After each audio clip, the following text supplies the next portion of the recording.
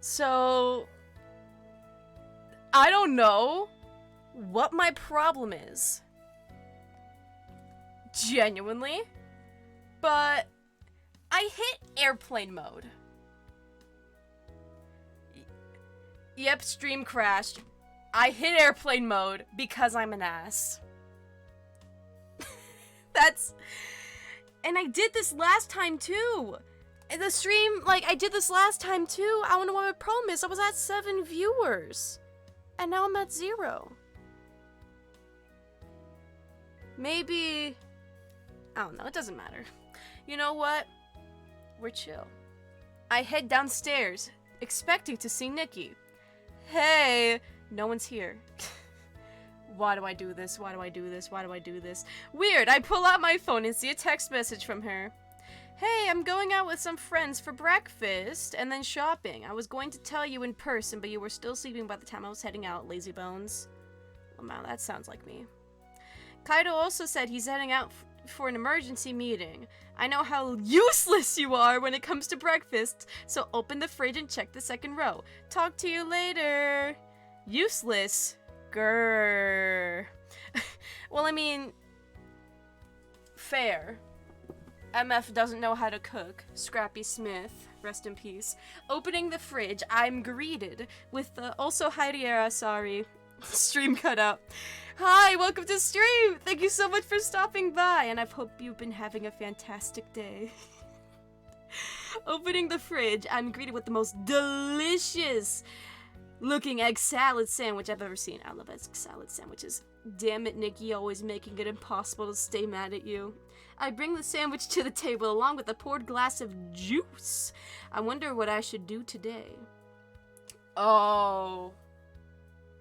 I have to choose? I'm not good at making decisions. Work on the history project with Yuna. Ask Kaori about team strategies. Hang out with Sho. OMG! I heard a follow. As soon as it pops up, Raziel! Raziel, thank you so much for following! Welcome to the fellowship. Enjoy your stay. Thank you so much for following. I very, very, very, very, very appreciate it. And I hope you've been having a good day. See what Mayu is up to. I don't... Honestly, truly, Yuna is my favorite. So... I'm going to work on my history project with Yuna. She was the nice person from last stream. I know we have a whole week to work on our project, but I like getting my assignments done early. I wish I could do the same in real life. Hopefully Yuna's the same way. I dial her number and wait. She picks up after a few rings. Hello? Yuna! Hi Yuna, it's Scrappy. Hi, how are you? Good. So I was wondering if you wanted to get together and work on the project today. Sure. I'm actually glad you called. I wasn't sure about you, but I like getting a head start on my assignments. I can't help but smile. So do I. She laughs. Good thing we're partners. When are you free? I'm free whenever. What about you? Same. Okay, do you want to meet around noon? Sure. At the library on campus? Yeah, let's do that. Great. I'll see you then. See you! We hang up. She's so cool. She's so cool, she's so nice, she's epic style, she's great. Like, I need a Yuna, IRL, to, do schoolwork with at the library.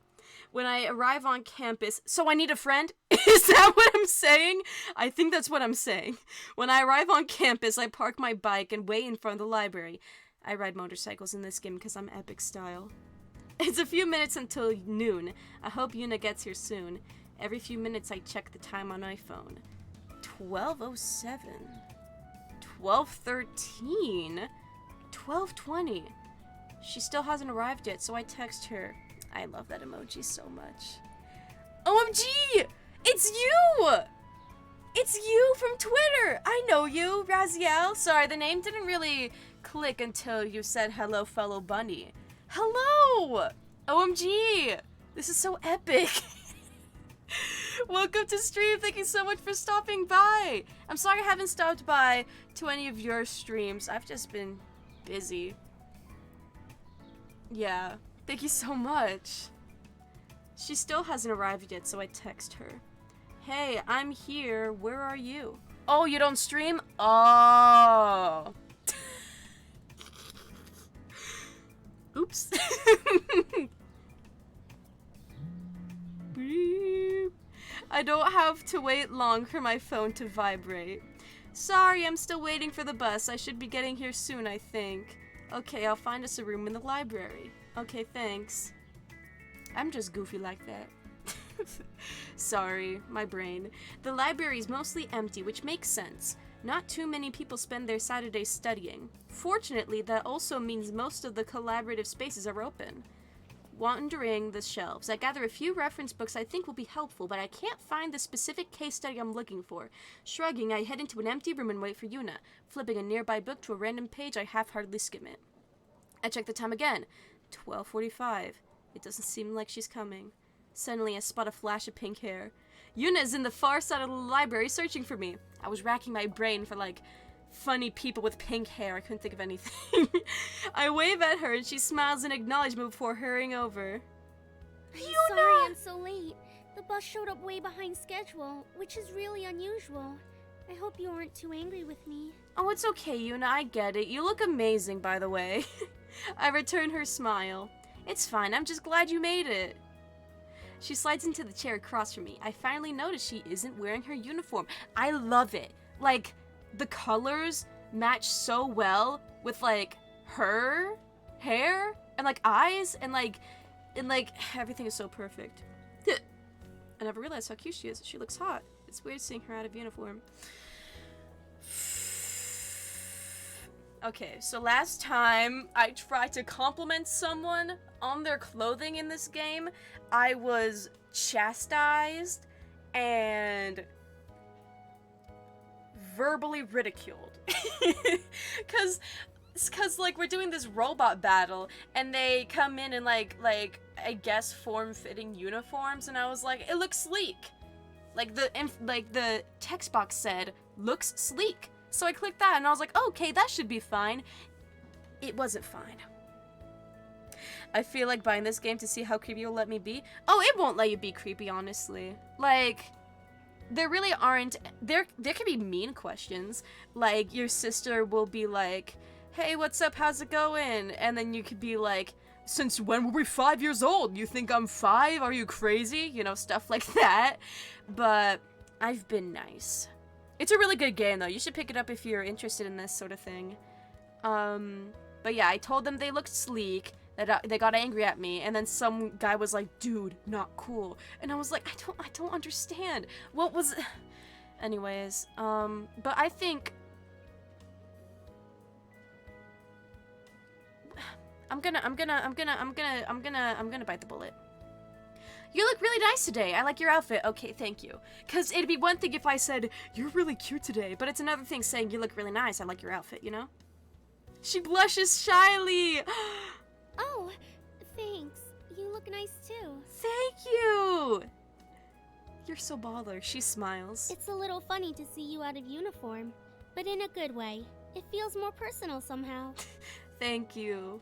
Yeah, I understand. I don't know why I said thank you. She points to the books beside me. You already picked out references? I nod. Sorry for cutting you off while I was waiting for you, but I couldn't find the case study we need. Did you check the database? Not yet. Let's do that. Smart Yuna, smart Yuna. She stands and leads the way to the nearest computer. When we get there, she types in a quick search. It says the book is available. Let's go check the shelves again. Oh, I forget, you actually can be creepy on this game. Just how it says, you could say you look really hot, which is obviously kind of out of left field. And when the two arrive in a uniform, instead of saying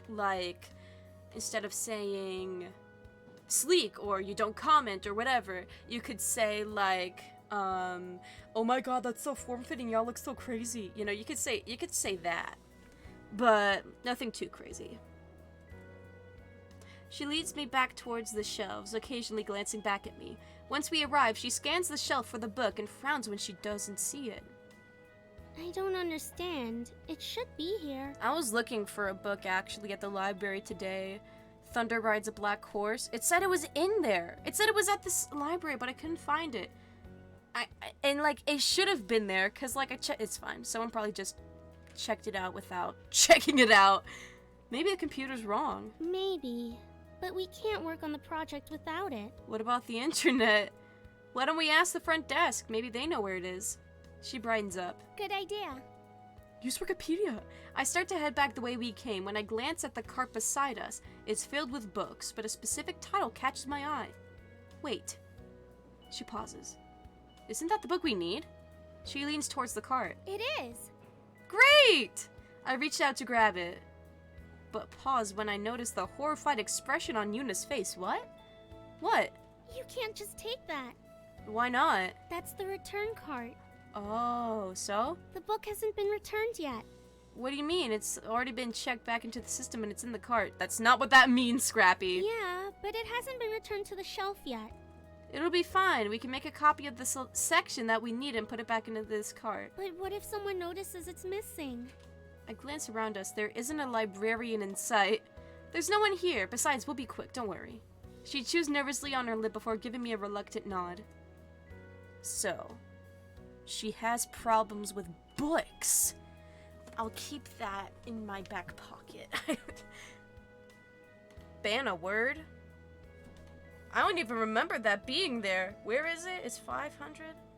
For 5 minutes, I won't say whatever word you tell me to say. Okay, what word? What word do you want to ban, TNT? Anti-disestablishmentarianism? Don't say that? Okay, I'll set my 5-minute timer. It's gonna be tricky. I kind of say that every 30 seconds, but... I won't say that word. I grab the book and we head for the copy machine. Same here. Yuna's footsteps are nimble and quick. I have to catch up with her. She glances back at me frequently, obviously uncomfortable. She steps back when we reach the copy machine and lets me handle the copying. It takes a couple of minutes for the machine to warm up, but Yuna fidgets the entire time. Is it working? She just like me for real. I was about to sneeze. Yeah, it just needs a minute. We should hurry up. Oh god, don't worry, we'll be fine. She seems unconvinced but stays quiet. Honestly, she probably has like some form of anxiety. I hard feel. The seconds seem to stretch and slow while we wait for the machine to process the copies. Yuna continues to bite at her lip. Finally, the copier spits out our papers. Peter Capaldi's name is Copier. Yuna immediately collects them and begins walking. She quickens her pace. I'm sorry. She quickens her pace the closer we get to the cart and doesn't relax until I nestle the book between its brethren. You could have worded that differently, Scrappy Smith. That wasn't so bad, was it? She smiles faintly, but her face seems a little pale. At least we have what we need. I got you. Speaking of, we should get to work. She nods and we return to our room. Our room! We have a room! Oh, it's getting late. I type out the last couple of words on our report, then I lean back in my chair and grin at Yuna. And we're done! She breathes a sigh of relief. I'm glad we were able to get that finished. Now we don't have to worry about it for the rest of the week. I'm actually excited and happy. I should do that. I should literally do that. What's my problem? Why do I procrastinate on work? Why don't I just do it? I'll think about this moment. This game has teaching moments. I don't know why, but it's kind of a pet peeve of mine when teachers say, let's turn this into a teaching moment. I don't know, it just, it's weird. Yeah. We'd been working for hours and it was getting pretty late. Yuna is already packing up her laptop, so I pack mine up too. She then layers the remaining reference books in her arms. I'll go ahead and return these. Do you need help with that? No thanks. I'll just be a minute. She turns into a zombie. Nah, that'd be crazy. She smiles reassuringly before she leaves. I tidy up the room while she takes care of the books and meet her outside of the building. You were 40 minutes late. I'm gonna have to deduct that I better head to the bus stop. From your final score. Is that the most baller of them all? In my opinion? In my humble opinion? Oh, I thought you were talking about Yuna. Scrappy the Rabbit? Perhaps. Who wants to know? Who wants to know? That's the real question. Hi, Swift! Thank you so much for stopping by! How has your day been? This is so baller. I feel like I haven't been active on the Discord, but like, I don't know. I want to though. It's me, Swift 4-dimensional, asking. That is true. Well, since you're the one asking, I will say yes. Don't worry about it. Thank you. And I miss y'all. I miss, like, in specifically voice chat. Ooh, you'll be lurking while playing Fall Guys? Thank you, Plopperton. Smoochy smoochy. Thank you so much. Welcome to stream! And I hope you've been having a great day. I tried playing Fall Guys, but it didn't work on my Switch. I'll go with you. Oh, you don't have to. I drove here, so I don't mind. Besides, it's getting kind of late, and who knows how long the bus will be. Sheesh! So true. Oh, no problemo. Thank you. Oh, yes, it has been too long, and we do need to watch Ghibli movies. That'd be so baller. Also, thank your Thankerton Plopperton. Thank you. That's so baller. She nods and smiles in appreciation. I think we should watch that one with the girl on the broomstick. Kiki's Delivery Service. The bus. How? I know how you look, IRL TNT. That's so crazy. That stranger is literally insane. The bus shelter is empty when we arrive, and as expected, the bus is nowhere to be found. We got a lot done today. You're very easy to work with. Thank you, Yuna. I haven't watched it either, but I hear it's fun. Oh, 2 years ago? That makes sense. Thanks. For a moment, I thought you were ready to bail on me. She glances curiously at me. When was that? Oh, finally, I can say anti-disestablishmentarianism again. It's been so long. Oh, I'm sorry your day hasn't been the best. It'd be like that. Aw, I'm glad you're feeling better now, though. My day's been good. Like, I went to school, I took a test, which I studied an hour before for, but, you know, I've done that before and I've gotten, like, a 99%, so I don't know what my it's because it's theater, it's easy. When we found the case study. Oh. She shifts slightly. What happened? Math revelation? Oh. Yeah, I'm not good at math either. I thought about it. I've never done anything like that before. Not that much of a revelation. I used to be good at math, but then I wish there was like a way to like go back and view messages before, but there isn't actually. It's kind of... Wait, hold on. Is it this? No, it's not. That's weird. Yes! I used to be so good, and then suddenly I just stopped being good. It's because in high school I had this really bad math teacher for the last 2 years of high school, so like, she screwed me over. I'm joking, it's fine. Oh, she's never been anxious like that before? Now it was my turn to look confused. You've never borrowed a book? No, I've never borrowed a book without permission. Oh, that's what she means. It wasn't really without permission. We totally broke the rules. I don't know if I'd go that far. We did. You're not supposed to use a book that's on the return cart. It's not done being processed. Yeah, but it's just a minor thing. It's like when you forget to clean up your tray in the cafeteria. Well, you're not supposed to do that either. Yeah. My ethic! It's my work ethic too! Like, my work ethic and my, like, will to, like, and my procrastination has just gone out of control. But thankfully, I haven't had a math class this year. She stares blankly at me. Have you ever forgotten to clean up your tray? Of course not. You're supposed to clean up after yourself. Well, I mean, that's true if it's not being enforced. It's more of a rule of courtesy, you know? Okay, then it's like taking extra. Okay, what's a apt metaphor? Taking, well, this wouldn't be a metaphor. This would be a simile, because it's saying like. Taking extra free samples, taking a pen from the bank, taking more than one after dinner mint, using multiple emails to vote for a contest. No, it's not like that. It's more like It's more like taking a pen from a bank. Oh yeah, for sure, for sure. Thank you so much for stopping by. It's been really fun talking. And I hope you have fun as well with whatever you're doing.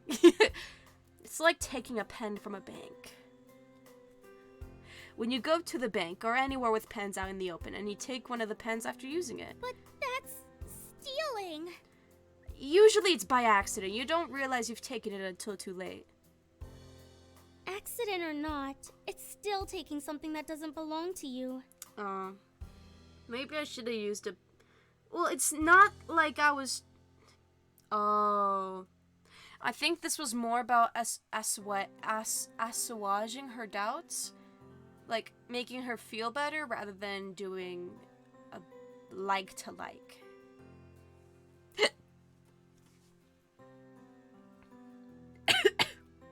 Sorry, y'all. That hiccup was weird.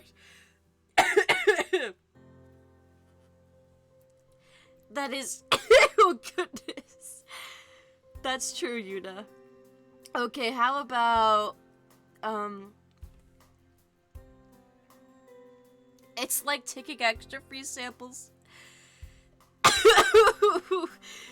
When a store offers free samples, then you wait a while before coming back again so the person handing out samples doesn't recognize you. But what about the people who haven't already received a sample?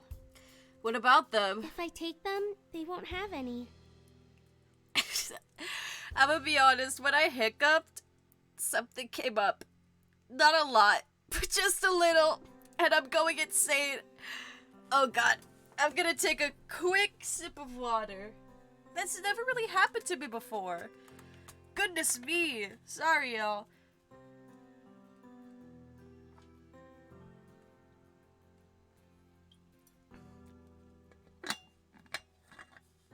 Actually, I think I need to go take a mint.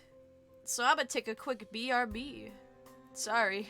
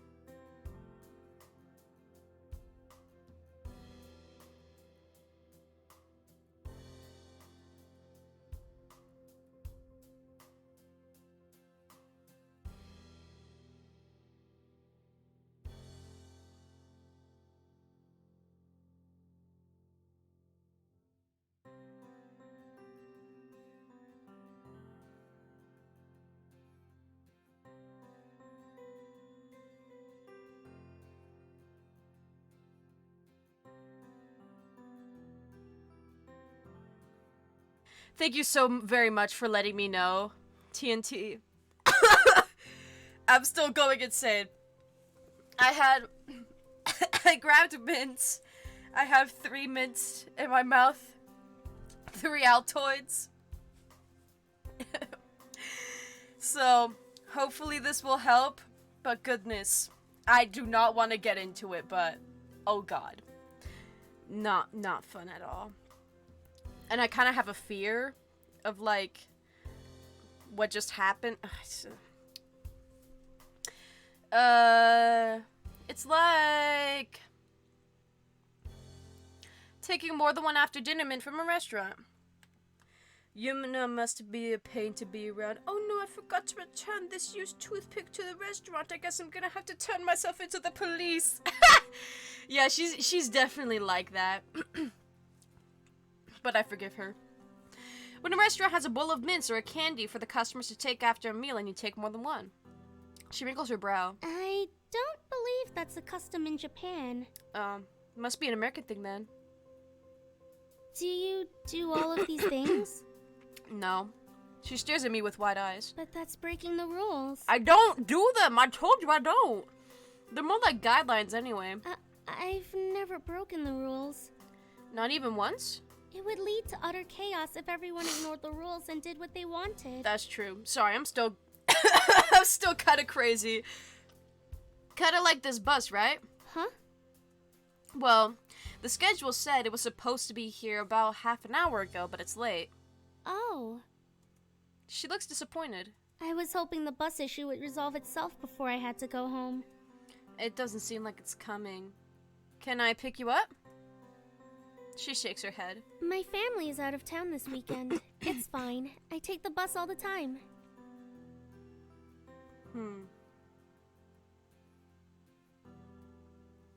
I'll offer her a ride. I can take you home. She smiles but shakes her head. I don't want to cause any trouble for you. I don't mind waiting. It's no problem at all. We ride the same bus line, so you're on my route home. That's very kind of you, but you don't have to worry about me. I'm used to waiting for the bus. I know, but it's getting late, and if I left you here alone, I'd be worried you never got home safely. Her cheeks tinge pink as she looks away, a small smile playing at her lips. Aw, she's embarrassed. You'd be worried about me? Yeah. She looks back at me, a full smile on her face. Well, it will get dark soon, and I wouldn't want you to worry. God, it's in my nose! I'm sorry, y'all! Oh my god. Oh god. I'll take a moment. Okay. I should be okay now. I grin at her. Oh my god, she loves me. Come on, let's go pick up my bike. She returns my smile with an even brighter smile. Okay, thanks. OMG. Yuna, you're so epic and bossum. Bossum? Yeah, it's like boss and awesome. That's like a 2012 thing. Like a boss. So sorry, everyone. When I reach my bike, Yuna's eyes widen in appreciation. You have a beautiful ride. I can't help myself from feeling a warmth of pride. Thanks, I brought her back from the States. She goes everywhere with me. Don't ask how I figured this out, but my AirPods case smells like a hospital. You know what? I feel that. That sounds about right. If you, cleaned it recently, that probably makes sense. I hop on my bike and pat the seat behind me. She carefully climbs on. Are you ready? What is it? What am I supposed to hold on to? I know what you're supposed to hold on to. Oh, well, you're kind of supposed to hold on to me. What? What's wrong? This was a bad idea. I should go wait for the bus. OMG. I feel her squirm behind me. Help her. Before she can hop off the bike, I reach back, grab her hands, and wrap her arms around my waist. Yuna lets out a small gasp. I'm dying. I'm still dying. Oh, God. It smells like rubbing alcohol and bandages. I don't think I've ever cleaned it. Did you keep it in, a first aid kit or something? That might be it. See, this isn't so bad, right? Right. Hell yeah. I need this IRL. I don't know how to ride a bike, but I'll learn. I can feel the warmth of Yuna against me and the softness of her chest pressing against my back. Guys, Scrappy Smith is so happy right now. Try not to think about it. Her grip tightens around my waist as we continue down the freeway. And then we crash. I'm joking, that didn't happen. Yuna diligently directs me towards her house. The scenery blends into a blur of color as we drive by. After a few minutes, Yuna's directions sound more confident and there's a twinge of excitement in her voice. Her grip relaxes slightly and I'm acutely aware of every time she presses close to me to speak. I feel her hand slip away for a moment. I assume to push the hair out of her eyes, and her chest pushes up against me as she sighs. Are you okay? Yes. Sorry. I just love sunsets, and the view right now is breathtaking. I wish I could see it. Oh, there it is. Wow. I look like my hair's made out of butter. Whoa. It's pretty. I quickly glance towards the sun as it hovers over the horizon, reflecting a trail of golden fire on the glittering waves of the ocean. You definitely didn't see sunsets like these in New York. I could get used to this. Are you liking it in Isokaze so far? Yeah, but I haven't seen much outside of Ace. You should go to the park. It's so beautiful, especially in spring when the cherry blossoms bloom. I used to go there all the time and play on the statues. Your character looks like a surfboard? You're so right. Oh my god. He's like if a surfboard was a person. You hit the nose on that one. No, you hit it on the nose. Oh my god. You'll learn a lot about the town's culture and history there too. Although I haven't been there since a while, so I'm not sure if it's changed at all. Maybe you can come with me and show me. She pauses. Sure. After all, Isokaze is a pretty special place. I think so too. Yeah, I'm beginning to see that. She leans closer into me but doesn't say anything more. OMG. We're kinda crazy like that. Before long, we arrive at her house. She slips off the bike and waits for me to do the same. As I walk her to the front door, she turns to me. I don't anticipate her stopping and almost trip into her, but catch myself just in time. Still, I hear a slight gasp when she notices how close we are to each other. She suddenly becomes shy and takes a small step back. Thanks for taking me home. I had a nice time today. Sorry, y'all. Me too. Can we hang out again? Sure. And do something besides study. My name is something. She laughs. I'd like that. Yay. Have a good night. Get home safely, okay? Roger Dodger. Talk to you later. If Scrappy said Roger Dodger, that'd be it. She turns toward her door, and while I go back to my bike, as I switch on the engine, I see her turn around. That's a good sign. She gives me a brief wave before heading inside, and I wave back before heading home. Yuna and I are besties, and possibly something more. As I walk into the room, I'm assaulted by the sound of laughter. Seated in the living room is Nikki and two other girls. They glance up at me as I enter. Nikki greets me with a wide grin and waves me over while the two girls begin whispering to each other. Hey, you're back. Where did you go? I met up with Yuna to work on our project. Seriously? You did homework on a Saturday? Bruh. Yeah? Right. I'm sure it had nothing to do with seeing a cute girl. Nikki's friends suddenly seem to be on alert. We really did do homework. In fact, we finished the project. You're telling me that you were alone with a cute girl for hours and all you did was homework? You have a point. Yeah. She sighs. You're hopeless. I kind of am. Nikki's friends glance at each other and giggle. What are you guys doing? Playing Draw It. What's that? The first girl speaks before Nikki can. It's a fun game. You pick a word from the pile and draw it, and people guess what it is. Oh. Sounds easy enough. You mean charades? Join us. Then we can play in teams of 2. I'm so down. Yeah, join us. Yeah. I glance at Nikki, who shrugs. Sure, why not? Okay. Yay! I love games. The two girls jump up excitedly. The first one gets up from the couch and grabs my arm and then drags me back to sit with her. Yay! You can be on my team. Baller! Oh, he should be on my team. The other girl grabs my other arm. Why? You and Nikki are like best friends. You two should be on a team. Lamau. She tugs tighter on my arm. But he's a pilot at Ace, which means he's smarter and should be on my team. OMG. I feel like I'm gonna get ripped in half. Ouch! I thought you guys were my friends, not his. I felt that. We are. Then how come you guys don't want to be on my team? They glance at each other, but neither girl lets go of me. Nikki crosses her arms. Fine.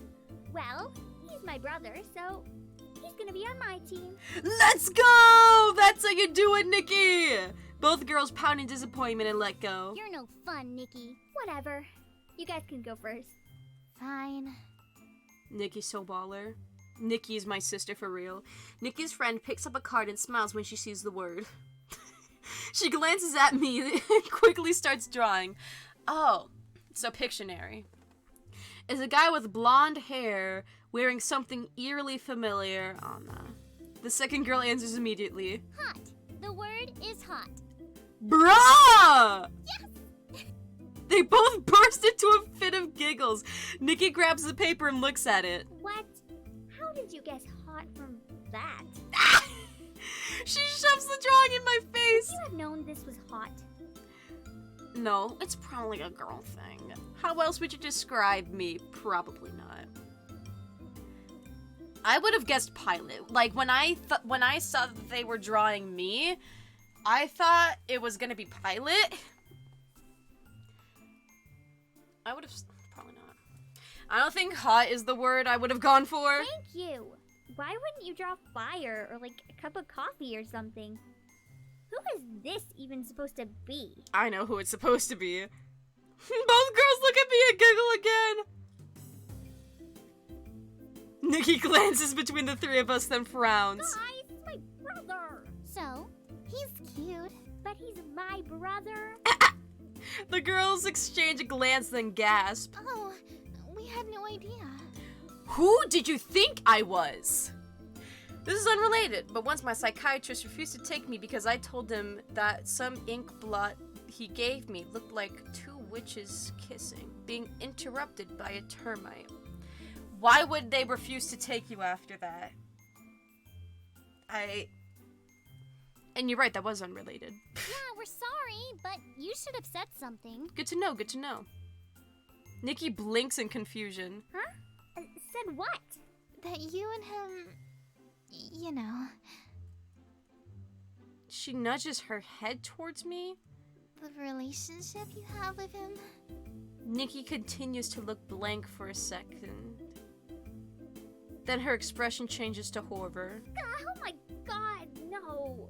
It makes sense as to why you got so protective over him. That makes no sense! I look old. She looks young, and we literally look related. We both have blonde hair and brown eyes. And why you wanted him on your team. That makes no sense. Nikki, you don't have to be embarrassed. It's okay. Oh my god. Gross, gross. Kimochi! Things got really weird. I'm gonna head upstairs. Oh no! Stay and play with us. This was a mistake. Yeah, stay. Ain't no way. Nikki stands and pushes me towards the stairs. Don't listen to them, just go. Yeah, I'm going. I rush up the stairs, but I can still hear them arguing below. Why did you send him away, Nikki? We were having a good time. Who's we? Yeah, plus he's hot. Bruh. Ew, you guys, stop it. It's not a crime to look. It is! Well, it should be. Real. Excuse me, I'm just gonna go throw up. Like I just did, just now, after a hiccup. Oh my god, that was the worst day of my life. And it's still going. Their voices drift away as I enter my room and flop onto my bed. I will never understand girls, but it is funny, kind of funny, that they thought I was hot. Actually, they weren't. Scrappy. Your sister is like, what, in high school? I think she's a freshman. Smith. I'm gonna call you Smith. You're not related to me. You're Scrappy Smith. I'm Scrappy the Rabbit. We're two different things. Don't associate me with him. Crazy ass MF. Also, he's blonde. So, L. I grin as I remember. Nah. Exactly. Remember yourself. Check yourself. You played yourself. Shut up. Go suck a penis. The smile drops off my face. Maybe it's a good thing Nikki doesn't bring her friends home. Officially the worst protagonist in the history of ever. I mean, there've probably been worse, but this MF. Just then my phone dings, announcing an email. The FBI is at my door. They heard my conversation, and they decided they wanted to have a little chat. Breathing in relief, I eagerly reach over to open the email. All team rankings will be posted on Monday. I guess I'll find out my ranking when I go to school. I guess so. I spend the rest of my evening browsing online for cat videos until it's time for bed. As soon as my head hits the pillow, I fall asleep. Who knows what tomorrow will hold? Hopefully, not Nikki's friends, because that would be bad. My alarm awakens and I go through the routine of getting ready for the day. Routine time. Nikki is already downstairs, and after a quick breakfast, we both head to school. What will we have for breakfast is a good question. My class today is a little different from usual. Students sit scattered across the room, but as I walk past them to find a seat, I overhear snippets of conversations in different languages. Like me, they're all foreign to Japan. I settle into a seat at the back of the class, far from the entrance, and gaze out the window while I wait for the professor to arrive. Suddenly, the room quiets down. I glance at the door, expecting to see the professor, but a girl with bright blue eyes and blonde hair is there instead. It's that one I met from TikTok. She's pretty. Oh my god, she's so pretty. Look at her. Her hair looks like butter too, but like unsalted. It looks like whipped unsalted butter, and her eyes are like the ocean off the coast of Rica. Costa Rica. I don't know, is Costa Rica, does it live on a coast? I don't know. I'm kind of insane like that. Although she has her hip cocked to the side, she carries a commanding presence. All eyes are focused on her, but she doesn't even blink at the attention. She blinks at me. OMG, she actually looks at me. She scans the room, and when her gaze settles on me, she flashes an excited grin. I overhear the two guys next to me commenting about her. They're on TikTok Live. Who is that girl? She must be new. I would have remembered a hottie like her. You sound like, Dan from Game Grumps. It's not giving. I can feel the heat of everyone's glares as she steadily makes her way towards me. She makes her way towards me. Hey, she's coming our way. No, she's coming my way. Could it be? Is she coming to us? Don't flatter yourself. Whispers float behind her, but she ignores them and sits in the empty desk beside me. Beside me. So Hey, how's it going? I don't know if I like you anymore. Your voice is kind of weird. Like, hey, how's it going? I don't know. Maybe I don't know. And your name is Valerie Bell. That's not a good sign. I wait for the other guys to answer, but they whisper to each other instead. Who's that guy? Does she know him? No. She must. Why else would she search him out? Because I'm hot. You're right. She's way out of his league. Ain't no way! Y'all just jealous. She continues to stare at me, waiting expectantly. She must be talking to me. I'm such a chick magnet. I don't know her. She can't be talking to me. I know I said I was such a chick magnet, but I'm not gonna actually think it. She must be talking to me. Good. And you? Better, now that I've found you. Bruh. You were looking for me? She merely smirks. Do we know each other? No, but I saw you at the qualifiers. I don't know, I have a good feeling about this. Like, this isn't giving me good vibes. I think she's trying to get something from me. You did? Yeah, I watched you take out those two AIs by yourself. Oh, that's true. Alright. She leans in closer to me and her voice takes on a breathy tinge. You were really impressive. I've never seen anybody's core do that before. I guess. Thank you.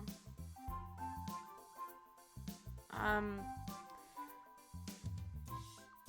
really want to say okay, but I don't want to, like, she could just be being nice. I'll be courteous. Thank you. Thanks. How did you do it? Well, actually, before I can answer, the professor walks in. The girl gives me a lingering smile before shifting back into her seat. Good morning, class. Welcome to the Foreign Exchange International Bridging. Good morning. This class is for those who are new to Japan or would like a stronger understanding of Japanese culture and the history of the Izukaze. That means most of your assignments will require you to leave campus and explore the city. I wish I could take a class like that. That sounds amazing. This class should be interesting. It'll be nice to get off campus every once in a while. Now, let's begin. Okay. Let's begin. Ikuzo. You'll find your first class assignment online. Let me know if you have any questions. Otherwise, have a great rest of your day. Thank you, Professor. You too. The cute girl turns back to me and hands me a torn sheet of paper. Don't lose this, okay? It's not your number, is it? She winks. What is it? It's my number. I knew it. But we only just met. We're so in sync. I'm actually not in sync. That's Justin Timberlake. I don't even know you. Was Justin Timberlake NSYNC or Backstreet Boys? Hold on. NSYNC members. Yeah, Justin Timberlake. I was right. Backstreet's back. Alright. Down, down, down, down. But we only just met. We're so in sync. I don't even know you. I don't even know who you are. Huh. I'm torn between we only just met and I don't even know you. I don't even know you. Why are you giving me this? She brushes a stray hair from her eyes. I was hoping we could get a chance to continue our earlier conversation. Yeah, she's definitely just using me in order to find out what happened to my core. But that's the thing. I don't know what happened, so you can't get nothing out of me, girly. I fold my arms, And unconvinced. it'd be nice to get to know someone in the same class, in case we ever have questions. Oh, well, that makes sense. I scribbled down my own number and handed it to her. Here. She smiles. Thanks. Call me sometime, okay? I don't think so. She grabs her bag and starts to leave. Oh, wait. She flips her hair and lets her gaze fall back on me. What's your name? Valerie. I'm Scrappy. It's funny. I know. Okay. She winks at me again and turns away. I don't get good vibes from her, man. I think she's just using me. I swear, if I get close to her, the plotline's gonna be that she's just using me and that she's gonna, like, dump me. Either it's my friendship or, like, a relationship or whatever, and then she's gonna, like, I don't know, I'm not interested. I watch Valerie's hips sway mesmerizingly as she exits the room, and I'm left wondering what exactly just happened. I know exactly what just happened. I've never met a girl as bold as her before. And how did she know my name? From the qualifiers? From the Markipliers? I shake the questions out of my head and collect my things. Did you see that? He didn't even ask for it, but she just gave that guy her number. Y'all wouldn't even want it, I swear. It wasn't even because of me. No way! I know. The two of them crowned me as I pack up. Dude, that was amazing. What was? That chick was all over you. What's your secret? Huh? I mean, how did you get a girl like that to just give you her number? I literally didn't do nothing. Yeah, usually we have to ask for it, and that hardly ever works. Alright. I shrug and shoulder my bag. Nothing in particular. You have to be scrappy. No idea. For these guys, I'm gonna give them the correct answer. You have to be scrappy. I can't explain why women are just drawn to me. Neither can we.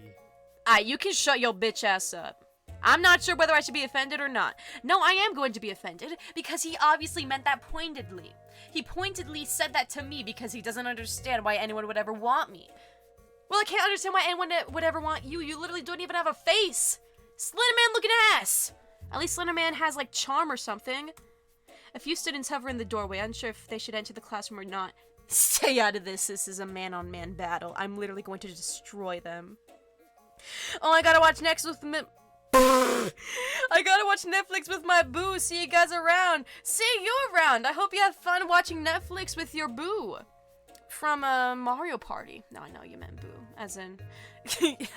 yeah. Goodbye, have a good day. Thank you so much for stopping by.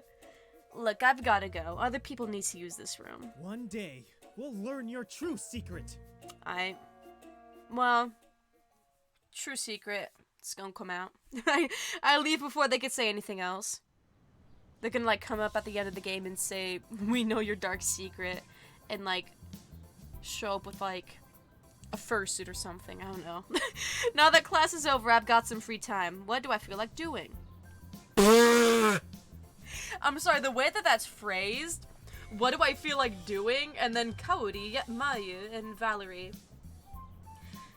Obviously not Valerie. She's not gonna be nice. She just wants me for my core type beat. Speculatively. I'm just speculating. I don't know this for a fact, but judging by the way she comes off, I'm gonna hang out with Mayu. She's cool. She's shy and epic. I go to the library to study. I sit down at a scheduled desk between the stacks of books. After a couple of minutes, I think I hear a muffled thumping, as if someone is trying to quiet their jumping. Following the noise to a nearby stack, I see Mayu balancing on her toes, trying to reach a book on the top shelf. That's me, IRL. Just happened at Halloween store, actually. Spirit Halloween.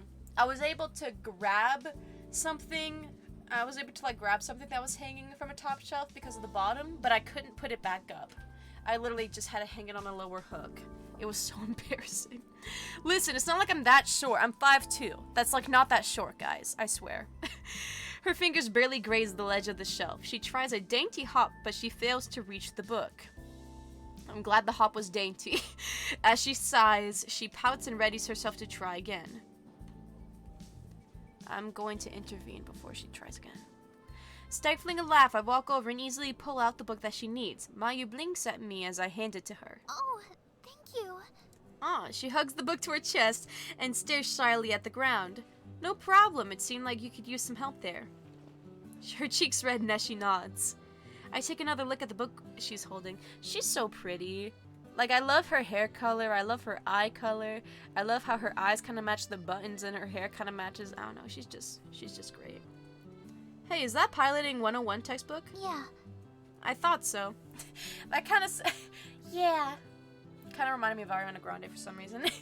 I thought so. I guess you're working on the assignment now? Yeah. She's me IRL. She gives me a strange look. I only know this because I have to retake Piloting 101. I'm not stalking you or anything. Oh, okay. That's good to know. I don't know if she was wondering that, but there's a long pause. Mayu refused to make eye contact with me, and I'm worried I might have scared her when she suddenly speaks. I'm gonna check the stream volume real quick. I might have scared her when she suddenly speaks. I'm gonna check the stream. Yeah, that works. Why do you have to take Piloting 101 again? Stupid credits didn't trance over. As soon as the words leave her mouth, her eyes grow wide and her blush deepens. I'm sorry. I didn't mean to be rude. Oh, it's not rude. I can't help but grin at her reaction. No, don't worry, it's a normal question. Basically, my credit from CINY didn't transfer. Apparently, some of the material is different here from the introductory course, but so far, everything we've covered has been the same. Oh, I see. Yeah, stupid credits. Yeah, that said, since I've taken this class before, if you ever need help, feel free to ask me. She smiles. That would be great. Baller.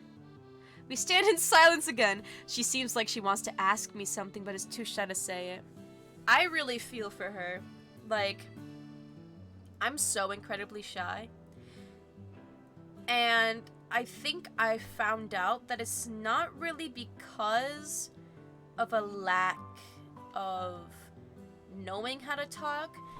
I find that I talk just fine, like, even over phone and Discord call.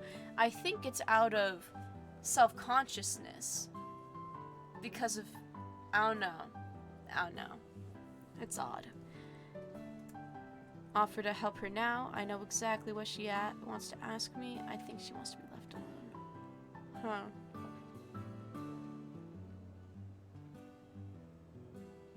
Well, I don't know what she wants to ask me.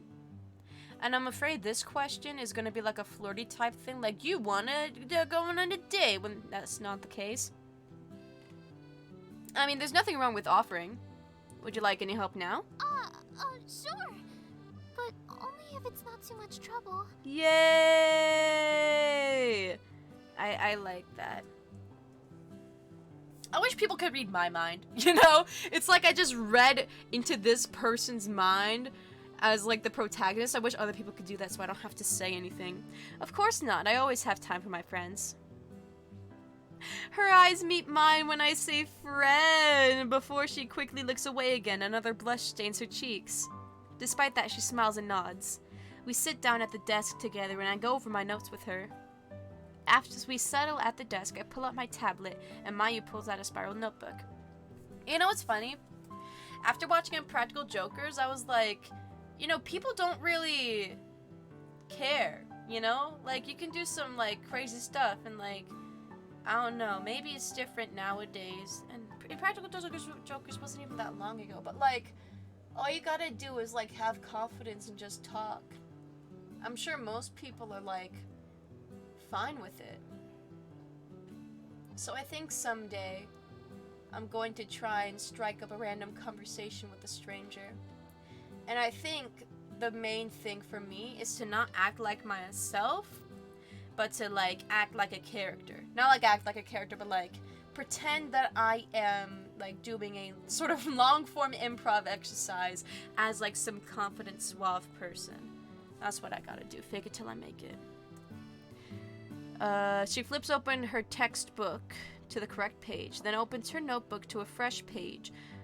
Her pencil at the ready, and she begins to read the text. I watch her curiously as she meticulously writes her notes in fine print. After a couple minutes, she looks up and our eyes meet for a second before she looks away. A blush stains her cheeks. Are you writing your notes? Mayu seems self-conscious. I don't even know what I meant by that. Yeah. Like, why was writing in italics? Oh, it's because I'm typing mine and she's writing. Well, I write my notes. I don't type my notes, I write them too. That's really cool. Did we flash back to the year 2000? Live in the year 3000. Not much has changed, but we live underwater. And your great-great-great-granddaughter is doing fine. Doing fine. Yeah, good for me. That's really cool. That's awesome. She blinks, surprised. You don't think it's weird? Why would I think it's weird? I shake my head. SMH. No way. People are too dependent on technology these days anyway. Okay. Notice my tablet. Including me. It's so quirky. Like, shut up. For me, I just learn better when I write it down. Me too. For me, I really like corn. I shouldn't have said that. Really? She nods. So, I had a teacher that said writing things down will help you remember it more than typing things out because you have to write each and every letter. However, I don't know if that's a scientific fact. They said it was. They said they looked at some like report or like reading. I don't know if I believe them, but it's just something to think about. How'd you get into that habit? I wasn't allowed to have electronics when I was growing up. Same. I can't remember the last time I was without my tablet. Well, actually, that's not true. I was allowed to have electronics. What am I, insane? I just wasn't allowed to have social media. How did you survive? Mayu giggles. Well, it wasn't so bad. I think that's where I got my love of books. I wasn't allowed to play games very often, but Father always encouraged reading. Books are amazing. I love books. He said he didn't want me to get distracted from my studies, so that's why I wasn't allowed to have a tablet. That makes sense. You're lucky. You don't have to worry about TikTok. It sounds like your father takes your education very seriously. He does. I was in high school when I got my first tablet, but by then I was so used to using a pen and paper that typing out my notes felt unnatural. Yeah, I much prefer to write my notes. It makes more sense. Well, the one upside to writing all the time is that your handwriting is really neat. Mine is not. Despite writing everything down, my handwriting sucks. I wouldn't be able to read my notes if I wrote everything down. Mayu giggles. I'm sure that's not true. I mean, I'm able to read my notes. I read somewhere once that a person's handwriting can say a lot about them. I think that's pseudoscience, bruh. Scrappy, get up to date with the local science, you creesh. Oh, really? No, he's lying. While your characters are all very neat and small, your strokes are slightly rounded, not angular or spiky. Hi, Moixoy! Welcome to stream! Oh my god, I love that emote so much. It's so baller. I hope you're doing well! And I hope you've been having a good day. I've been having a good day so far. I had some good food. I ate like a hot dog and it was great. What does that mean? I hope you've had good food today as well. You're an introvert, you're an extrovert, you are gullible. Well, it's obvious she's an introvert just like from her talking rather than her handwriting. But it appears... This is a correct answer. It means you tend to be more shy and avoid confrontation. You also have a tendency to be more creative. I would be more impressed if the main character said that without having known Mayu at all. But like, she's on our team. Obviously, we're gonna know that about her. Mayu seems pleased. That actually sounds accurate. It's because I know you. The handwriting doesn't lie, but I do. Anyway, we should focus on the assignment. Right. Oh, so I'm playing this dating sim type game, but it's more like a visual novel comedy action. I don't know. It's called Ace Academy, and I'm like in Japan, and I'm doing this like academy. No way. And I get to like sit, and I get to like pilot this like big robot man outfit. I don't know. It's very awesome. She turns back to her text, and I return to mine. As I'm reading, I could see Mayu glancing up at me at the corner of her eye. I look up. Huh? Well, do you think you could explain this passage to me? Of course. I grin. Of course. I continue to help her until her assignment is complete. Remembering that the team rankings were supposed to be posted this morning, I'm so excited. I take out my phone and notice an unread email from the school. I'm kind of upset. I'm kind of scared now. The rankings are posted online and can be accessed through the web link. They keep talking about the web link and I don't like it. I tap on the link in the embedded in the email and wait. The page doesn't load. Damn thing still isn't working for me. There's a note at the bottom of the email saying a physical copy of the ranking is posted in the pilot's lounge, so I head there. I swear, I'm gonna walk in, people are gonna be like, pss, pss, pss, pss, pss. Oh my god, is that Scrappy? This is crazy. Upon entering, I notice a crowd of pilots on the opposite wall in front of the posted rankings. They're surrounding a smiling guy with white hair and showering him with praise. Guys, I think it's me. I think that's me, guys. Pushing past the crowd, I eagerly check the board and search for my team. My stomach twists into knots. I really don't know what to expect. Once I find our team, I breathe a sigh of relief. Rank 21, that's not bad at all. The pilots beside me are still talking, and I tune into their conversation. The real question is 21 out of what? Is that like out of 21? Is it out of 25? Out of 100? Like... Congratulations on being ranked #1 again this year, Akira. He looks like if me and the main character, Scrappy Smith, were like combined. You know? It's like... if I had a child with some ikimen anime man, we somehow, like, fuse our essence together. That's how he ends up. Yeah, that's awesome. So I guess this guy's been #1 for a long time. Thanks, guys. But it's actually my team who deserves the congratulations. They all fought really well. You kind of have a weird sounding voice. Not to be rude or anything, but it's kind of like if Kronk was like an octave higher. Still, you were a big reason why your team got first rank. I watched the match, and you were amazing out there. Thanks. I appreciate it. It's probably gonna kiss me. Don't you already have a sponsor too? Yeah, Who is it?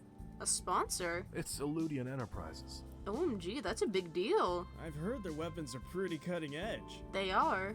Wow, you're so lucky. You basically had a sponsor waiting for you. NordVPN. Dollar Shave Club. Before anyone else can reply, a group of girls cut through the crowd to read the rankings. Ooh, she's pretty. A girl with long, dark hair steps forward and squints at the board. Then she cheers excitedly. Hey! We made it to the top 10! Nice! As she jumps up and down in excitement, my eyes are drawn to... Don't. Smith. Mr. Smith. Okay, whenever MC pulls this, I'm not gonna call him Scrappy, because, like, that ain't right. You're not Scrappy, you're Mr. Smith. I would never do such a thing. But I look away before I catch myself staring. Yeah, you better. Glancing around me, it seems like I wasn't the only guy she distracted. Are you serious, May? One of her teammates pushes past to double-check the post. Of course I'm serious. We're in 9th place! Woo! That's not bad at all.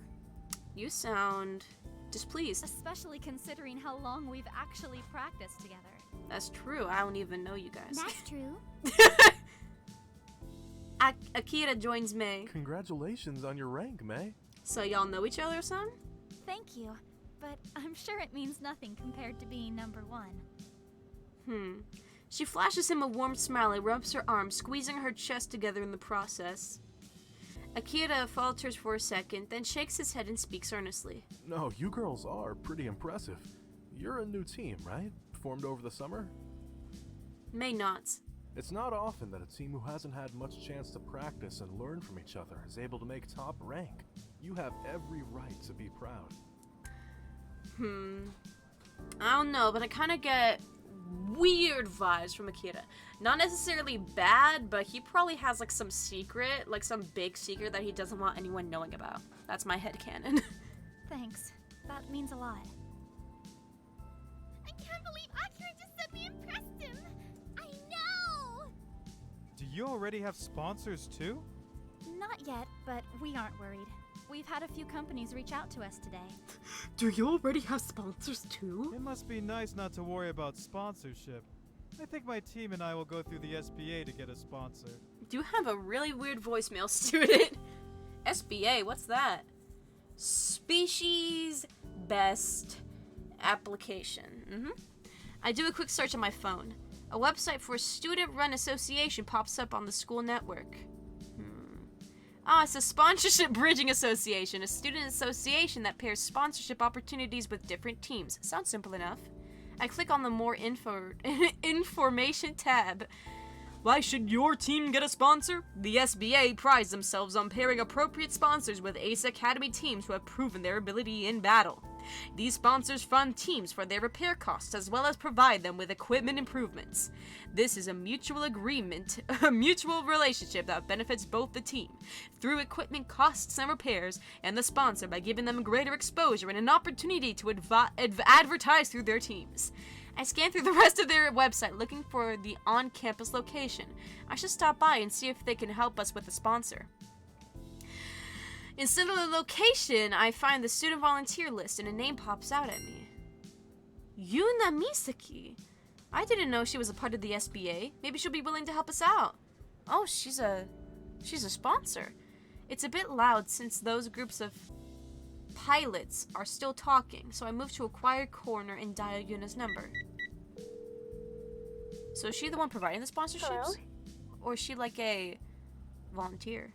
Hi Yuna, it's Scrappy. Oh, hi. How are you?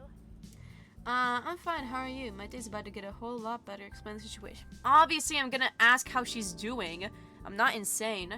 Good, how are you doing? Quite well. Epic. Great! Do you need something? Oh, yes, I did. I came across the SBA website and I noticed your name on the volunteer list. Are you still a part of that association? I am. I was looking to get our team a sponsor, but wasn't sure how. Oh. Then I heard a few students talking about the SBA today and I figured I'd check it out. When I saw your name, I just had to ask. I'd be happy to help you find a sponsor. Thank you, Yuna! Really, you don't mind? No trouble at all. I'll check in with the association in the morning, and I'll be sure to keep you in the loop. You're a real G. Thanks, I appreciate it. Did you need anything else? I don't mean to rush you, but I've got to head out. I'm good. No, that's all. Okay, then I'll talk to you when I have something. Great, thanks again for your help. Anytime. See you around. Yeah, see you. The phone clicks as she hangs up. At least we're one step closer to getting a sponsor. Yuna's so amazing. Like, I love her. She's great. I hope. I want to see Uncle Kaito again. He's so fun. I glanced at the time. It's still early in the evening. What should I do? See if Nikki needs a ride home. Show Yuna.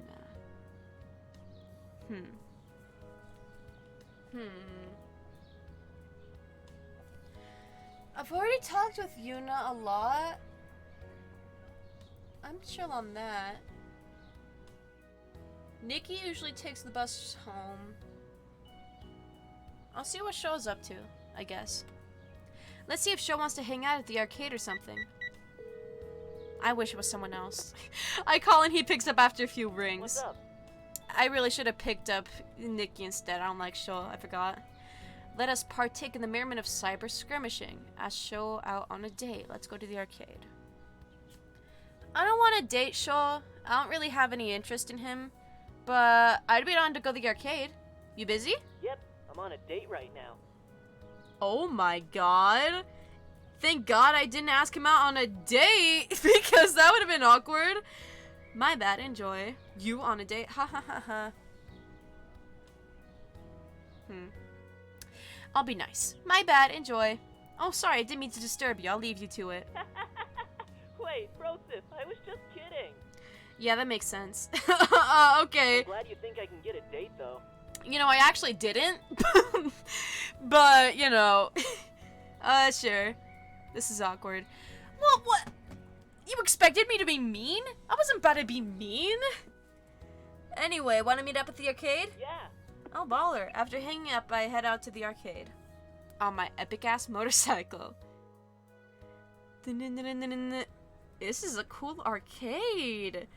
That crane machine looks like it has like squishmallows in there. You got Bup 6T2, Delat 2, Gear Simulation God. I feel like we're gonna do that. Dance with no E. Battle with one T. It's funny. Plushie. As I enter the building, I spot Sho waving at me. As soon as I join him, he leads me deeper into the arcade.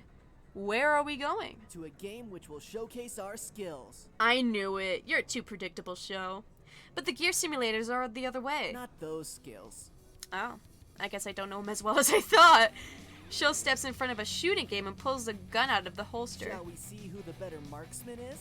I am not going to be good, but, the game has inbuilt servers, so we can duck to the side to take cover or peek out, and the game will read that movement.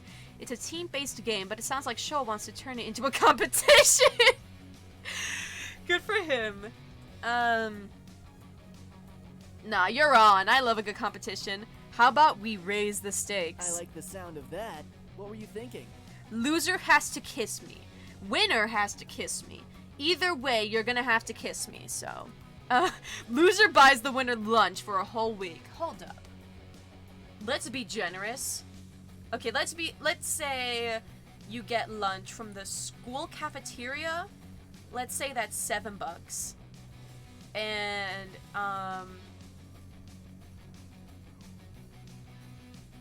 wait. But if it's just school cafeteria food, then it won't be 7 days a week. Well, let's just, for the sake of the argument, $7. Times 7, that's $49. Actually, that's not that expensive. Okay, that's fine. I never took you for a gambling man. Well, you obviously don't know I play Bang Dream. It keeps things spicy. I'm feeling lucky. It's not gambling when the results are already known. I'm kind of crazy. It's not gambling when the results are already known, kid. It isn't gambling if I know I'm going to win. Oh, well, let's see how confident you are after this. You are on!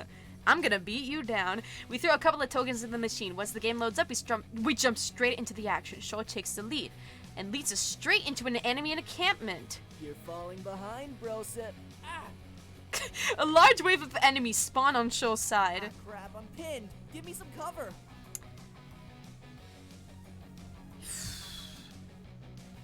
This is a competition, but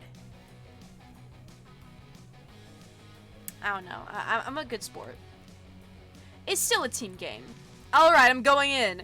I take out the shooters, pinning him down. I knew you'd pull through. Time to finish off this wave. I knew I'd pull through too. Yep. We cleared the game, however, we weren't fast enough to make the leaderboard. Maybe if we hadn't spent the beginning competing, it might have been different. Not bad. Yeah. After our shooting match, we head to the gear simulators. Wait, who won? Who won? Weird. Aw, no way. There's a long line which snakes around some of the other gaming stations. Real? Well, I guess I should have expected this. Why are there so many people? It's because of the new update to the simulators. Update? The arcade has new prototype weapons by Eludian Enterprises installed into the sim. OMG, that's the place that's sponsoring, Akiro? Akiro? Something like that. Oh, I wonder what kind of weapons. Not sure, but I can't wait to find out. You're pretty excited about this. He scratches his head and wears a sheepish grin. Yeah, it's because I really do like gears. That's epic. I'm glad that you have something you're passionate about, King. What got you into them in the first place? He sure looks like he's struggling to find the words. Nah, it's stupid. No, tell me. No, I'm sure it's not. You can tell me. It's strange to see him look so serious. After a few more seconds of hesitation, Sho finally speaks. I got beat up a lot as a kid. Aw, deserved. I'm joking. I'm so sorry, Sho. I'm listening. Now I feel like a jerk. Yeah, I'm sorry. It wasn't deserved. He probably just watched a lot of Sonic. I didn't know. I can say that because I watched Sonic. He takes a deep breath. I was always the one being picked on in class or after school. That's why I hung out alone a lot. I'll try not to make... I'm sorry.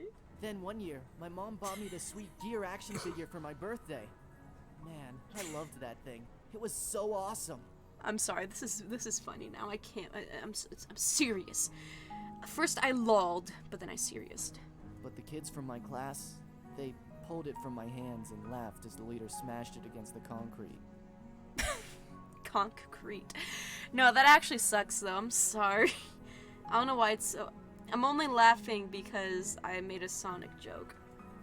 Oh man. I sat there, my eyes red from crying, and I thought, if only I had a real gear. Yeah, if only. I sat... He was prepared to say that again. He was like, I sat there, my eyes red from crying, wishing I had a gear. I sat there. Sho, I'm so sorry. He doesn't face me. If I had known this was such a sensitive topic, I wouldn't have brought it up. No, it's good to finally talk about it, you know? Yeah, I get it. Suddenly his body starts shaking. Oh my lord. Are you alright? Look, I didn't mean to bring it up. Yeah, he's joking. I didn't. When it said his body started shaking, I was like, Wait, don't tell me. I can't believe you actually fell for it! You're an actual ass show.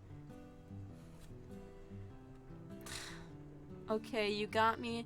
Give me back my sympathies. I'm going to get back at you one day. This means war. It was just a joke. Come on. No, I know I'm joking too. No, you started it and I'm going to end it. Ha! You can try, but everyone knows the showster can outbreak anyone. You haven't met me yet. So, what's the real story? Sho shrugs. There isn't one. There's just a feeling, you know? Being inside the cockpit, your hands on the control panels, and the only thing you see out of your visuals is down the barrel of your opponent's rifle. Yeah, I've looked down the barrel of an opponent's rifle before. I don't know what I mean by rifle. You know what I mean by rifle. Yeah. You mean like the thrill? Didn't take you for an adrenaline junkie. That's not exactly it. In a match, everyone is an equal. You could be the son of the president, or missing a leg, or whatever. And none of that matters. All that matters is if you have what it takes to win. Why bring up the son of the president? I swear, in this universe, Sho watching and like being a huge Sonic nerd is canon, and there was this huge smackdown between the son of the president and someone with a missing leg. And they had to break into a tie because the son of the president started like screaming bad words. That's real.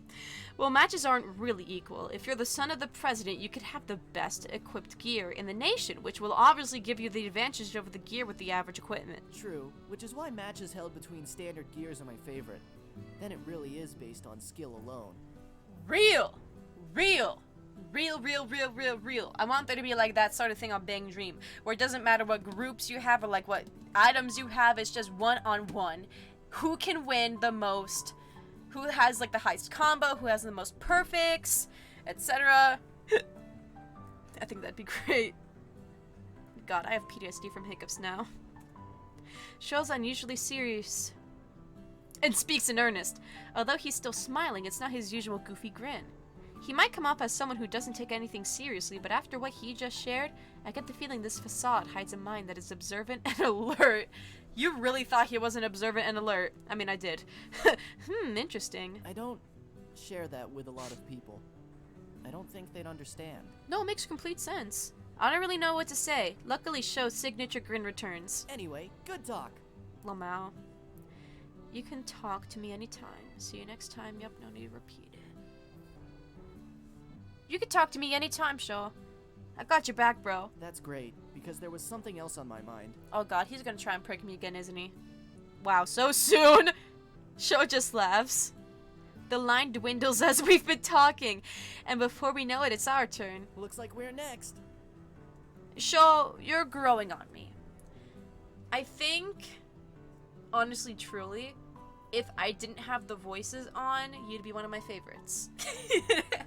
It's just because, I don't know, his voice is putting me off a bit, but, like, I like him.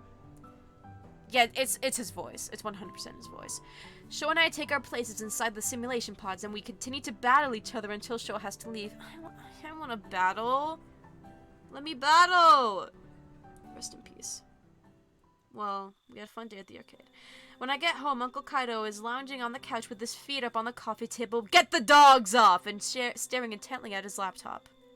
Mountains of papers and folders surround him with a few loose pieces strewn across the floor. I shove his feet off and proceed to cut them off with a span saw. I say, no dogs on the table. He says, this is my house, where are my feet? And I say, you have a good point. And then I take him to the hospital, and that's what happens. Hey, Uncle, is Nikki home? What? Clearly startled, Kaido spins to face me and loses the rest of his papers in a scattered mess. He rubs at his eyes before letting out a resigned sigh and kneels to pick them up. I bend down to help. Sorry, I didn't mean to scare you. It's not your fault. Sometimes OMG, this house can be who is quiet. this? I'm streaming, by the way. Okay.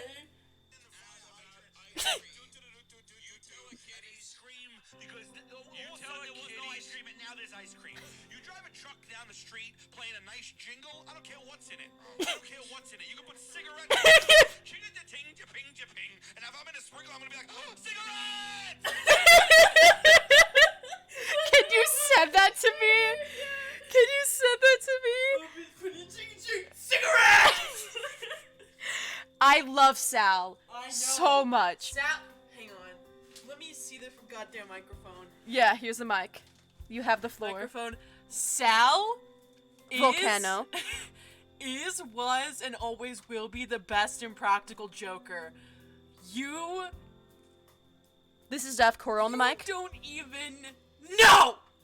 And that's all I'm gonna say. Apparently, I don't even know. None of you know! Okay.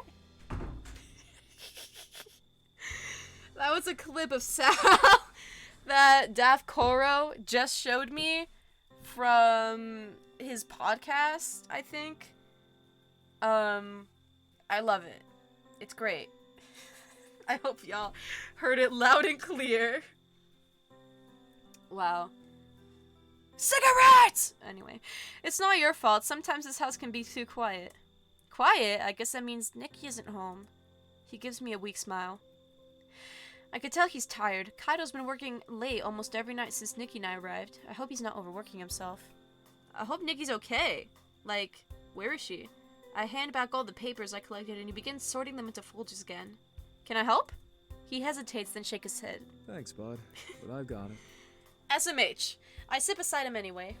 What are you working on? Just some work stuff. I was trying to think of a way to worm my way into there, but there's nothing. If he said I'm doing stuff, then I'd be able to say my name is Stuff, but my name isn't Stuff right now. Right. Actually, now that I think about it, I don't really know what Kaido does for a living. What kind of work stuff? A lot of things. Bruh. He's being awfully evasive with his answers. I knew it! He's a secret agent! I could take a hint, but I don't want to.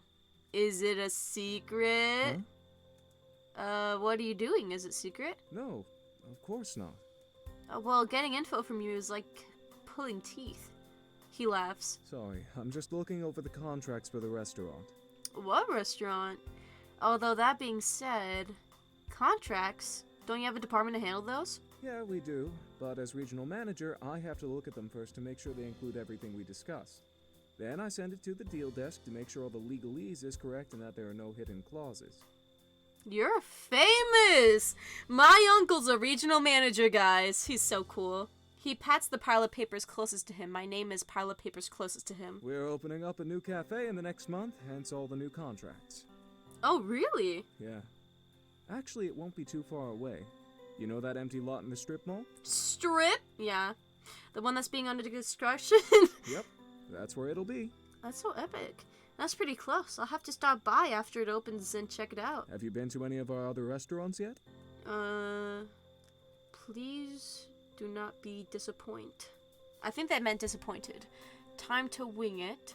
I didn't even know you managed restaurants until now. I didn't know you had restaurants. Really?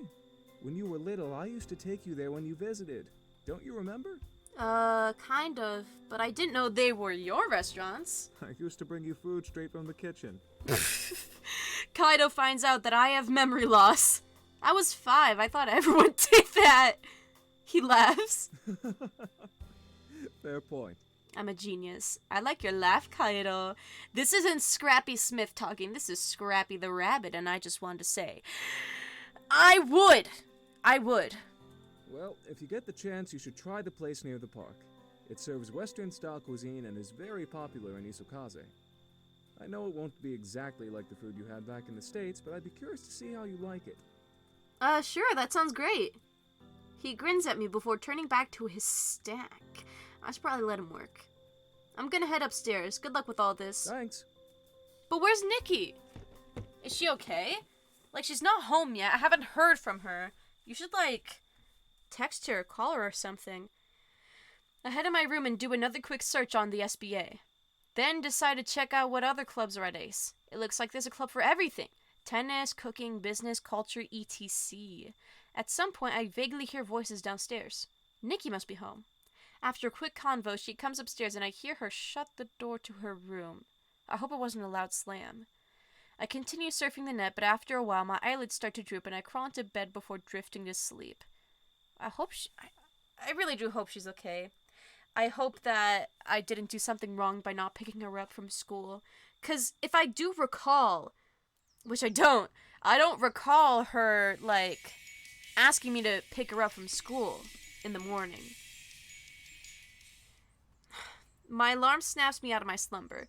With a groan, I reach outside my blanket in search of the coveted snooze button. 5:45 a.m. What possessed me to set my alarm at such an ungodly hour? Alright, the physical education class I have this morning. Just call it PE, you fuck. Oh my god! I don't think I've ever used such colorful language. Sorry, y'all. Any normal human being would have picked a more reasonable time for this course, which explains why this time slot was the only one available. I climb out of bed and begin my morning routine.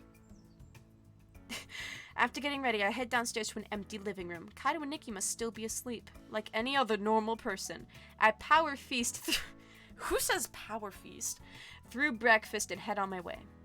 I hope Nikki isn't angry at me. I'm literally gonna lose my marbles. An uneventful drive later, I'm waiting outside the gymnasium. Some zombie-like students wait with me. OMG, is that a Zombies reference? Zombie, the Disney trilogy, more than flesh and bone type beat. I fired up. Try yesterday. I'm gonna get on my way. Type beat. Fucking, it's an alien invasion type beat. The rest are passed out on campus benches. OMG show? A cheerful voice, too cheery for the current time of day, breaks through my reverie and two familiar faces approach.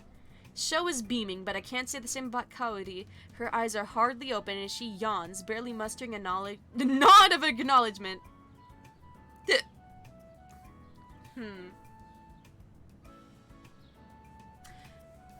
It's a beautiful day in the neighborhood. Mr. Shinjiro, a pleasure as always. I raise an open palm. Sho grins before giving me a resounding high five. Yeah, man. BFF. Kaori covers her ears and glares. She is not the only one looking at us disapprovingly. Oh, sorry, Kaori. I'm already getting a headache. Sorry. What's up with you two picking this as your time slot for the course? We could ask the same for you. Oh, that's true. I transferred into the program late, so this was the only class available. Kaori crosses her arms. I guess that makes sense. And you guys? We were originally in a later class, but decided to change out. Any reason why? Sho looks at Kaori. She sighs before shrugging her shoulders. Remember when we told you about us forming our own team because it didn't work out with the previous one? I knew it. I don't know why I didn't say anything, but I knew it. Yeah? Let's just say we all decided to pick the same gym class to train together, but as you know, it didn't work out. Sounds more like a falling out. Sho rubs the back of his head. Something like that. In any case, we figured it'd be easier to switch out than deal with that awkwardness every week. That makes sense.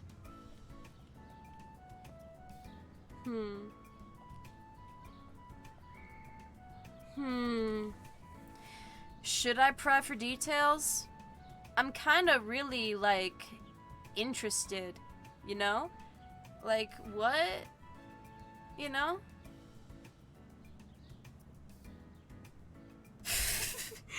I'm interested, but at the same time, I don't want Kaori to be like, it's none of your business, leave me alone, you know, type beat. I'll drop it for now. I guess it makes sense. We hear it click as the building door unlocks. Sorry for the wait, everyone. We had a little issue with the gym schedule, but that's now been resolved. Please make your way to the locker rooms, then meet at Gymnasium 3. You literally sound like my other teacher. Awesome! We'll see you there, Kaori. Come with me, Brosif. Ooh, locker room! Sho pushes me towards the men's locker room. We quickly change into our uniforms, then Sho and I head towards the gym. We go and work. Ooh, this is fancy.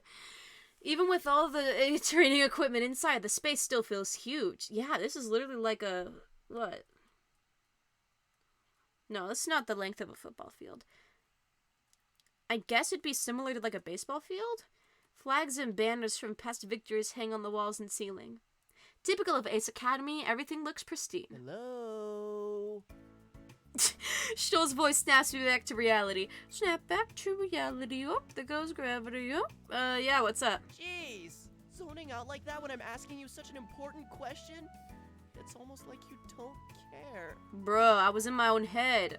Sorry, what'd you ask? What's your favorite flavor of Dango? Bruh. I think he and I have different definitions of what is an important question.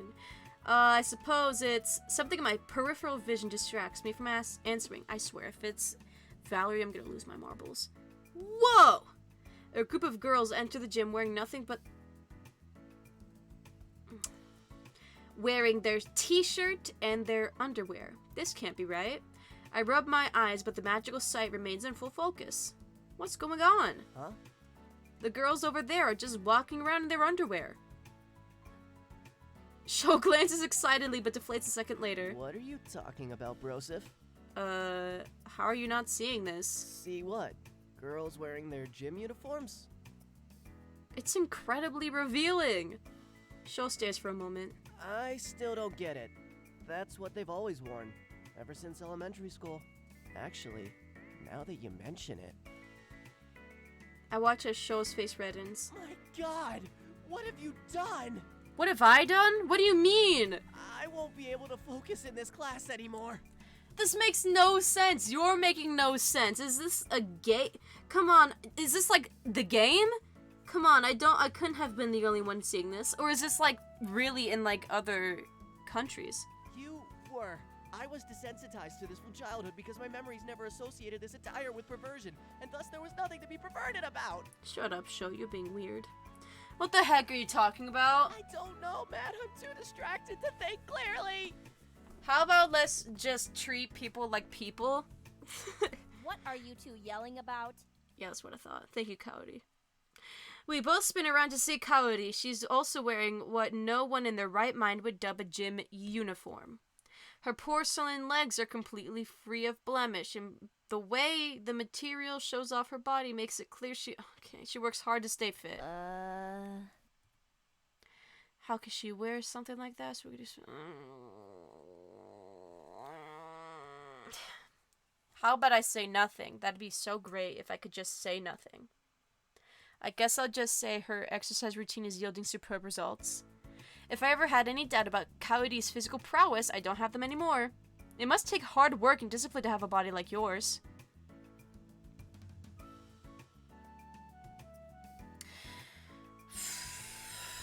I didn't want to say it, but it forced me.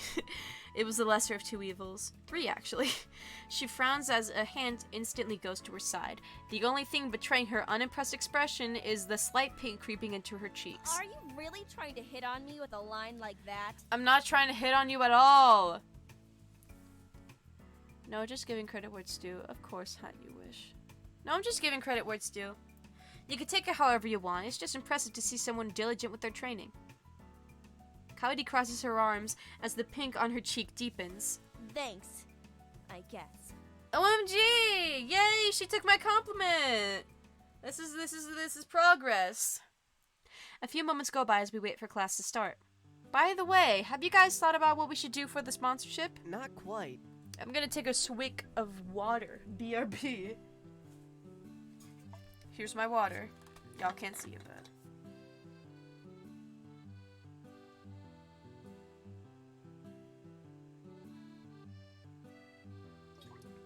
Okay. That was highly necessary. Oh god. I'm feeling a bit nauseous. Just like my stomach. I think I might have eaten too much for dinner. No. I can't even remember what I asked them. Sho and I both glance at Coyote in surprise as she crosses her arms. What? You're usually on top of this stuff. I don't even remember what I asked. I've been busy.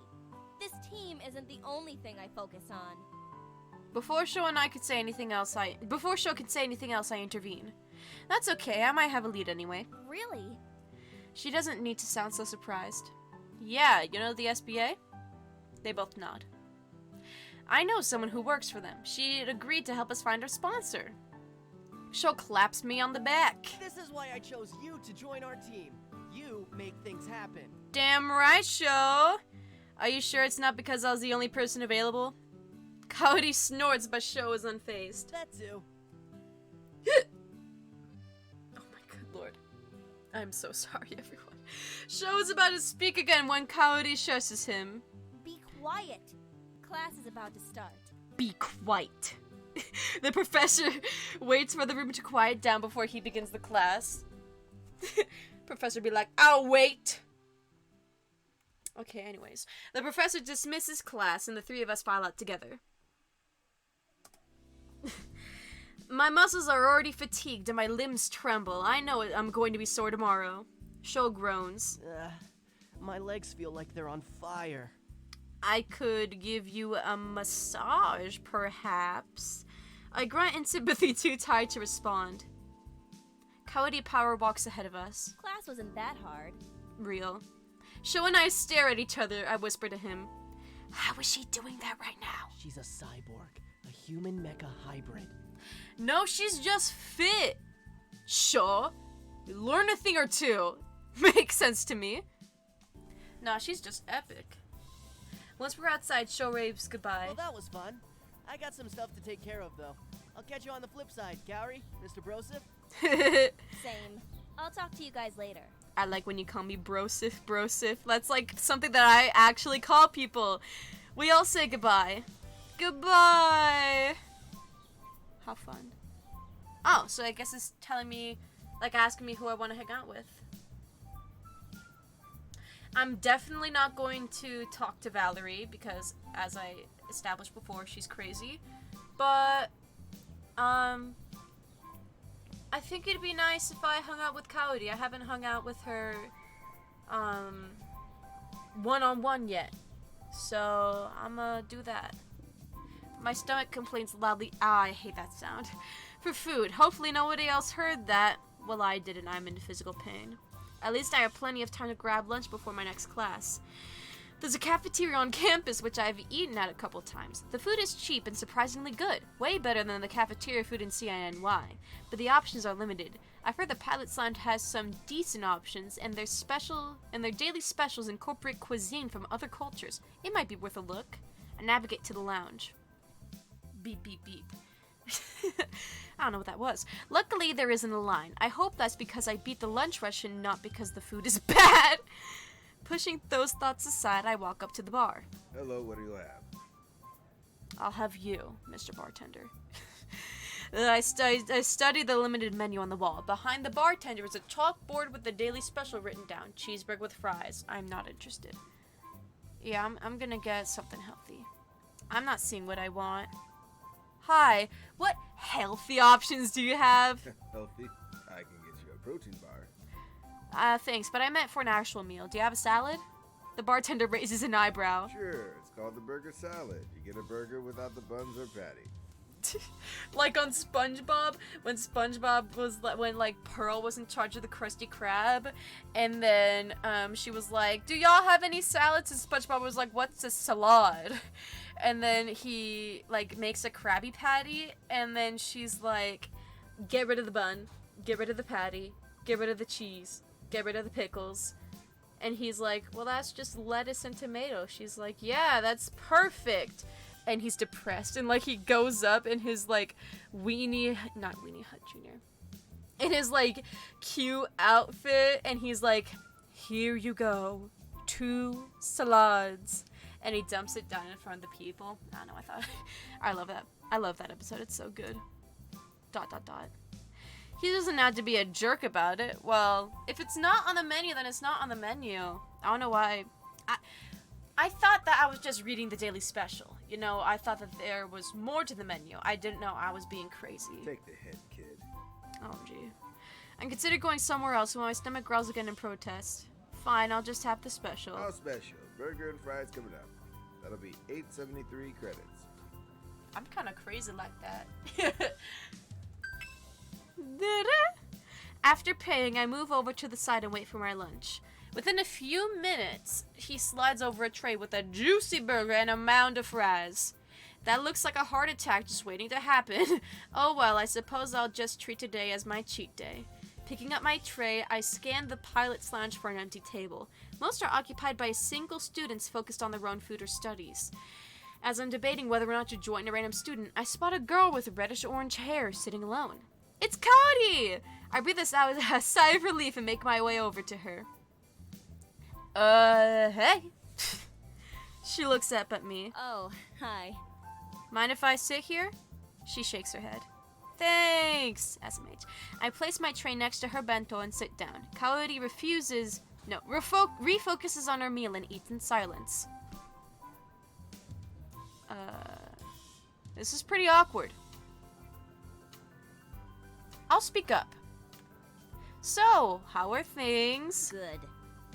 She doesn't even bother looking at me. What do you think about the weather today? Adequate. This is seriously like pulling teeth. I shouldn't be surprised though. It's Coyote after all. Small talk is not her forte. Well, it's not like I was trying to do small talk. I just want to talk about something. I pick up a ketchup packet and squeeze the contents over my fries. You're really eating that? There's nothing else to eat. Huh? Coyote finally looks up from her food and examines my meal. Burgers are very unhealthy. They are full of fat and very high in calories. I know, but there wasn't anything else to eat. Fries are even worse. Those are just empty carbs. And the average meal holds the amount of sodium an average person needs in a day. You mean twice the amount of sodium. You didn't say twice. I wanted something She's not really exaggerating. I wanted something healthy. This wasn't my first pick, but I doubt it's that bad. Coyote leans back in disappointment and shrugs. Whatever. It's your choice. I chose to hang out with you, Kaori, I had 3 other options. Honestly, I think I would have preferred to chat with Valerie than with you, if this is how you're gonna be.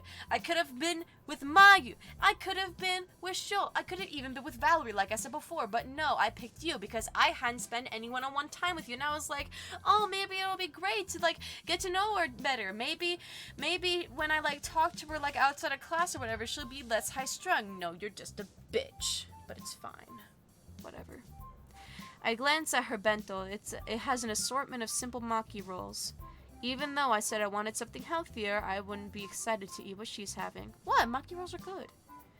Well, sometimes it's nice to eat something tasty for a change. She frowns in irritation. What makes you think my bento isn't tasty? I take another look at it then smirk. You don't need to get so defensive. I'm sure it's healthy, but that barely looks seasoned. Oh. Cody shoves a maki roll into my mouth while I'm mid-sentence. Don't judge it until you've tried it. Real talk. Wow, this is surprisingly delicious. Real talk, it is. It's light with simple ingredients, but each bite is still packed with flavor. Cody quickly retracts her chopsticks. When she realizes what she's done, her cheeks flush. That was actually pretty good. You win this time. Huh, I guess I was wrong. Give me another piece.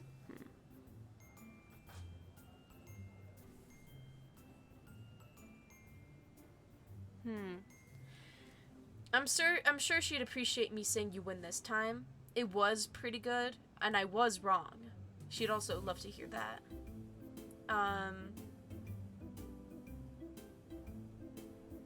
I guess I was wrong. I take it back. That was pretty tasty. Kaori nods, satisfied. Maybe next time, you won't be so dismissive of my advice. Real! I figured Kaori liked to eat healthy, but I hadn't realized she cared about taste as well as nutrition. Well, she's cool and epic, so... We end up finishing our meals in silence, but I'm glad I was able to learn a little bit more about Kaori. Yeah, I'm glad I was too. Now I can, like, I don't know, use that information for later. I'm basically done for the day, but I don't feel like going home just yet. I wander the campus aimlessly as I decide what I want to do. Study at the library, check out the quad, hang out at the pilot's lounge. I'm gonna check out the quad. I don't think I've been there yet. It's a gorgeous day and I don't want to be cooped up inside. I'll go to the quad and see what's happening there. Yeah, there might be like some, like, club things going on. Or maybe a food truck. I remember briefly passing through the quad last week, so I have a vague idea of how to get there. Mostly I just followed the greenery. After a few minutes I spot the open lawn of green grass. Oh, that's so epic. A couple of guys are running around the yard, playing some sort of game. At the same time, a bunch of students are having a picnic in the shade of a giant oak, and a few others are reading on the benches lining the yard. Something flies towards my head, coming dangerously close to my eyes. Duck. Instinctively, I drop what I didn't even... Hold on, what were the other options? Catch. Oh, I could have caught, whatever. Instinctively, I drop down as whatever it is flies over my head and lands softly in the grass. As I walk over to collect it, I realize it's a frisbee. 2 boys join me when I pick it up. Thanks for getting that for us. Oh, no problem. Sorry about that. Butterfingers here can't aim to save his life. Lamau, you know, if you're called Butterfingers, I actually, real low-key, real talk, high-key, I like Butterfingers. I don't like it when it tastes peanutty, but more when it tastes candy. You know, candy-y, I don't know. That's not true, it just slipped a little. That's the definition of Butterfingers, you ass. It's okay. The first guy squints at me, then his face lights up in recognition. Wait a minute. I know you. You're the chick magnet. Your silhouette! Your silhouette. How's silhouette go? このえてないこともたくさんなしたから誰も彼もシルエット I love that song. It's a great song. Anyways, yeah, I am the chick magnet. What? Oh yeah, from the foreign exchange class. Remember us? Yeah, I do actually. Yeah. It's awesome that you're here. Why? An idea dawns on him. Hey, you wanna play with us? Bruh. He's gonna do something bad. Yeah, you should join us.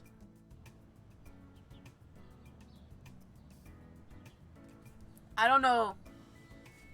They sound kind of nefarious.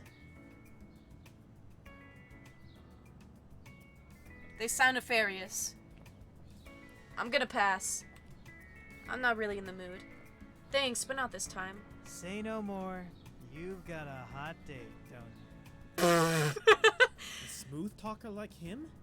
Of course he does. Seriously, what's your secret? Oh no, not this again. My phone rings and Yuna's name flashes on the screen. Saved by the bell. Saved by the bell. Sorry, but I'm getting a call. From a girl? Yeah, actually. He taps his nose. We won't keep you. But next time, join us. Join us. I'm sorry. I'm sorry. I'm real. I speak the real facts. Sure. I'm sorry for not joining you guys, but the way you said it made it seem like you were trying to like pull a fast one on me, and I was kind of afraid, but I see now that y'all probably aren't malicious. I'm not, they don't exist. Why am I explaining myself? We wave goodbye as I answer the phone. Hi Yuna, how goes the search? Actually, that's why I called you. I have some good news. What is it? I got you an interview. Yay! Already? It's only been one day. How'd you do? Lots of phone calls. I laugh. Thanks, Yuna. This is I great. know. It's with Warp Tech Corporation. I nearly dropped the phone. How did you get a major player like Warp Tech interested in us? I'm wondering that too. I told them the truth. You guys are a strong up-and-coming team. And with the right sponsor there to support you, you'll be unstoppable. I'm surprised. Warp Tech? Warp Tech. And we ranked 21. It's not bad, but it's not like superb. Thanks. We definitely have an advantage if we had access to Warp Tech's weaponry. When is the interview? Yeah, about that. Her hesitation is ominous. Your interview is tomorrow. Well, that's fine. Okay.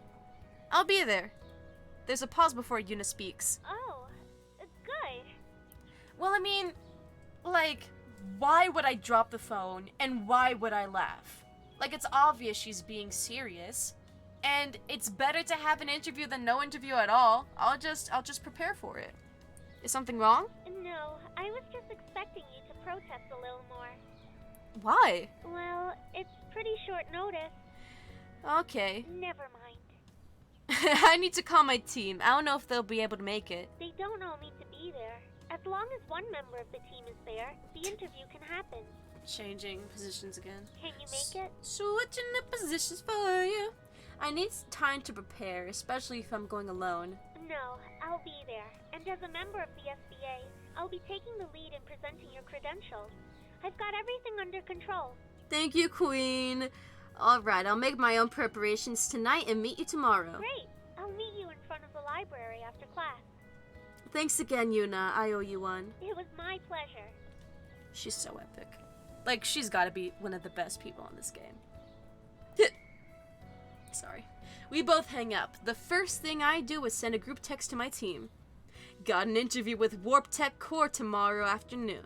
Can any of you join? Okay, if can't, I have it under control. A minute after I sent the text, I receive a reply. I knew it was gonna be from Sho. It's from Sho, which is no surprise. He's always freakishly quick to respond. It's because he has nothing going on. Brosif, I'll be hanging Fritz on the dock plan. I literally have no idea what that means.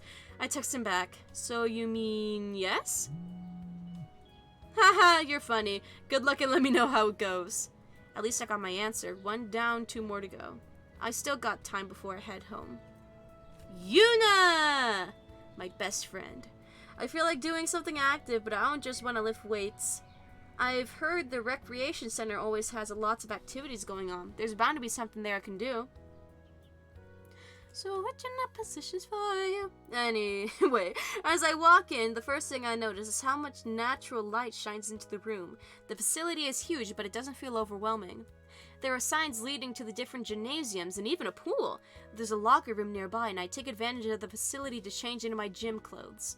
As I continue to explore, I spot tennis courts filled with students playing matches. They're playing with matches, guys. Be prepared. A few students crowd the sidelines, waiting for the court to not be caught on fire. No, they're waiting for the court to open. Yuna is among them. Among us? I'm sorry. She's standing alone, stretching out her arms. I head over and greet her. Hey, Yuna! Hi. She seems surprised. I didn't expect to see you here.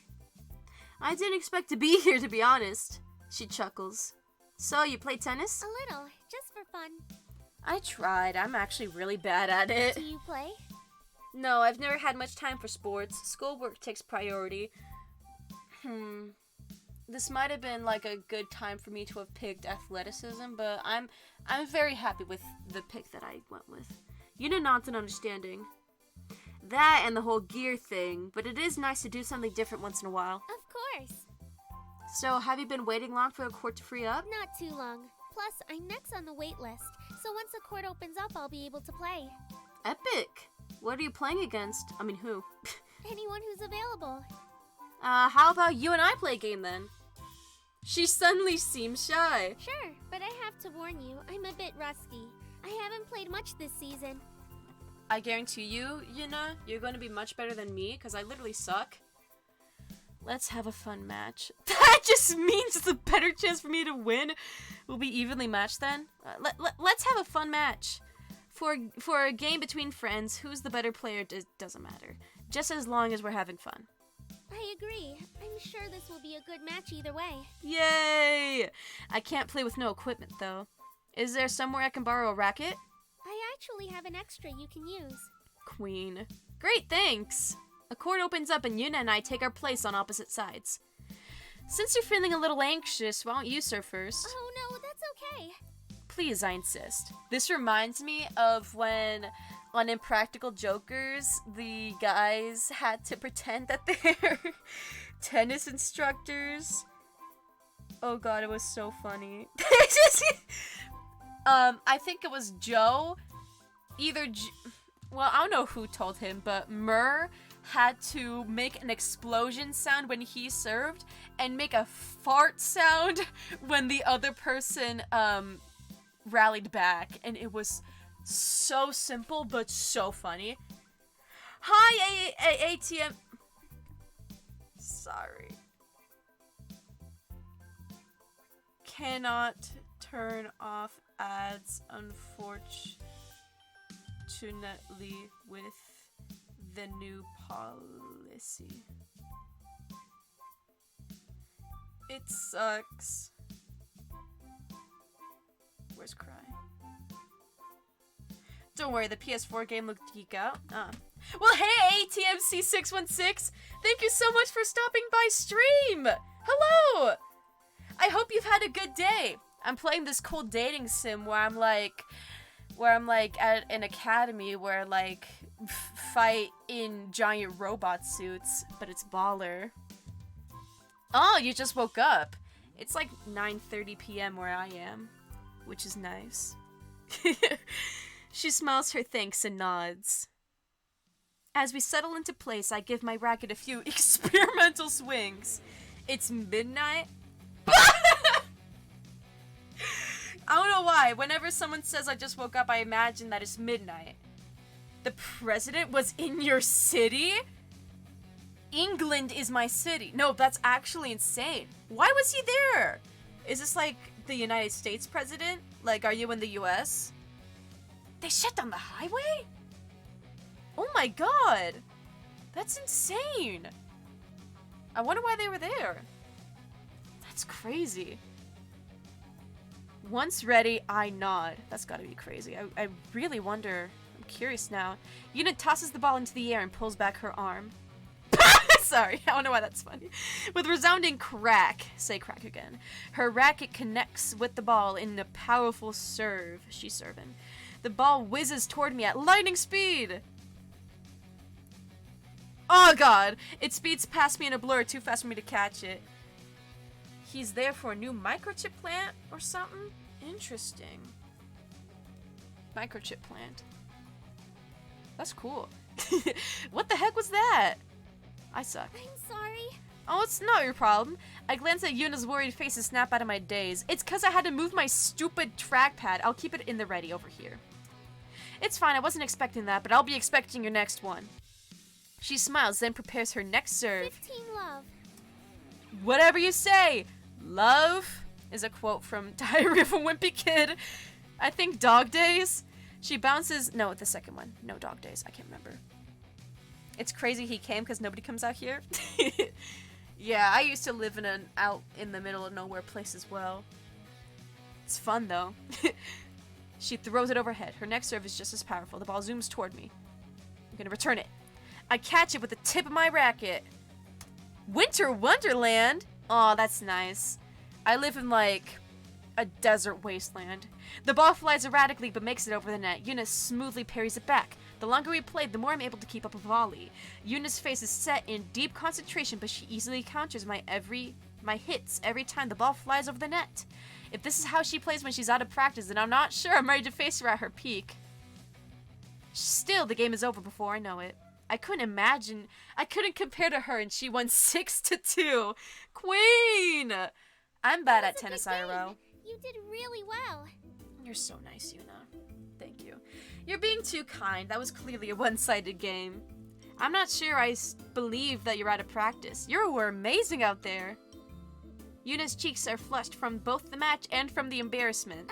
Thank you, but I really don't deserve such praise. Queen, it's necessary. You have nothing to be embarrassed about. Even at your worst, you're still better than me. That's not true. Hard feel. Are you part of the school league? She shakes her head no. You should really consider trying out. You think so? Definitely. She seems pleased but shrugs. Thanks, but I'm not sure I have time for that kind of commitment. Honestly, that makes sense. Hey, are you guys finished? No, male student. We turn and face a pair of students walking into the court. Oh, yes, we just finished. Are we gonna have a problem, male student? Actually, we were wondering if you two would be interested in a doubles match. A doubles match? Doubles match?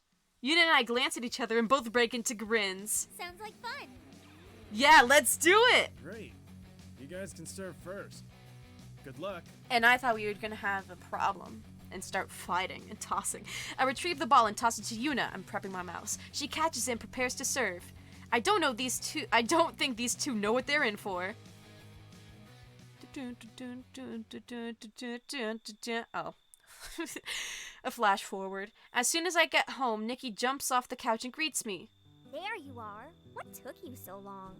It's my sister! What? She has her hands on her hips and taps her foot impatiently.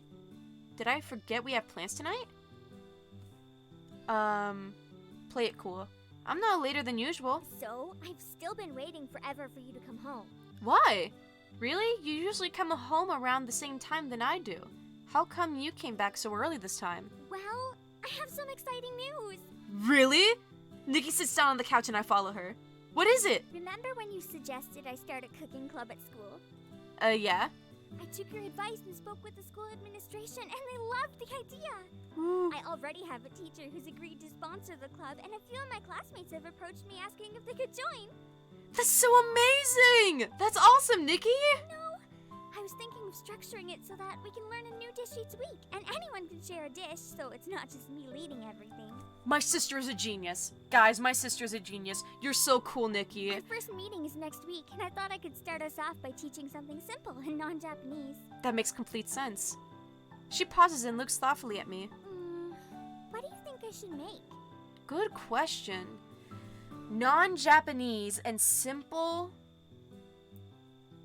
Well, I mean... So no sushi, because that's, I think, Japanese. No, I mean, a salad. I don't know how much you can do. I mean, I guess you could do cool things with a salad, but like, a sandwich opens it up to any kind of sandwich, you know? Make sandwiches. Everyone loves sandwiches. Yeah. Because everyone already knows how to make them. Well, bro, everyone knows how to make salads, and sushi is, like, Japanese. Maybe they know how to make normal sandwiches, but not necessarily the fancy tiny ones that are gone in one bite. You mean finger sandwiches? Jeez, Nikki, that's morbid. I have a good sense of humor. Let me guess. Those are the only foods you can make. Of course not. I know how to make mac and cheese. Eating stuff from a box? That's not cooking. That's true. I can make spaghetti like Mario. Uh-huh. Maybe you should join our club. True. And that is my cue to leave. No, don't go. I was just kidding. I laugh. I know, but I've got some studying I need to do anyway. Okay. Congratulations on getting your club started. I bet it'll end up being the most popular club in your school. Thanks. I don't know if that's a good thing or not. I like having a smallish size group so we can all interact easily. But having a larger group means more exposure to new foods. It's kind of like streaming. I like having a small group that I can interact with everyone. But then if I have a wider audience, I can also like reach more people. But honestly, I'm not really too fussed about it. Like, I guess if I tried more, I could reach more people and have a bigger audience, but honestly, I'm chill. Whatever happens, happens. I'm kind of just chilling. Anyway, that's getting way ahead of ourselves. Real. Yeah, you still need to decide what you're going to do for your first meeting.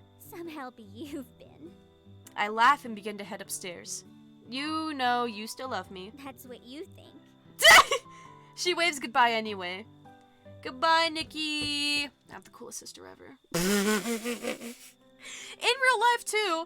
Once in my room, I settled down at my desk and begin collecting research and statistics I present at the interview. I want to be well informed especially if I'm going to be presenting my team. Wait, did Coyote and Mayu ever respond to my text? A quick check of my phone shows me they did. I open Mayu's text first. I hope it doesn't cause you much trouble if I don't go, but I have a previous engagement and I can't make it. Best of luck. I shrug, at least she was nice about it. Next I open Coyote's text. Why did you schedule the interview so soon? Of course I can't make it. Don't mess this up. Thanks for the vote of confidence, Coyote. At least Yuna will be there to back me up. I read over my notes a few more times until I'm confident about what I'll say. Then I head to bed early so I can be well rested for tomorrow. We have an interview tomorrow for a sponsorship. Woo! Yay! I hope it ends up working out correctly. I wake up after the first sound of my alarm and hop out of bed. Today is the interview. As I get dressed, I practice my speech in my head. I'm actually kind of nervous because this is the kind of game where like every decision and everything counts. At least it feels that way. So like, I don't know, I'm kind of worried. Breakfast goes in a blur as I try to anticipate what questions they will ask me. Before long, I reach the campus. As if in a daze, I go to class and take a seat by the window. Good morning, class. I hope you're all prepared for the pop quiz. Pop quiz? Pop quiz! I didn't hear about a pop quiz! You are absolutely right. That is why, young man, it is called a pop quiz. Bruh, don't patronize me. The only person who was amused by that is the professor. Real talk. He hands one page out to each student, and soon I'm staring at a sheet of questions. I breeze through the quiz. These questions are so easy since the material is a repeat of what I studied at CINY. Honestly, I'm glad that I did the intelligence thing. Like, you have the choice between intuition, which is reading people well and stuff, athleticism, self-explanatory, and intelligence. And I picked intelligence, and I'm kind of glad for it, because it's worked out for me so far. I spent some time completing the rest of the questions. With my quiz complete, I hand it in at the front of the class. Thank you. I nod and return to my seat. The professor waits for the rest of the class to finish before beginning the lesson. The lesson. That is all for today. Have a good afternoon. I swear to God, I thought he was going to talk to us about your next assignment will be on WebLink. Be sure to check WebLink when you go home. WebLink, WebLink. You know, if you love WebLink so much, why don't you marry it? That's what I thought. As soon as the class is dismissed, I rush out of the building. I have an interview. Why? I'm not sure why I'm in such a hurry. I still have a few hours before I need to meet Yuna. I wonder what I should do to pass the time. I was gonna say practice for the interview, but if I can't, then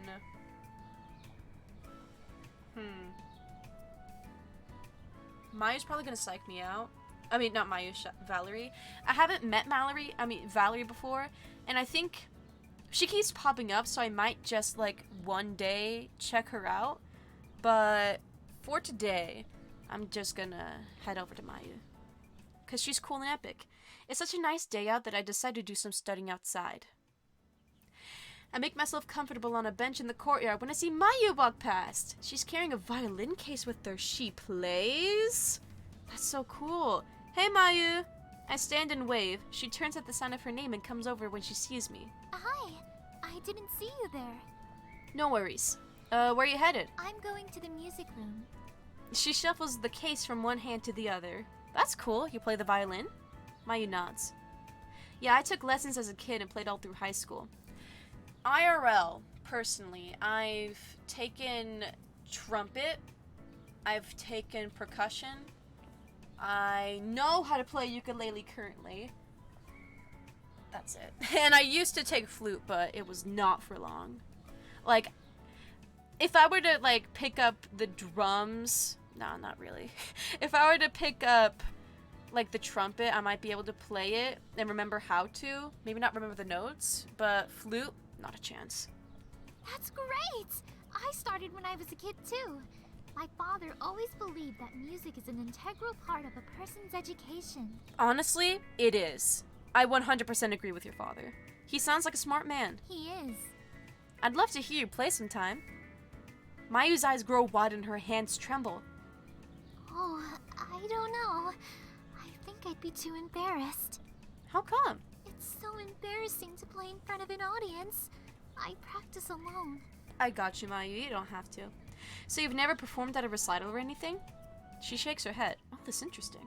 No, I've always had private lessons, so I've never had to play in front of a crowd before.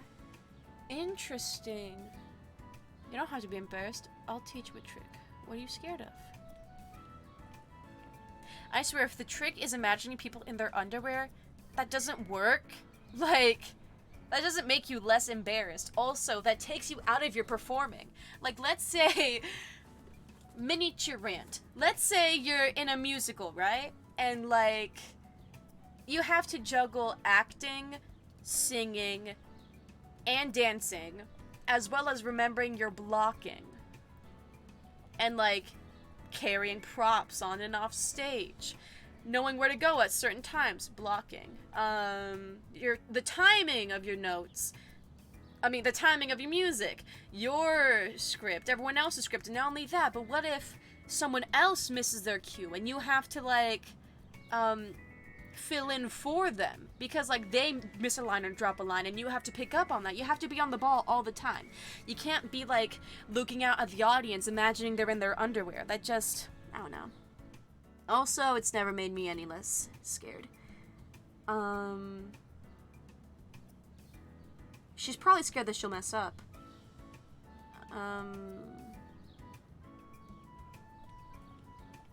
I'll teach you a trick. Oh god, he did it. He did it. Just imagine everyone in their underwear. I mean, in that case, you don't have to be embarrassed. They should be embarrassed. Mai's face turns beet red and stutters her response. I couldn't possibly. Yeah, that was the wrong answer. I'm so sorry, y'all. Okay, how about we make a deal? I'll do something embarrassing, then you'll play for me. No, you don't have to do that.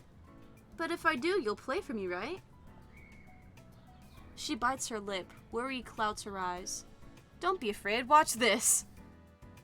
In a long leap, I jump onto the bench, but I miscalculate my distance and my foot hits the edge of the seat. I windmill my arms, trying to catch my balance like a goofy aw, but end up toppling over the back of the bench and falling face first into the grass. All the surrounding students pause to stare at me, and the laughter that follows seems to stretch forever before it gradually dies down. Honestly, if this were to happen in real life, no one would even look. Like, maybe one person would look over, but no one would, like, burst out laughing, let alone a cacophony of students laughing forever and ever. That, like, everyone's too busy to do that. Once everyone loses interest, I untangle my limbs and push myself to standing. My cheeks are burning as I check myself for bruises. That definitely did not go as planned. Are you okay? Yeah, I'm fine. Mayu's face and neck are bright red as I straighten up. She hides her face in her hands. I can't believe you did that! Aw, hey, why are you embarrassed? I'm the one that did it and I'm okay.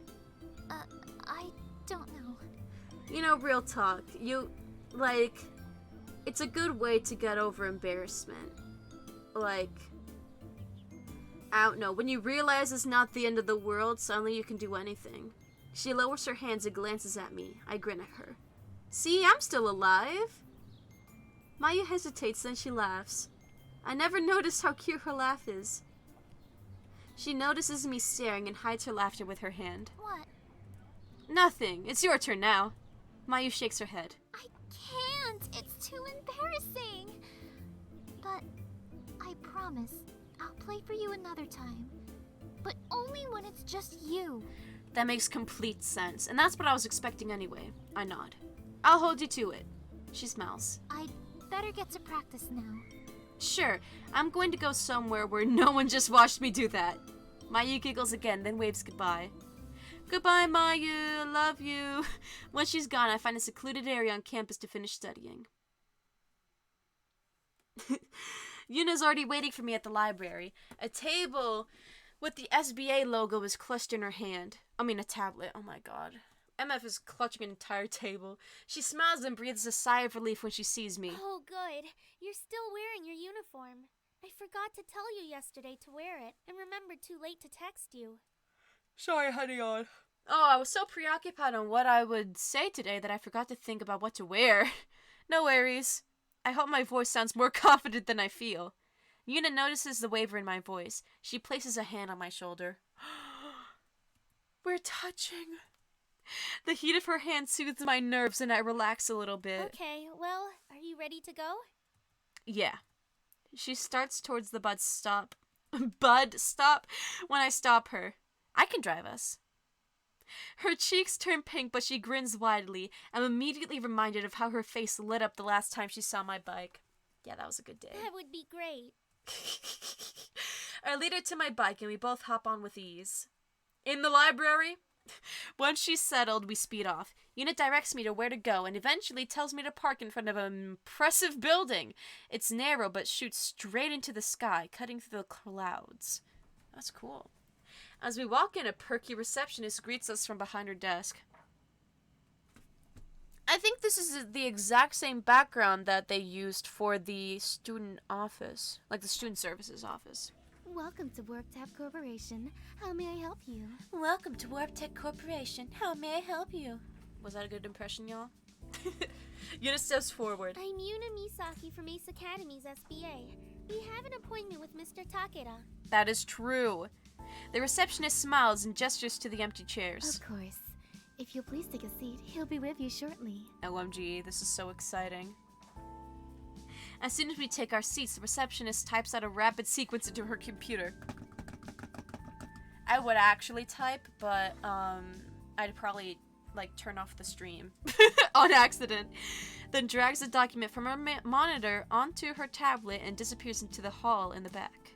I glance at Yuna. She's meticulously going over her notes. Are you nervous? She thinks for a minute. Not as much as I thought I'd be. Are you? I'm either really nervous or really hungry. Nobody can resist these pearly whites. Nerves are like feelings, they don't exist. Well, that's not true. Nerves themselves do exist. Like, we have nerves, obviously. And we have receptors, too. I'm kind of quirky like that. But no,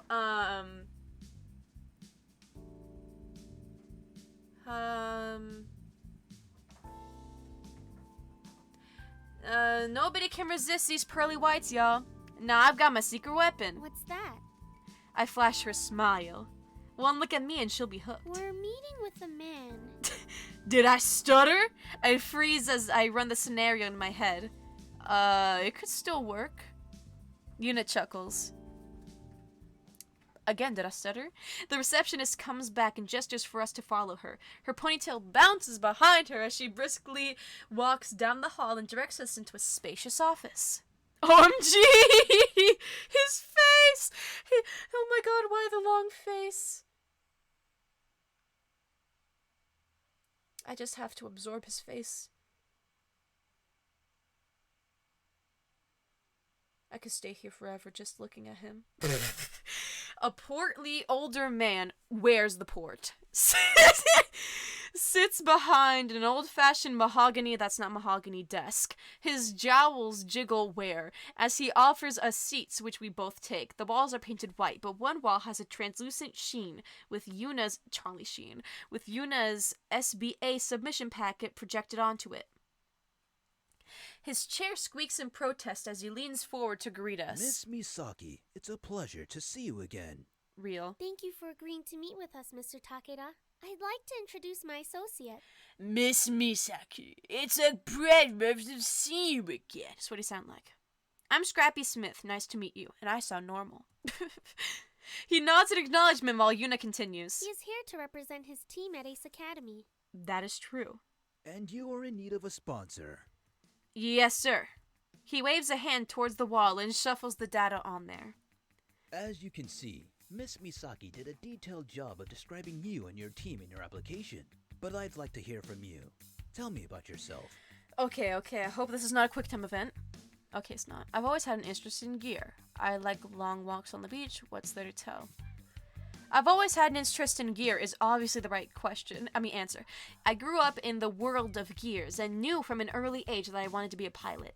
While a student at CINY, I began my program in piloting and earned top marks in all my classes. I recently transferred and tested into the pilot program at Ace Academy, where I'm pursuing my degree in piloting. As a transfer student, that's not an easy program to test into. True, but I'm an epic-style gamer. He sounds impressed. Tell me, out of all your other options, why did you choose Warp Tech Corporation? Good question. You're the best around. It was... That's a good answer. I'm doing good. It was an easy decision. To be fair, the other options were like... spit in his face and piss on his shoe, you know?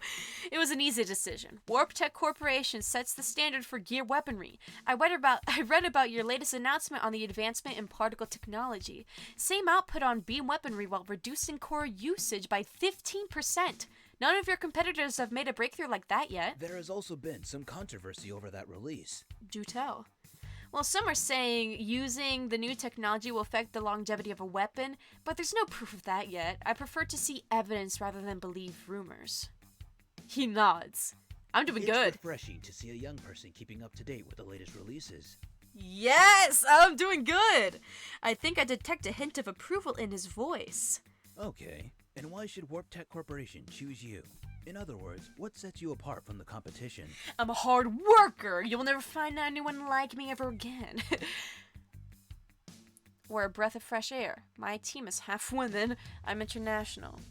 We're a breath of fresh air. As a new team, we aren't so set in our ways that we stifle creativity. We're not afraid to try new strategies we think will benefit the team, and we're receptive to feedback. That said, we're also acutely aware of our abilities. We work well together because we are upfront with each other not only about our strengths, but also about our weaknesses, and use that knowledge to our advantage. I sneak a peek at Yuna, who looks pleased. Mr. Takeda seems to appreciate my answer as well. Well, I think I've heard enough for now. Miss Misaki, do you have a copy of your team's qualifier transcripts? I'm so good. Yes, of course. She flips on her tablet and flicks a document onto the projection wall. You could literally flick anything onto there. Like, I could flick up a photo of Cheems, and then the entire room will get up and start applauding, like, woo, yeah, go Cheems, woo! And then I get the interview instantly. The interview seems to be going well. I glance at Yuna, who smiles encouragingly at me. Mr. Takeda takes a quick glance at the file and frowns. I know it's too good to be true. Your team is only ranked 21? Yeah, I figured. That's something that I was worried about. Yes, sir. He sighs and turns off the projection. You seem generally passionate about your team and your studies, and perhaps if the circumstances were different, we would consider your candidacy. Unfortunately, Warp Tech only accepts teams who are ranked within the top 10 from Ace Academy. What's weird is that, like, Yuna should have known. She was the one that was getting me this interview, and she was the one that was putting all my info out there. So, like, I don't know. This is kind of a waste of my time. Unless I could convince him. As I'm still processing the rejection, Yuna protests on my behalf. Mr. Takeda, couldn't you make an exception? Ooh? You said yourself that if rank weren't a factor, his team would be a strong candidate. A representation by you would make a significant difference in their growth and development. Real. And their success reflects positively on you and your company. This is true! I'm sorry, Miss Misaki. Ugh. I do believe with skills like his, he will find a sponsor. Just not with us. Won't you even give him a chance? Boo, you word for mean girls. Miss Misaki, I'm sure you understand the image that we have built and what would happen to that image if we stopped recruiting from the top 10. I thank you very much for your interest in us and wish you the best of luck in your future endeavors. You did not say endeavors correctly. It's not endeavors. It's endeavors. You ass. Crack. I'll take it up a notch. You're an ass crack. His voice has a hard edge of finality. He gestures towards the door, then returns his attention to his desk. He hates me. He hates me. All pretenses dropped, Yuna storms out of the office while I follow calmly behind. Disappointment makes my feet feel heavy. After we leave the building, Yuna whirls to face me. What? A hypocrite! How can his company promote taking risks when he won't take any himself? That's true, but I get it. It's a calculated risk, Yuna. And it's just the fact that he can't... I don't know. I'm sorry you had to go through that. It's okay, it was a long shot anyway. Even though we didn't get the sponsorship, I still appreciate you helping me out. Don't give up just yet. I will get you a sponsor. I'm not sure how far a positive thing can look at us. Leaving less to the imagination might work in our favor.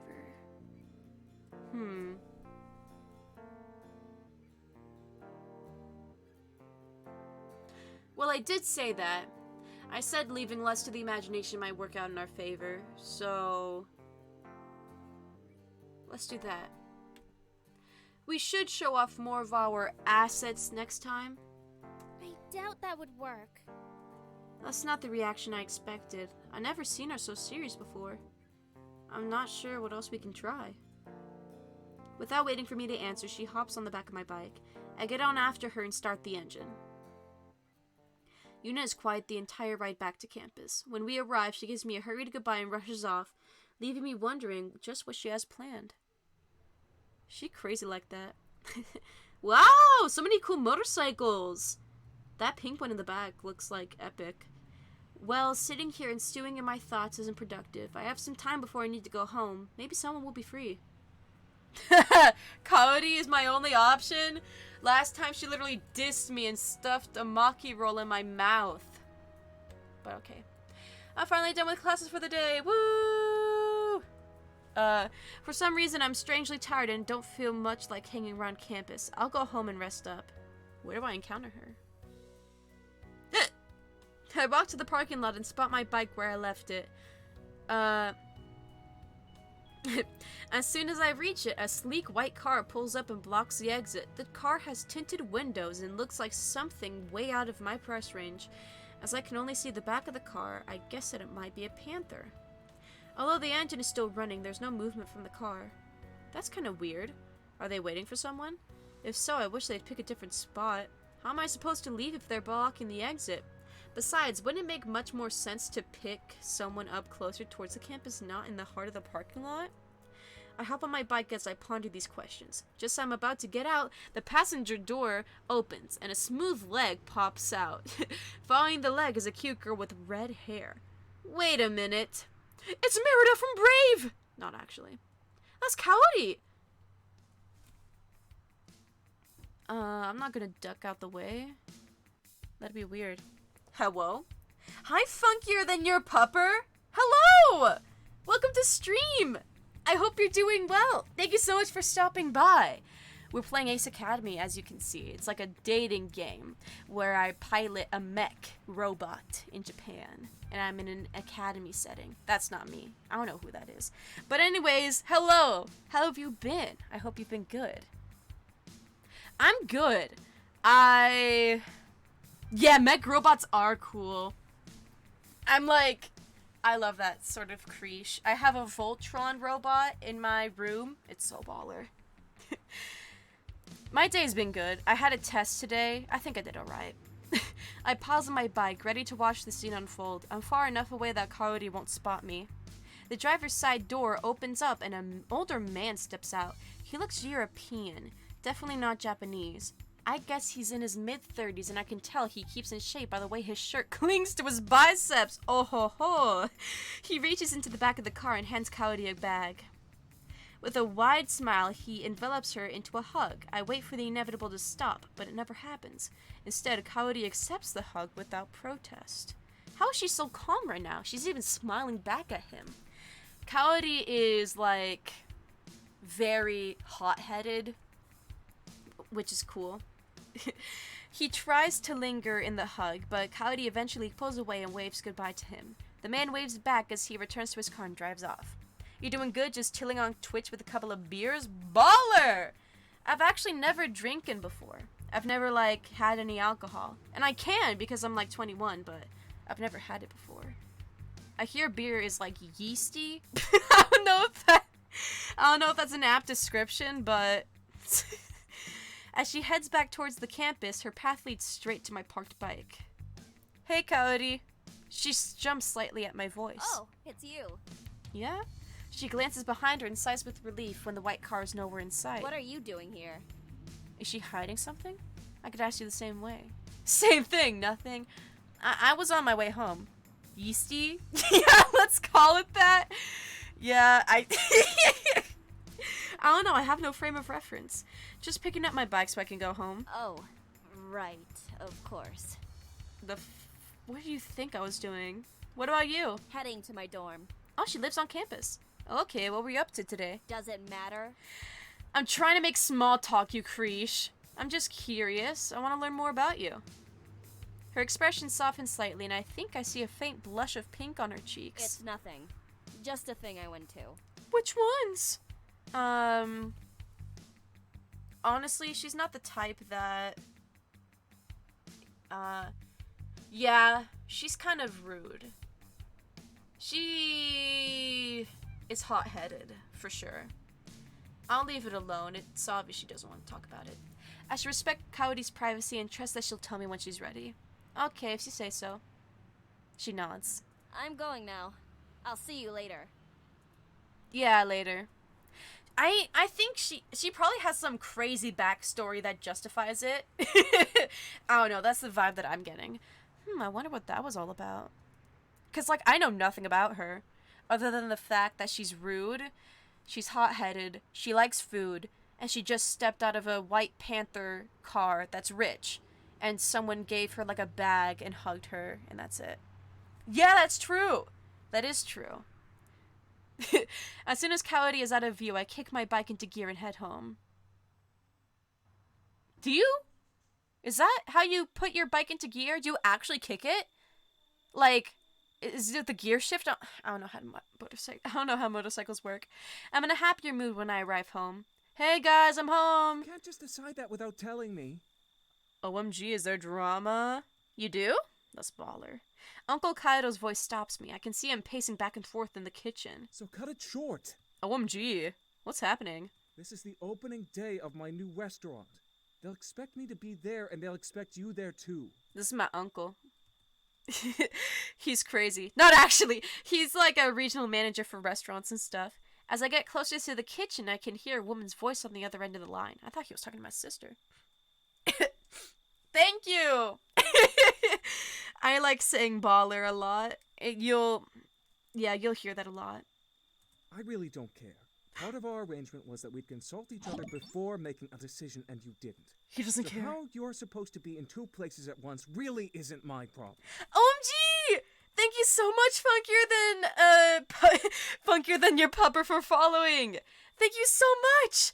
And welcome to the fellowship. That's what I call my followers. This is so epic. And baller. Thank you so much! This is so crazy. What did Kaido say? Oh, he didn't consult. So how are you supposed to be in two places at once really isn't my problem. Fellowship! A flurry of muffled words on the line has Kaido frowning deeper and deeper. Don't forget, we are still married. We promised to do whatever it took to make sure nothing interfered with our careers. Well, if you don't show up, then that will certainly interfere with my career. Oh my god! I had no idea! This is surprising! Married? Is he talking to Aunt Yuki? There's a pause. I think I hear her say, "I'll see what I can do," and hang up. I know, I'm going insane too. Uncle Kaido slams the phone on the table, then falls into a chair and holds his head in his hands. Hey, Uncle Kaido. He glances up and gives me a weak smile. You're back. How was school today? Good question. Good. I kind of bombed an interview. Okay, well the thing is, I didn't bomb it. I gave amazing answers and everything, but then when the person giving out the interview found out that I ranked 21 in a mech battle for like the beginning of the semester, he was like, "Oh, we can't have anyone underneath rank 10, blah blah blah," and then yeah, so I didn't get the interview. This is in game, by the way. I sit beside him. I wasn't trying to eavesdrop, but I heard you talking to Aunt Yuki just now. He looks a little uneasy, but waits for me to finish. What do you mean by still married? Isn't Aunt Yuki just away on business? Sort of.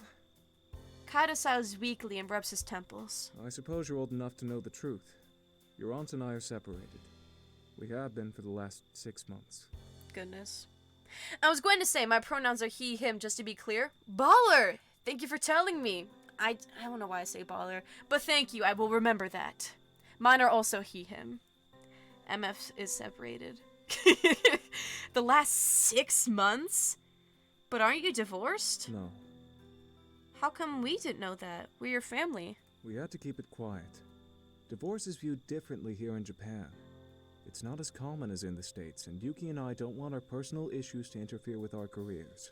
That makes sense. I remember the stories Mom told me about how difficult it was when she and Dad first got married. She couldn't have stayed in Japan even if she wanted to. My parents in the game are dead. That's why I moved to Japan to stay with my uncle and my sister. If you two are just separated, doesn't that mean Aunt Yuki is here in Isokaze? Yes. Divorce stories. It's crazy. You shouldn't have lied. Does this mean I can see her? I get it. Honestly, I don't really care about seeing her. I don't care that he lied. I get it. I know Japan has stricter rules on family and what's proper, so I don't blame you for keeping this a secret from us. I'm like, my family keeps all the secrets. Like, this is just how it goes. But the gossip is juicy. Kaido grins in relief. You don't know how much that means to me, kid. Aww, Uncle Kaido, I love you.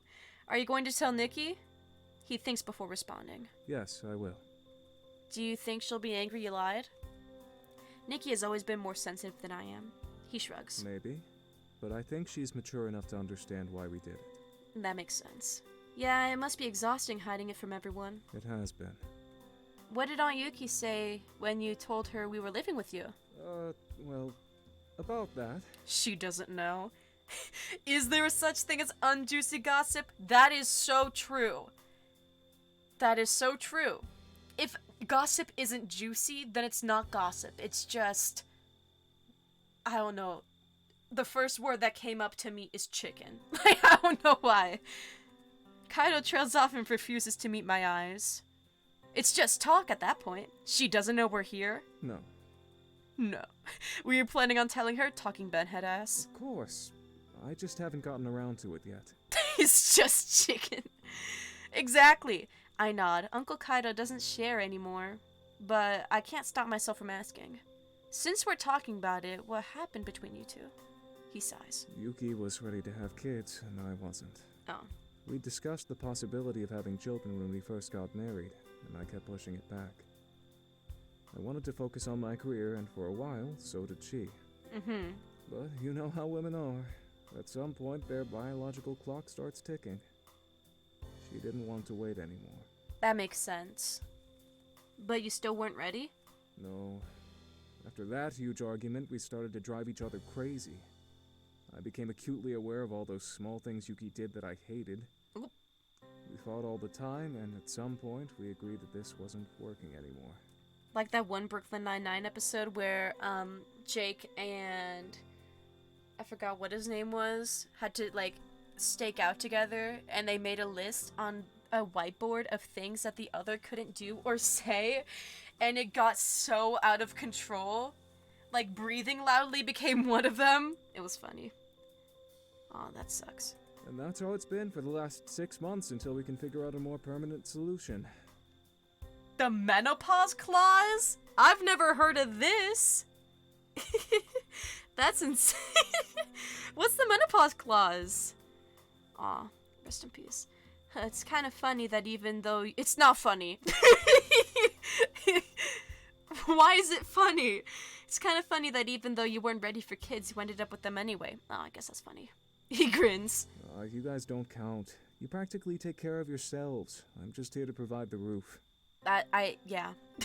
Gee, thanks. Maybe it's a good thing you don't have kids. So, what was this phone call tonight about? Kaido turned solemn again. Part of our agreement for our separation was that we will both do whatever it takes to keep up the pretense of marriage when it involves our careers. Okay. Oh, why not? She's going on some sort of retreat with her girlfriend. Normally we consult with each other before booking any trips to prevent something like this from happening. But this time she didn't. Like, do we mean girlfriend or girlfriend? Like, are we talking about, like, girlfriend? Or are we talking about girlfriend? These are important distinctions that you're not making. I need to know this detail. I really need her there. She'll be there. Aunt Yuki and a girl? Clearly this arrangement isn't working either.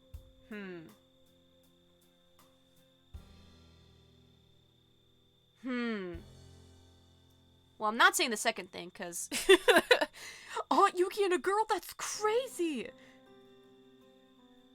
The menopause clause is just menopause. You can't negotiate it. Oh! For M and F straight couples. Oh! I thought it was like some, like, rule. I don't know. I'm crazy like that. She'll be there. Don't worry, Aunt Yuki won't let you down. I'm not so sure. It sounds like you two had an amicable separation. Yeah, that's true. Then you've got nothing to worry about. She'll be there. How can you be so sure? Because she still cares for you and she wouldn't want to hurt you. Kaido grins. Who knew you were such a romantic? Ha ha ha ha ha ha ha, true. What? No! I wrestle bears and stuff. That is true, I do wrestle bears. I don't wrestle bears. He laughs. I'm just teasing. Seriously. Thanks. But imagine if I did. How long have you been playing this game? Oh, good question. I did one stream of it, and that stream was like 3 hours and I think 30 minutes. And I've been playing today for 2 hours and 41 minutes.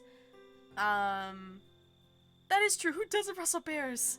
The only things that I know of this game are the things that I've done. So what I know is that I am... my name in the game is Scrappy Smith. Yeah, 5 hours into it, I guess. I'm Scrappy Smith. I'm from the United States. My parents died, so I moved with my sister to live with Uncle Kaido in Japan. And I got into this pilot school, and specifically a pilot program at my school, except pilots have like these things called gears, and gears are giant metal robots that you fight with, and they were originally made for the military, but now like people use them recreationally and like for other stuff and stuff. And I'm part of a team. And yeah, I think that's it, honestly.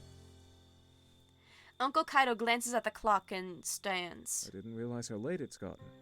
I have an early start tomorrow. What are you doing? Don't you always have an early start? You get up before I do. True, but I have an even earlier start than usual. Ick. Oh yeah, gears for recreation are dangerous, I guess. I honestly don't know who has gears and what they're even for. But, yeah. They have arcade games where you can, like, pretend that you are in a gear. Like, the average person, I don't think has it, but... We say goodnight and Kaido heads upstairs. I go to the living room and turn on the TV. Where's Nikki? Nikki's my sister. After watching my shows and the news, I turn in for the night. Oh, and Leonardo DiCaprio in this universe is called... Leonardo DiCaprio, or Leonardo DiCaprio, something like that. I wake up and yawn. Another day, another class. Another day, another dollar. Another day, another nickel. As if On autopilot, funny pilot humor, I get dressed and go through my morning routine, then I hop on my bike and drive to school. Metal Gear! Let's go! Solid Snake. When I arrive, I head straight for my class and wait for the professor. He arrives promptly and begins class. Good morning. Today we'll be discussing the differences between military grenade weaponry and those used in recreational matches. Ah, we're getting our Gear 101. He sounds like an AI. Yawn, I already know this. I want to learn! This should be interesting stuff. I focus on my professor's lecture. The fundamental difference between the two is that military grenade weaponry are configured for energy output, which can cause lethal damage. Oh, okay. Recreational weaponry is closely regulated so it can't actually destroy the gear frame. Oh, so I guess it's like the difference between real guns and Nerf guns. I guess. Since the shields on a gear get the brunt of the damage, we consider a depowered gear in recreational matches as destroyed. Okay.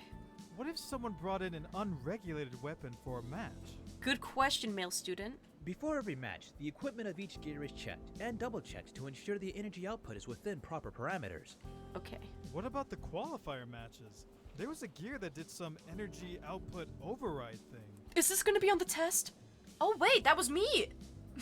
we had this qualifier match when the 4 of us, me and these 3 other people, part of our team, did a match against 4 AI, and my gear did not have its weapons because it didn't pass through customs yet. For some reason, I still think I was sabotaged, but I had to stand by on the side, and then like they were able to defeat 2 AI, and the rest like passed away, and then I had to defeat the 2 by myself, and then before I like reached 0 and depowered, I went into this like Super Saiyan mode, and I went bam, bam, bam, bam, bam. Yeah, my weapons didn't pass customs apparently. And then I went Super Saiyan and like defeated the rest of the robots by myself, which is insane. As one, the class looks at me. Well now. During that specific qualifier match, the gear's energy core is what surged with additional power, not his weapons. So gears are like worldwide? Yeah! It's not just Japan. They're also in the US, and I assume everywhere else.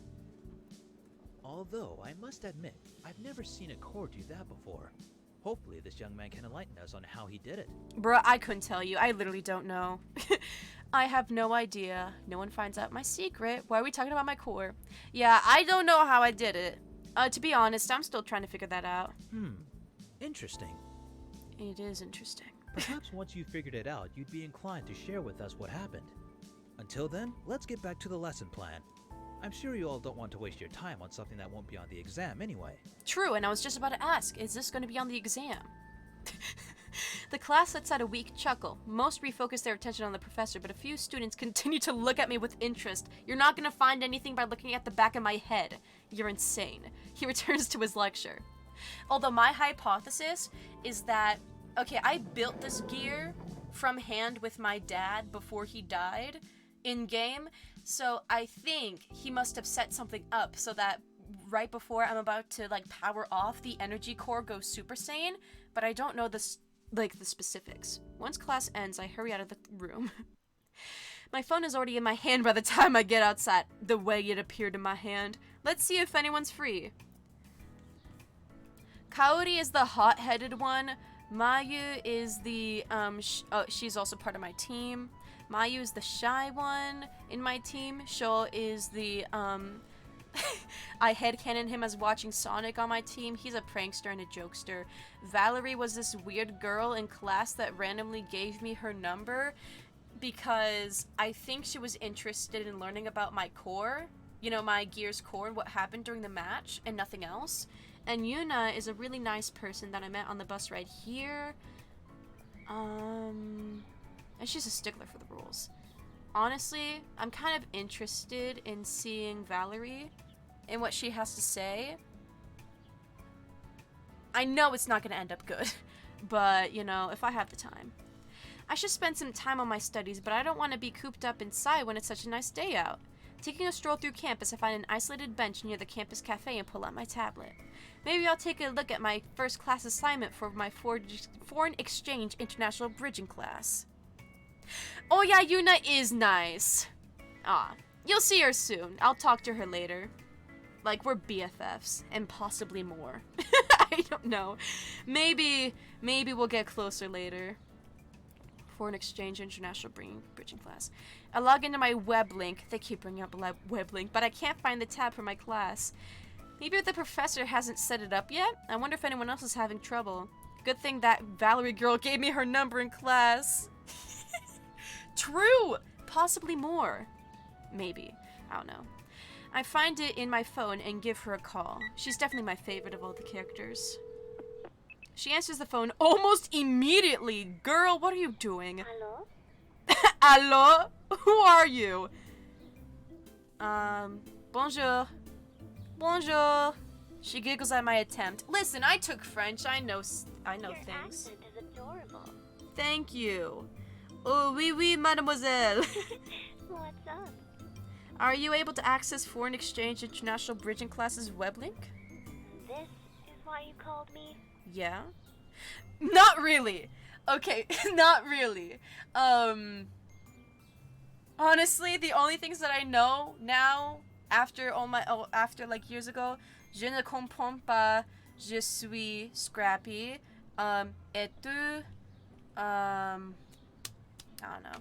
I'm better at reading it, honestly. I can, like, figure out what things... It's hard to speak it, but I'm pretty good at reading it. Why else would I call? She sighs. Hold on. Let me log in. Okay, so if I go... I wait in silence while she types on the line. Yeah, I can see it. Why? Maybe she's actually interested in me. Maybe Valerie is genuinely, like, nice and interested in me and not, like, mean. I don't know. What's the assignment? The professor wants us to go off campus and explore the city of Isokaze. Ooh! I'm excited to do that. She pauses, then her voice turns to silk. Interesting. Why not cotton? Oh, now I understand why you called. Yes, I would love to. Lamau! What? Love to what? Be your partner. Partner? Like for life? She laughs. Slow your roll, mister. We haven't even gone on a date yet. Valerie's crazy. So partner for... Partner for the project, silly. We can work in pairs. Honestly, I'm down. I don't really know anyone else in the class. Oh. Exploring the city with another person would make it more fun than going alone. Sure, yeah, let's do that. Great. When do you want to get together? How about this weekend? It's a date. Baller. No it isn't. We'll meet at the park. See you then. It's not a date. She hangs up before I can finish. I really hope she was joking about that. Well, now that I've talked to her more, I think she probably doesn't like... Maybe she's genuinely interested in me. Content de te rencontrer, Scrappy. J'espère que tout va bien. Le premier message non pas. Je sais pas pourquoi.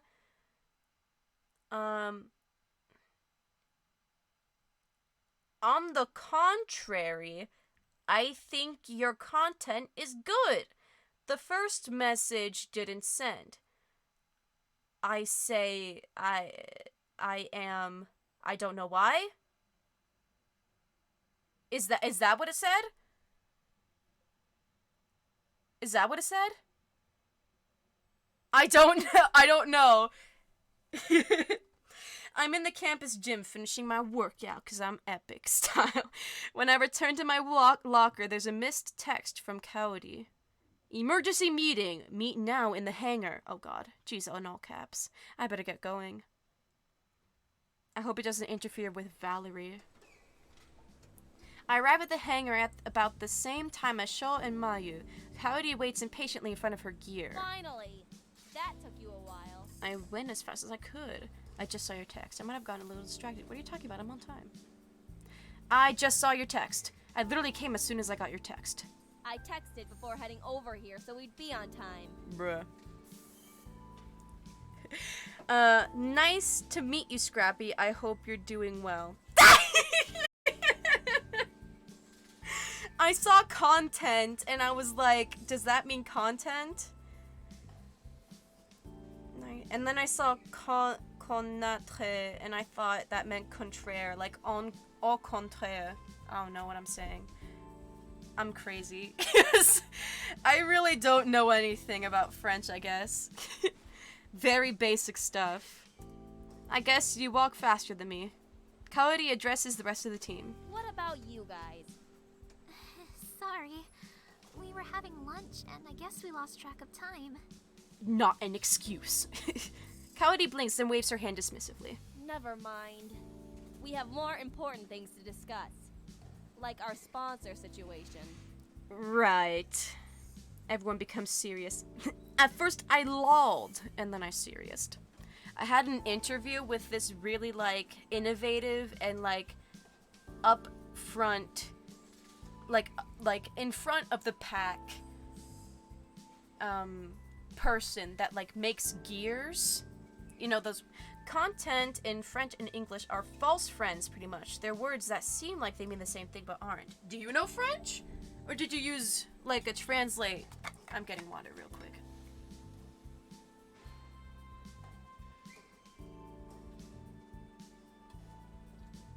If so, that's so epic. Bonsoir. From, my first language is French.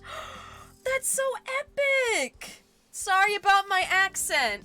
Sorry for, interpreting. Our gears need a lot of maintenance to return to peak fighting condition. And the next round is tomorrow. Yeah, the interview went well, but then my rank showed up. Oh, it's all good, thank you. He saw my rank at the qualifiers, and then he was like, nah, this ain't gonna work out. I only accept top 10. You're rank 21. And then we left. I don't know why, but everyone I talked to was really rude and unhelpful. I mean, Sho and I share a knowing glance, and Kaori catches us. What? Nothing. She continues to stare. It's just, sometimes you can come across a little harsh. Real talk. I live in French Canada, Quebec. I live very close to the bilingual belt. Oh! I've been to Canada once. I can't remember where though, but it was very nice. I'm just honest. A little harsh. She's crazy. Sure, but honesty doesn't make people like you. You need to get in touch with your soft, warm, feminine side. Bruh. Who said it gotta be feminine? But yeah, that you might benefit from a little niceness, Kaori. Kaori raises an eyebrow. Is that what you do? Yes! Yes! I mean to the warm thing, not the soft and feminine thing. No, Sho's kind of soft. He's a little baby girl coded, but I love to see it. He watches Sonic, according to my canon. We stare at him blankly. I'm just going to shut up now. Real. Before you do, did you manage to get a sponsor? He folds his hands behind his head and leans into them, anime style. Nope. You forgot to ask around, didn't you? The way he's just like, nope. Maybe? He looks sheepish. Kaori rolls his eyes. Her eyes. Sorry, What Kaori. about you, Mayu? Can your father sponsor us?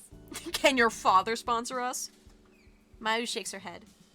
Unfortunately, he's backing the team I was originally supposed to join. When I was invited onto the team, Father was so happy, he promised he'd sponsor them. Yeah, it is a legit motorsports sponsor, I'm pretty sure. They, like, give you equipment and stuff and money and funds and, like, advertising. It's crazy. Even though I never joined them, he can't go back on his promise. Oh, that makes sense. Kaori nods and faces me. You had that interview yesterday, didn't you? Yeah, I went to the interview with Warp Tech. It didn't work out. Why am I not surprised? It's not my fault. It has less to do with me and more to do with our team status. I can show you the full report from the SBA if you want to know the official reason, but basically we weren't a high enough rank. I fish my phone out of my pocket. It flashes low battery warnings at me before it dies completely. Real. That's too real. Where's the report? Hold on. I have to charge my phone. My phone right now, 6%. My gaze lands on my gear. I race to it and head into the cockpit. My teammates call after me, but I ignore them. Once I plug my phone into the dock connection, it lights up with the charging symbol.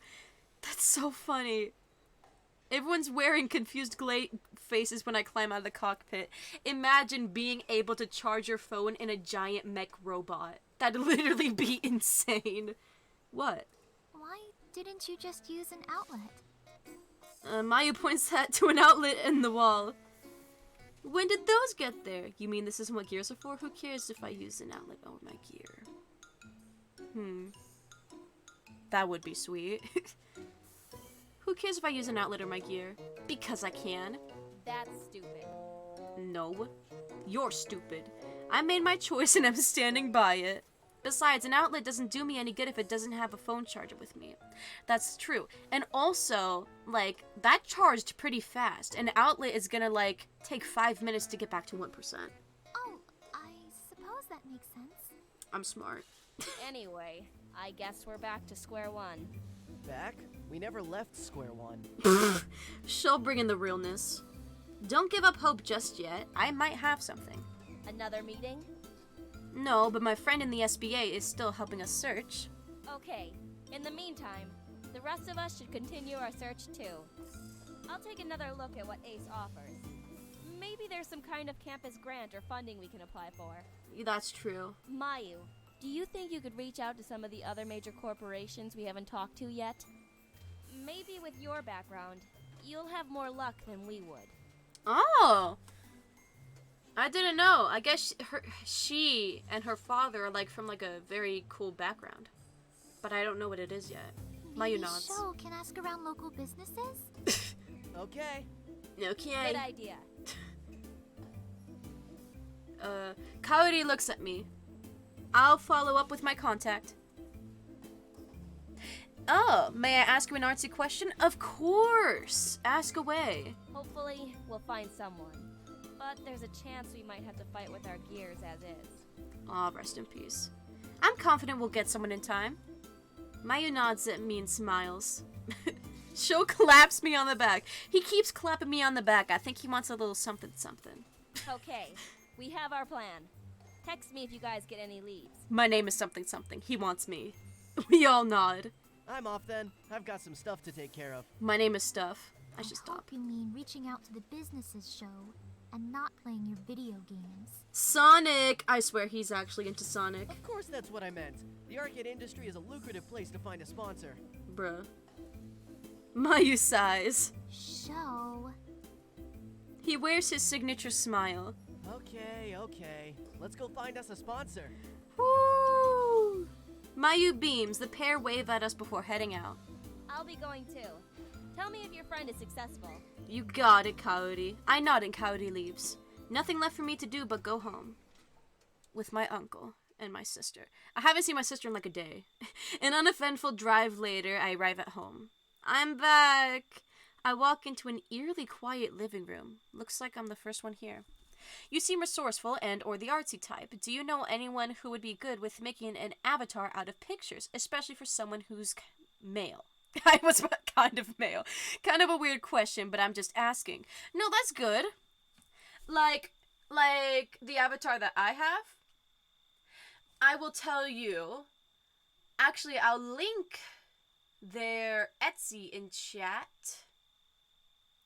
It's arting in progress. Just gotta go to my messages. There they are. Go to their profile. Here we go. Copy. Yeah, I got my avatar from Arting in Progress. That's my mod. My mod is me. They were fantastic.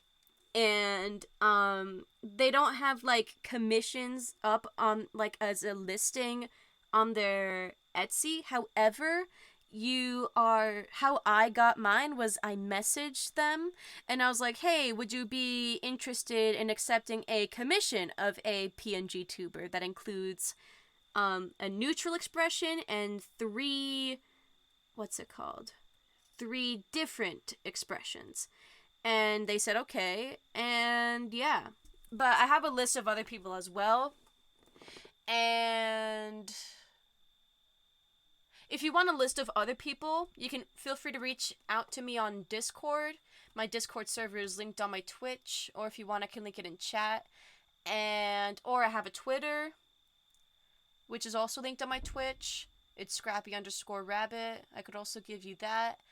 And yeah, it was great. I thought I was gonna say something else. No, that's it. Yeah, it was awesome. They were fantastic. I highly recommend them. They also have preset assets, like ones that aren't custom, but ones that you could purchase like already set up. I walk into an eerily quiet living room. Looks like I'm the first one here. It feels a bit strange. Nikki's bright smile is usually here to greet me. Yeah, where is she? Maybe she has an after-school club activity or something? She did start the cooking club with her school. I reach for my pocket to see if she texted me. My heart sinks as my hands grab air. There's a void where my phone should be. Crap, I must have left it in my gear. The sun is setting, and it'll be evening by the time I reach campus. Hopefully it won't be too much trouble getting to Eagle after hours. I remember CINY was pretty restrictive on who can enter the hangar at night. Oops. I hop back on my bike and drive back to Ace Academy. I thought the gear would have, charged it, regularly. I rejoined Twitter recently, so I fear if I ask someone for commissions, some people will think I'm a scam. Yeah, I 100% agree. Whenever I receive a follow from someone who has GX or GTX in their bio, I'm like, aight. But yeah, as long as you show proof of you being real, which I don't know how you could do that, they'll probably, I don't know, but yeah. Etsy is always a good option. IMO. I hop on my bike and drive back to Ace Academy. Surprisingly, the traffic is heavy and it takes longer than expected to reach campus. A handful of students cross the quad as they head towards either their evening classes or the bus station. Even though the sky is an inky darkness, the pathways on campus are still bathed with a soft light. It's kind of peaceful. Honestly, the way people find out if someone is a bot is by the third time they DM them, they're like, by the way, I'm a graphic design artist looking for work, and if you want to commission me, that'll be great. Anyway, mind if I add you on Twitter and Discord? I do not mind at all. I will accept after or during stream. Depends on if it pops up on my notifications. The pilot's lounge is just as busy as always, but I don't recognize too many of the students here. Most of them must be upperclassmen, either 3rd or 4th year. I slip through unnoticed and arrive at the hangar entrance. I don't know why his silhouette is goofy. I'm about to swipe in when the guard stops me. Hold on. What's your business in the hangar? What's your business in the hangar? I forgot something. I'm Peter Griffin now. Not Peter Griffin. What's his name? Peter Griffin's friend? I forgot his name. It's not a lie, but it would be too embarrassing to tell him the whole truth. Luckily, the guard doesn't seem to care. He gives me a quick once-over and nods. Alright, go ahead and swipe. Thank you, King. Thanks. I bring my ID in the proximity of the sensor. A second later, as the success chime sounds as the door slides open. I added you on Twitter, so yeah, you'll see it's pretty new. Oh, no problemo.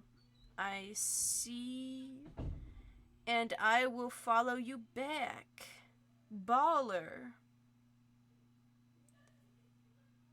There we go. Success door. Success door. I follow the tonguer to the hangar. The sound of power tools, machinery, and metallic ringing echoes along the walls. It makes sense that most of the repair work happens after hours. It's a lot safer for them to work without the threat of students walking around and causing potential disasters. Instinctively, my feet lead me to Eagle. What the... A bluish hue from an active terminal display illuminates my docking station. That doesn't seem right. I'm sure I turned everything off when I left. Cautiously, I tiptoed towards my gear like a sneaky little, sneak. There's a figure crouched in front of Eagle! The person is dressed entirely in black and wearing a hoodie that hides his or her face. Eagle is what I call my gear. Still engrossed in my gear, the stranger hasn't detected my presence yet. I knew it! My old group used to belong to a different group, But that group started going like crazy. So then they formed their own group. And I think that group that they were in prior is trying to sabotage us. Specifically, well, us. Should I stay quiet and sneak up from behind or call out?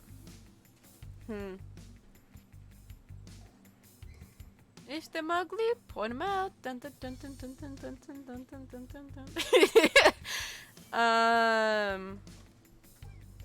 Genuinely don't know. I think if I call them out, they'll run away. So I'm just gonna stay quiet and sneak from behind. Like Swiper.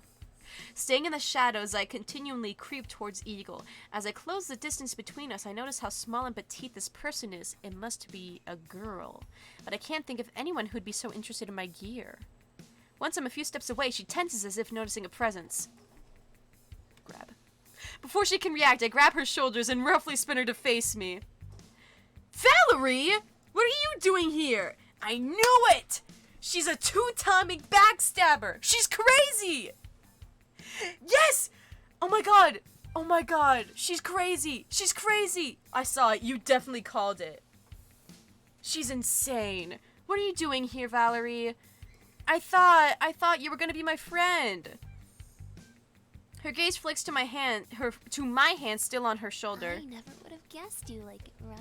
I know. Who said that? I am not. It's not like that. I can be possessed. I am not amused. I scowl and the smile on her face wavers.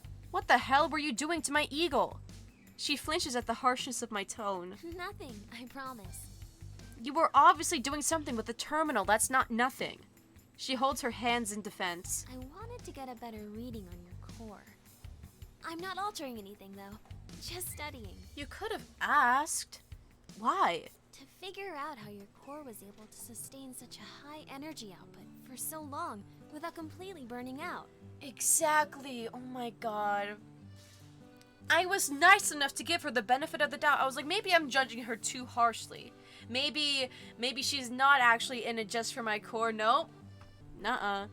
Given the size of your core and the cooling system, the heat dissipation doesn't seem like it would have sustained longer than a few seconds. Yet it lasted almost 10 minutes. Oh my god. Maybe there's a direct coolant injection to the primary source? I also didn't consider the acceleration of airflow given the hidden frame openings. Perhaps a quick calculation using... The more she talks, the faster my anger melts away and is replaced by respect. She's more than meets the eye. Even though she claims she means Eagle no harm, how can I know she's telling the truth? I only met her a few days ago. Still, it seems like she's genuinely curious about how my core works. Yeah, it does seem like that. Here, I'll prove I wasn't changing anything. Okay, let me see it. I watch as Valerie retraces a few screens with all the configuration data unmodified. Okay. Huh? Yeah, she knows her stuff. It's crazy. I get it, you were curious, but you can't just break into other people's robots and mess with their parts. She looks away. I'm sorry. It's okay. You could have asked me next time. We're silent, then she looks sideways at me. So, I guess you wouldn't want to know that your primary weapon can actually benefit from an airflow exhaust here and here. Is that true? What? She points inside my open gear. You see right there? Yes, I think. It'll still require validation testing, though. You should probably get your engineer to check it out. My engineer? Yeah, you know. The person who makes sure all your gears are working properly and helps you with any upgrades or improvements. I don't think I have an engineer. Don't the sponsors do that? Valerie shakes her head. They help a lot when it comes to major repairs or new items, but an engineer on your team takes care of any general maintenance and the like. Oh. Interesting. Maybe we should get an engineer. Okay, I'll tell my engineer for that. We're fine with that one. Yeah, maybe we should get an engineer. I'll ask my team about getting an engineer. It sounds like we could really benefit from one. Maybe Valerie could be my engineer. You definitely would. She scoots closer and smiles. And luckily for you, you already have one person perfect for the job. Yay! Oh my god, Valerie's gonna be my engineer! Really? She scoots even closer and bats her eyelashes at me. Who's that? Valerie sighs. Just think about it. There's another pause. To avoid the awkwardness, I shut down the open terminal. So, we should get going then. Yeah. Neither one of us moves. Don't touch my gear again without my permission. I promise I won't. I wait for her to leave, but she doesn't budge. Okay, goodbye. Bye. She stands in place and waves. You aren't leaving. Neither are you. Okay, on the count of 3, we'll leave together. Valerie engineer. More like Valenier. No, you have a point. Valenier. Enginalery. No, Valenier works better. She nods. 1, 2, 3. We both stay put. You didn't move! Neither did you. What the hell are you kids still doing here? Bruh. Security catches us off guard, and we simultaneously stammer nonsense. He shakes his head, SMH. Your business here is done, and then you have to leave. Oh. Valerie glances at me, and I glance at her, still waiting for her to move. I am a bit too tipsy to be on Discord. I need some sleep, too. Oh, it's no problemo! Go get some sleep! Thank you so much for stopping by, and thank you so much for following me on Twitch and Twitch and Twitter. I really, really, really, really, really appreciate it. And I hope you have a good sleep with hopefully good dreams. Good night and goodbye. Thank you and no problem. Baller. So baller. Suddenly a strong hand grips my arm. Thank you for the stream. Thank you for stopping by. Hey. OMG, he's grabbing us. The guard holds Valerie too. Good night! He physically leads us towards the exit. Get home. It's late. That's true. I mean, I hope the guard is an option to romance. Probably not. We can't even see him. We pass through the doors, and the guard shuts them behind us. Valerie and I are once again standing in silence. Well, I'll see you around. This weekend, right? We have to do our project. Yep. It's a date. OMG! Yay! She winks at me, then turns around and leaves. I like you, Valerie. I misjudged you. Twice. I call after her. It's not a date! My protest falls on deaf ears. Rip, she's deaf. Oh well, I'm sure she was joking anyway. Maybe. Ah? I head to the parking lot. Once I reach my bike, I drive home. Did I ever end up getting my phone? Did I ever end up getting my phone? Because I don't recall ever doing that. Oh my god. You had one job, Smith. Mr. Smith. Nikki still isn't home by the time I return. That is odd. Where can she be? I reach into my pocket for my... You had one job. Scrappy Smith had one job and he still couldn't do it. I knew it, I knew it. How did I remember that before you? Scrappy Smith, how did I remember that before you? That is the worst sign. If I remember something before you and it's not like a dance move or a harmony or blocking for a show, there's something off. Oh crap, not again.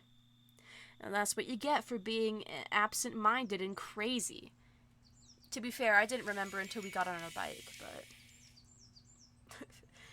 I turn off my alarm and roll out of bed. Time to get ready for class. As I head downstairs, I feel uneasy. Today will be our first match. I really hope Yuna was able to work her magic and get us a sponsor. Nikki is rummaging in the living room, and I smile when I see her. Even when I'm stressed or worried, Nikki always seems to know how to put my mind at ease. Hey, Nikki, just the person I was hoping to see. Look, if you're hungry, you have to find your own food. I don't have time to cook today. Oh, she's probably upset. She doesn't pause to look at me when she speaks, but continues gathering what she needs for the day. Not quite the welcome I was expecting. You okay? Yes, just in a hurry. Oh. Do you need a ride to school? She freezes, then whirls on me. Oh, now you offer me a ride? A little too late for that. Bruh! What did I do? She throws her books into her bag. She doesn't seem okay. Uh-oh, I'm not saying that. Will crawled up her butt and died. Both of those are rude. And the second one is plain, like, awful. You don't seem okay. Are you sure you're okay? Yes, why wouldn't I be? I don't know. Did something happen? She just stares at me. Did I do something? Why is she looking at me like it's my fault? When I don't answer, Nikki sighs. I need to get to school. I'll see you later. What did I do? She's out the door before I can say goodbye. What did I do? Was it that one time I hung out with Sho instead of picking her up? It's not like she asked me to. She didn't text me. It was just an option on my game. On, like, this game. I hope I didn't do something wrong. That was weird. Shrugging, I head into the kitchen to whip up a quick breakfast. Hopefully she's in a better mood the next time I see her. Hopefully. After eating, I hop on my bike and drive to school. Yuna's already in class when I arrive. She waves as I walk in and I sit behind her. Hey, Yuna. Hey. She wears a wide grin and fidgets with excitement. You seem like you're in a good mood. I am. She pauses. Aren't you? I guess so. I thought you'd be a little more excited than that. Really? How come? She seems confused. Well, I guess I just assumed that this had been hard for you, and I thought I'd help to bring you some relief. What? What? What are you talking about? You know, I found you a sponsor. You did? Oh! That's amazing! How did you manage that? I called in a favor, but that doesn't matter.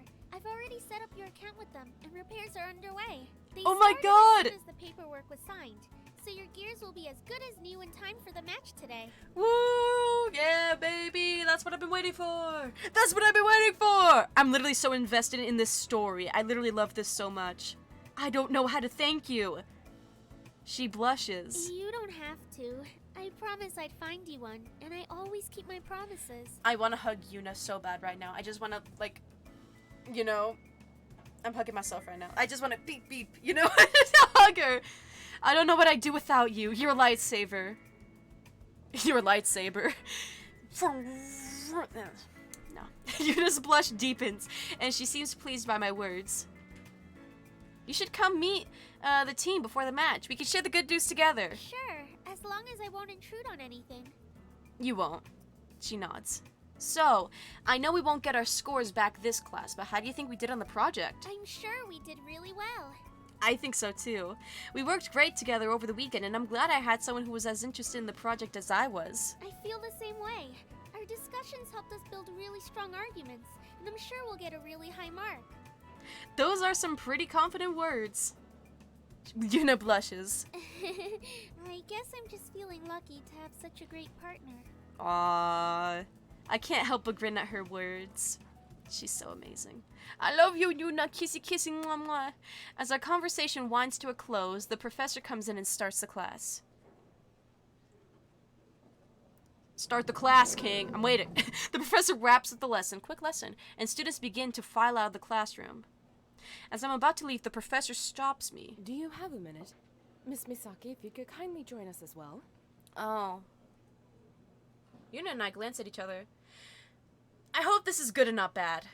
I whisper to her. Do you know what this is about? She shakes her head. We obediently follow the professor back to her desk, ignoring the curious looks of our departing classmates. I had a chance to look over your paper. Mm-hmm. She pauses and then breaks into a huge smile. And I loved it. Yay! Yuna and I wear matching grins. In fact, I think it's worthy for publication in the Center Robotics Journal. And I wanted to ask for your permission to submit it. No way! The Center Robotics Journal is like a very major journal. Oh my god. Yuna's mouth hangs slightly open in amazement. Even though she predicted our project would be great, I don't think she even considered it would be this great. If you think it's good enough for submission, then I would be happy to have it submitted. Look over copyright. Consider copyright.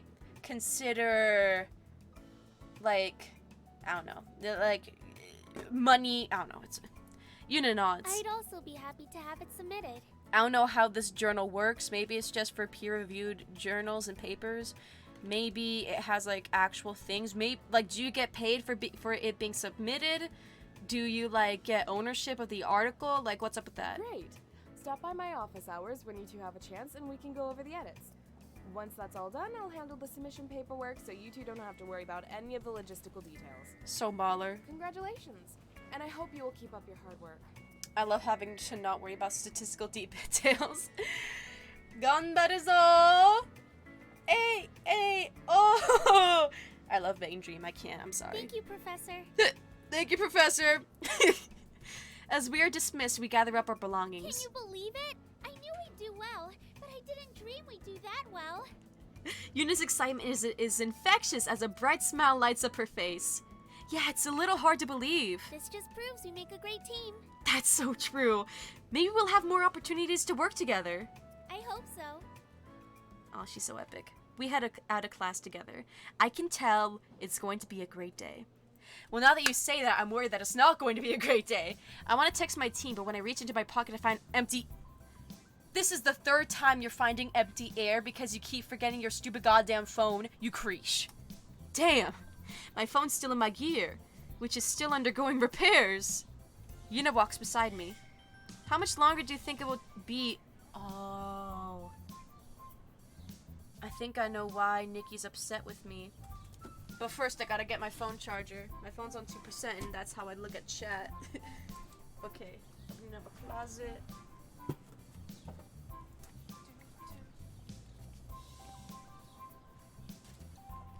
found it. Phone is here. Oh god.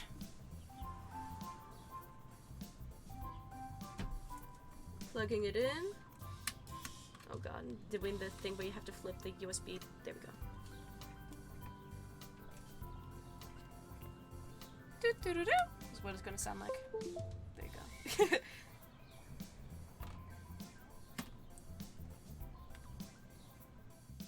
go. Okay. So, I have a feeling why Nikki's upset with me. It's probably because I lost my phone in my gear, and she probably had to, like, she probably needed a ride home, and because I didn't have my phone, I didn't receive her text, and damn, that sucks. I'm sure if I explain the situation to her, she'll be okay, but this is why open communication is important, y'all. How much longer do you think it will be until the repairs are done? Probably most of the afternoon. That's how long it usually takes, if I remember correctly. Okay. Is something wrong? I don't want to tell her my phone is in there. That might bring up some awkward questions about what it's doing in there. Well, no? No? Like, even if she does ask, oh, what's your phone doing in your gear? I'll just say, I was charging my phone. Simple. Like, why is that awkward? I recall the team's reaction from yesterday, and am confident in my decision to avoid the topic. Well, you shouldn't be, because, you know, it's fine. I'm just eager to check up on my gear. She nods understandingly, a small smile on her lips. When should I come meet the team? How about once the repairs are done? We can meet in front of the hangar and I'll let you in. Great, I'll see you then. See you then. Yuna slings her bag over her shoulder and heads off. I really should text my team about the repairs now rather than later. It should be fine to go collect my phone. Yeah, I'm gonna see those texts from Nikki, and I'm gonna be upset. I'm making my way to the hangar, but Eagle isn't in its usual dock. They must have moved it so they could complete the repairs without any chance of accidentally harming the surrounding gears. I circle around the hangar until I come upon an enclosed area in a far corner, well away from the parked gears. As I approach, I can hear the whir of machinery muffled through the heavy doors, which are open ajar. I peek inside, and Eagle and Emerald are surrounded by a group of mechanics. I push the doors open before I can enter. One of the mechanics jogs over to me. Sorry. Only personnel may enter here. Makes complete sense. It's a... Scrappy, you don't understand. It's a liability thing. If you go in and you get injured on their watch, that's their problem. You know? Like, they're gonna have to deal with that then. So... But no, my gear is in there. Then it's undergoing repairs right now. I know, but I need to get something for my gear. You really don't. You can get it when repairs are complete. I completely understand, and this is where I should walk away. Actually, I need it now. No, you don't. Why? What is it? This is so embarrassing. Make up something really important. Just let me get it. No. I'm not gonna make up something really important, because that's stupid, because they're gonna see me walking out with it. I'm not gonna say just let me get it, because that sounds weird and entitled. I'm just gonna say this is so embarrassing and accept the loss. I mumbled out my response. It's my phone. I left it in the cockpit. What? My phone. What is your phone doing in your gear? I was charging it. The mechanic crosses his arms. Your gear is not a charging station. Bro, I know. I know. He sighs. Alright. Which gear is yours? I love you, I love you, I love you, I love you. Mwah, mwah, mwah. Thank you, male mechanic. I point to Eagle. Wait here. Thank you so much. He closes the door. And this is why honesty is the best policy, probably most of the time. After a few minutes, he returns with my phone in his hand. Thank you. I wish. Thank you so very much. I really appreciate it. Is there anything else? No, thanks again. He nods, then shuts the door. Oh, I'm gonna see the text from Nikki. As I walk towards the exit, I unlock my phone and am greeted by 30 messages. They're all from Nikki. Now that I think about it, I don't remember if I saw her last night. Opening them up, I read them in succession. Hello, my favorite big bro. How would you feel about picking me up from Megumi's tonight? Did you miss my last text? Cooking class is almost over, and I'd really like to go hang out with Megumi. She can give me a ride over, but can you give me a ride home? Huh? Is that a no? Huh? If you don't want to get me, then you should just say so. Fine, I'll take the bus. Are you mad at me? What did I do?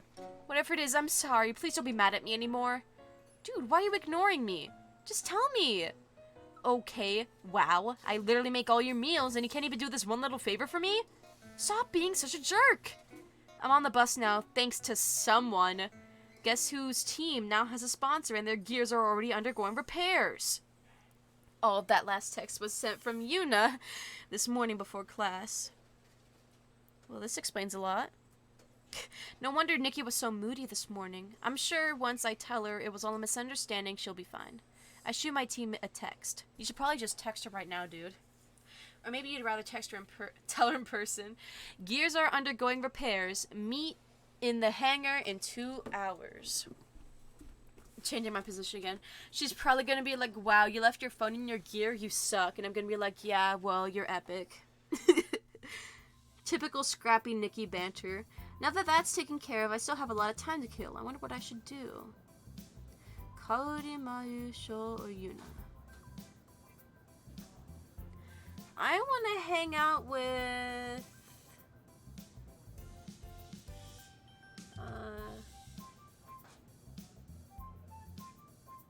let's hang out with Yuna. I dial Yuna's number and wait for her answer. Hello? Hey Yuna, it's Scrappy. I was wondering if you got some time to hang out. Maybe we can have another tennis match? I'd love to, but I've got class in about half an hour. I was about to stop and grab a coffee. Would you like to join me? Yeah, that sounds great. I'll meet you in the cafe. Okay, see you soon. Yuna's so epic. I love her. We hang up and I walk in the cafe. Oh my god. This cafe is so cool.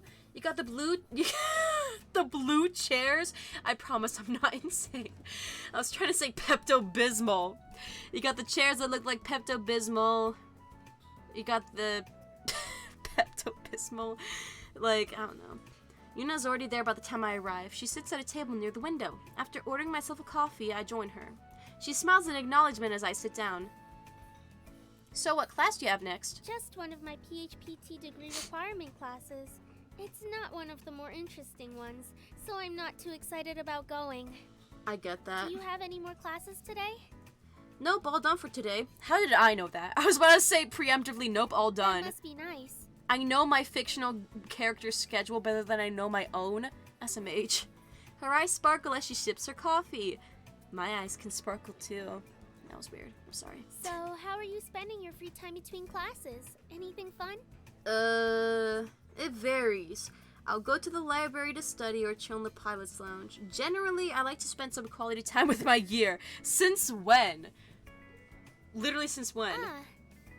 She glances at the teal stripes on my uniform as she takes sips of her coffee. What made you decide to be a pilot? Good question. Well, my dad was an engineer, and I grew up building mechs with him. He and I actually built Eagle together. Eagle must be really special to you then. Yeah. So why didn't you go into engineering? My dad always wanted to be a pilot, but he was colorblind, so we never became one. He always encouraged me to be a pilot instead. I never considered doing anything else. Don't get me wrong, I'm not just doing it because my dad wanted me to. I love piloting. It's just something I always knew I wanted to do. What about you? I actually almost joined the pilot program. You know, I wish there was something that was just like, no question. Like, no question, I'm just doing this because I never even thought about doing anything else. I wish it were that easy. OMG, Yuna Lore? She actually almost joined the pilot program. Really? What changed your mind? She probably didn't get accepted. She hesitates. The words are on her lips, but she's debating whether or not to say them. There were a lot of factors, but the biggest reason I chose to study PHPT is because pilot health and safety is frequently overlooked. Oh, okay. Mental health, perhaps? Pilots go through a rigorous training process, and people don't consider the long-term effects that training has on a person, especially when you're talking about G-force training and the like. That is true. Being a pilot can take more of a toll on your body than you know. G-force training is insane. I hear pilots have to watch G-force 24/7. If they're not actively watching G-force, the movie with the guinea pigs, they're listening to the audio of it while they go to sleep. It's true. Look it up. You're scaring me now. Nah. You can check on my health any day. Geez, lighten up, Negative Nancy. You can check on my health any day. I feel safer just knowing you're here to look out for me. She blushes. I'll try my best. Thank you, Queen. I love you. So, pilot health and physiotherapy. Does that encompass mental health as well as physical? Yes, definitely. Most people tend to forget that a healthy mind is just as important as a healthy body, but an unhealthy mind can just be as destructive, if not more so, than an unhealthy body. So true, Yuna Misaki. She's a mental health queen. You love to see it.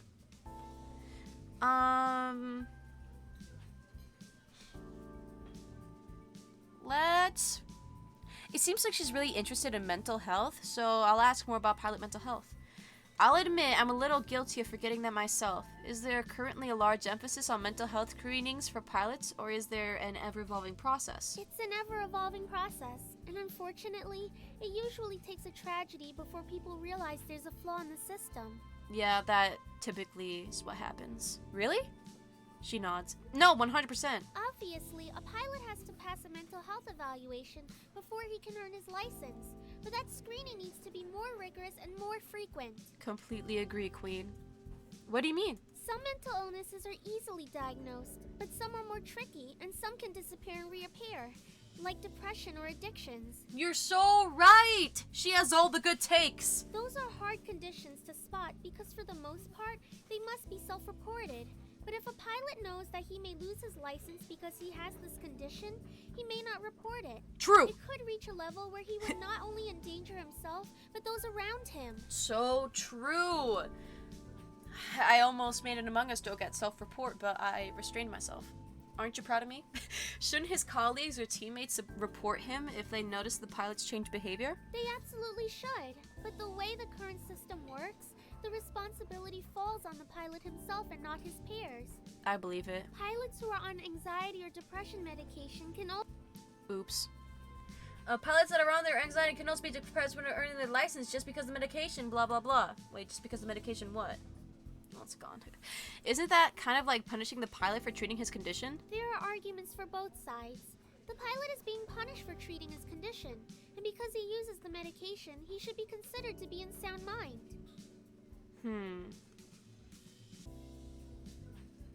Okay.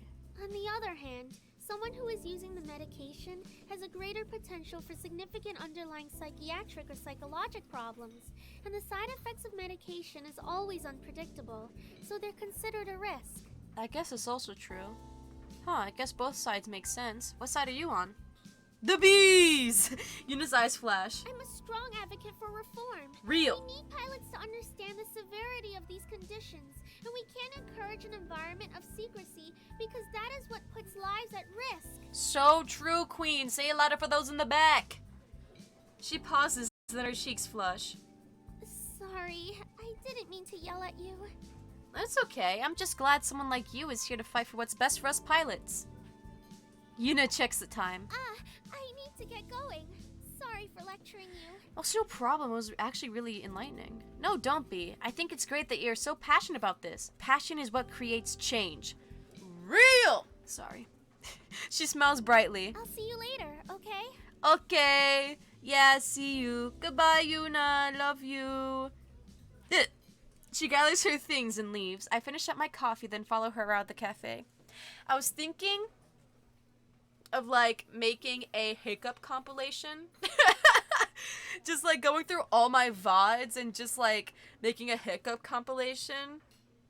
I don't know. I think it'd be a funny TikTok short, if not annoying.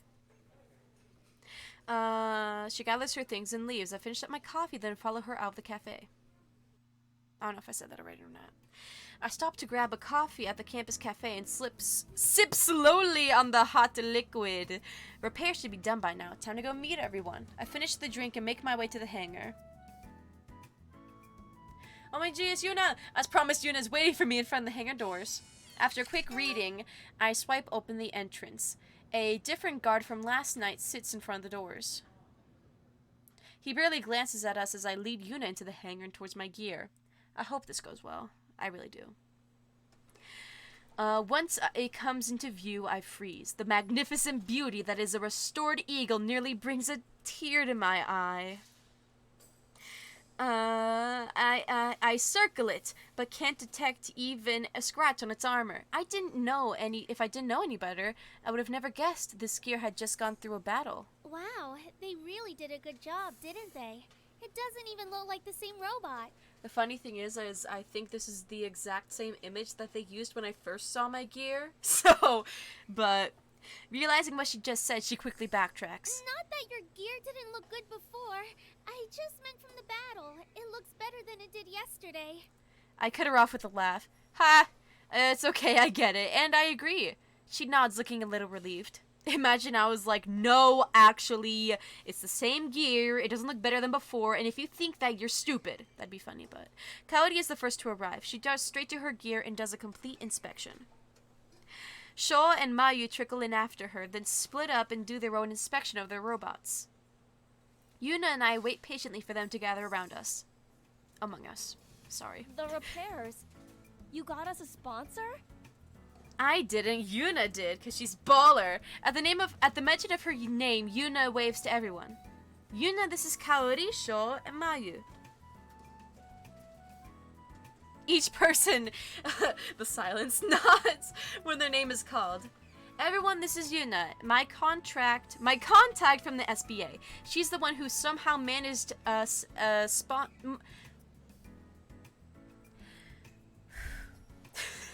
She's the one who somehow snagged us a sponsor in the nick of time. Who is it? I have no idea. Luckily, Yuna helps me out before I make too much of a fool of myself. Dashu. Sho and Mayu glance at each other in surprise, and Kaori takes a longer look at Yuna. I've never heard of Dashu, I don't think. Wait, no, I have. I think. You're the Misaki girl, right? Yuna fidgets slightly, clearly uncomfortable under Kaori's gaze. So I guess Misaki is like a popular name? Yes. Like, as in, like, people know of her. Then Dashu must be. Yes. Kaori just nods. Mayu's voice is soft but kind. Are your parents, like, Dashu's founders or something? Thank you so much for what you've done. We really appreciate it. Yeah, she said she put in a good word. No, she said she got a favor. So, that must be it. Yeah, we understand how difficult this must have been for you. I don't understand. Even Sho's unusually solemn. It's really no problem at all. I was just doing my job. Interesting. Oh, I didn't know you guys knew Yuna. We don't. Yuna laughs nervously. Anyway, it was really nice meeting you all, but I need to get going. Yeah, just as I suspected, she definitely is like from some big name or something. She doesn't look anyone in the eye and seems impatient to leave. You should stay. Thanks. but I've got some errands to run, and I'm sure you'll want to test out your gears before the match. I'll be there to cheer you guys on, though. Okay. Well, with a hasty goodbye, she rushes out of view. That was a little strange. I hope we didn't offend her. That's one thing taken care of. Coyote looks straight at me. I hope you know how to activate that override mode thing. We'll plan our strategy around you using it. Oh god. Because I don't know how to activate it. And I didn't figure it out. For some reason. Like, whenever I was given, like, you have extra time. What do you want to do with your time? They give me people to hang out with, but they never asked me if I want to check out my gear and figure out what the core, like, what the core doing, you know? I never got to do that. Though, honestly, if I had to wager my best guess, as I said earlier, it's probably like some override mode that happens when you're at critical health. But that's just my opinion. I still don't know how to. No foreplay before turning it on? You suck. Not possible. Not possible. I still don't know how to. I tweaked around with the settings, but it was an anomaly. So you don't know how to initiate it? It was anomaly. Exactly. Maybe we can just do what you did last time. Mayu shakes her head. Last time it activated when his energy level got low. Yeah. I don't think it's a good idea to risk that, especially against a non-AI team. That's true. And I completely agree, and Mayu has the brains. Coyote size. Mayu's right. Yeah. What about your weapons? And weapons! Yeah, about that. A voice interrupts me. Hi, are you the owner of this gear? OMG male engineer, are you the one? No, I don't think he's the one. He points to Eagle, sorry, just shifting. Wow, whoa, how long has this guy been standing there? Yeah? Your weapon's cleared custom, please sign here. Yay! He holds out a tablet with an X indicating where I should sign. I glance at my team, but they're all as dumbfounded as I am. Okay. After signing on the tablet, I give the device back to him. Talk about a convenient coincidence, ha ha ha ha ha. What? We've been emailing you for the last 4 days asking you to claim your weaponry. I'm only here because obviously you don't know what to do and I want to close this work ticket. Oh. Well then why didn't I check my email? Am I insane or something? MF doesn't check his school email daily, the worst. I fall silent. Shaw lets out a snicker and Coyote face palms. Sorry, my bad. After ensuring the signature on his tablet, processes, he nods and leaves. Well, I have weapons now. Finally. Go configure your gear and join us in the simulation when you're ready. We'll get started with a warm-up. Warm-up time, I nod. I'll see you guys in a bit. I head to Eagle and make my way into the cockpit. I like saying, no, I'm not gonna. Gear initialization sequence completed. Baller. Loading gear layout screen. Baller. I navigate through my gear options and configure it to my preference. After a little bit of time, everything seems to where it should be. Eagle, save configurations, and set as default. Completed. Thank you, King. You have a pending virtual simulation request. Ooh. Please start it up. In progress. Let's set it up. I wait as, oh god, as Eagle connects me into my team's virtual simulation match. There's Mr. Broseph. Here I am. Hi, Shaw. Give me a little kissy. I direct Eagle to grab its weapons and test them out. Looks like your equipment registered just fine. Thank goodness. I'm ready for a fight. Good. Let's see what you can do solo, so we can baseline your abilities. Good idea. Roger that. I'll give it my best. Sounds good to me. Let's match you up with the level 48 AI program. Oh goodness. Level 48? That seems a bit high for just a match to gauge his abilities. Why? All of us can beat that on our own. That's true. Yeah, but not on our first try. You lost numerous times before learning its pattern. Well, I mean, I get where she's coming from. I'm up for it. I don't mind the challenge. Go ahead. See, Show? At least he's willing to try something hard. That's not the only thing that's hard that I'm willing to try. Wink, wink. Maybe you should try something hard. What did you say? Oh my. Show is out here with the balls. Ball. Show. No, I'm not gonna try. Coyote's gear points its blade at Emerald. Wait, I didn't mean it to sound like that. Bam! Emerald destroyed. Okay, maybe I deserved that. Real talk, you did. So about that level 48 AI. Shut up! I'm loading it now! She's upset now. As she should. Coyote disabled her video feed, but I can guarantee her cheeks are burning. My team's gears vanish as they enter spectator mode. A few seconds later, an enemy gear prompts up on my radar. Alright, Eagle, let's show them what we've got. Combat mode activated. Alright. I begin equipping my rifle and blasting the AI with energy rounds. The rounds mostly connect, bouncing off the edges of the shield. Something must be wrong with the aim. I'm not that bad of a shot. Well, I can't use those. I switch to my sword and grin. I'm just as lethal with the blade anyway. Raising my sword, I take a striking stance. My blade isn't powering up? I barely have time to register what happened when I see a sword charging at me. Dodge. I block the attack just in time, but still eat up a lot of damage. These higher leveled AIs are no joke. The AI charges at me again and I'm forced to block. For the rest of the match, I'm stuck in a defensive position as all of my weapons do very little damage. It's no long before my energy is drained and I get depowered. Rest in peace. My weaponry barely did any damage. Coyote sighs to the intercom. I mean, I didn't expect much, but that was really bad. It wasn't my fault, it was my weapons. My equipment wasn't functioning properly. Really? What happened? I'm not sure, I'm doing a check now. My team waits patiently as I run some diagnostic tools. I swear, if it's because of Valerie, I'm literally going to lose my nuts. I think I got it.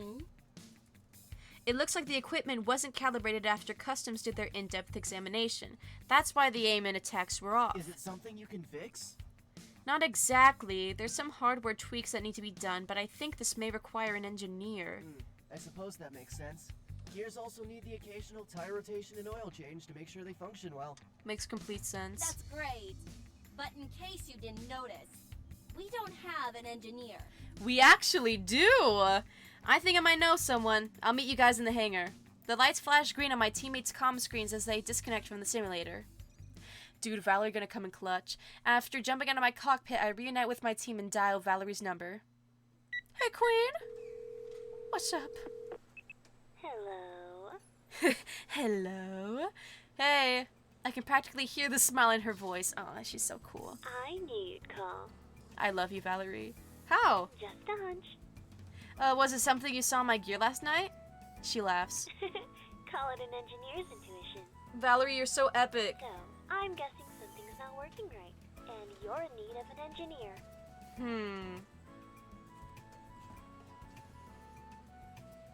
I have a hunch. I got a hunch. You're all around us. I don't know the rest of the lyrics. What I think is that... Wait. No, she couldn't have. What I was going to say is that she messed up with my weapons purposefully, so I'd have to call her. However, I didn't receive my weapons from Customs until just now. Unless she went into Customs and messed up my weapons. I don't know how. But, yeah.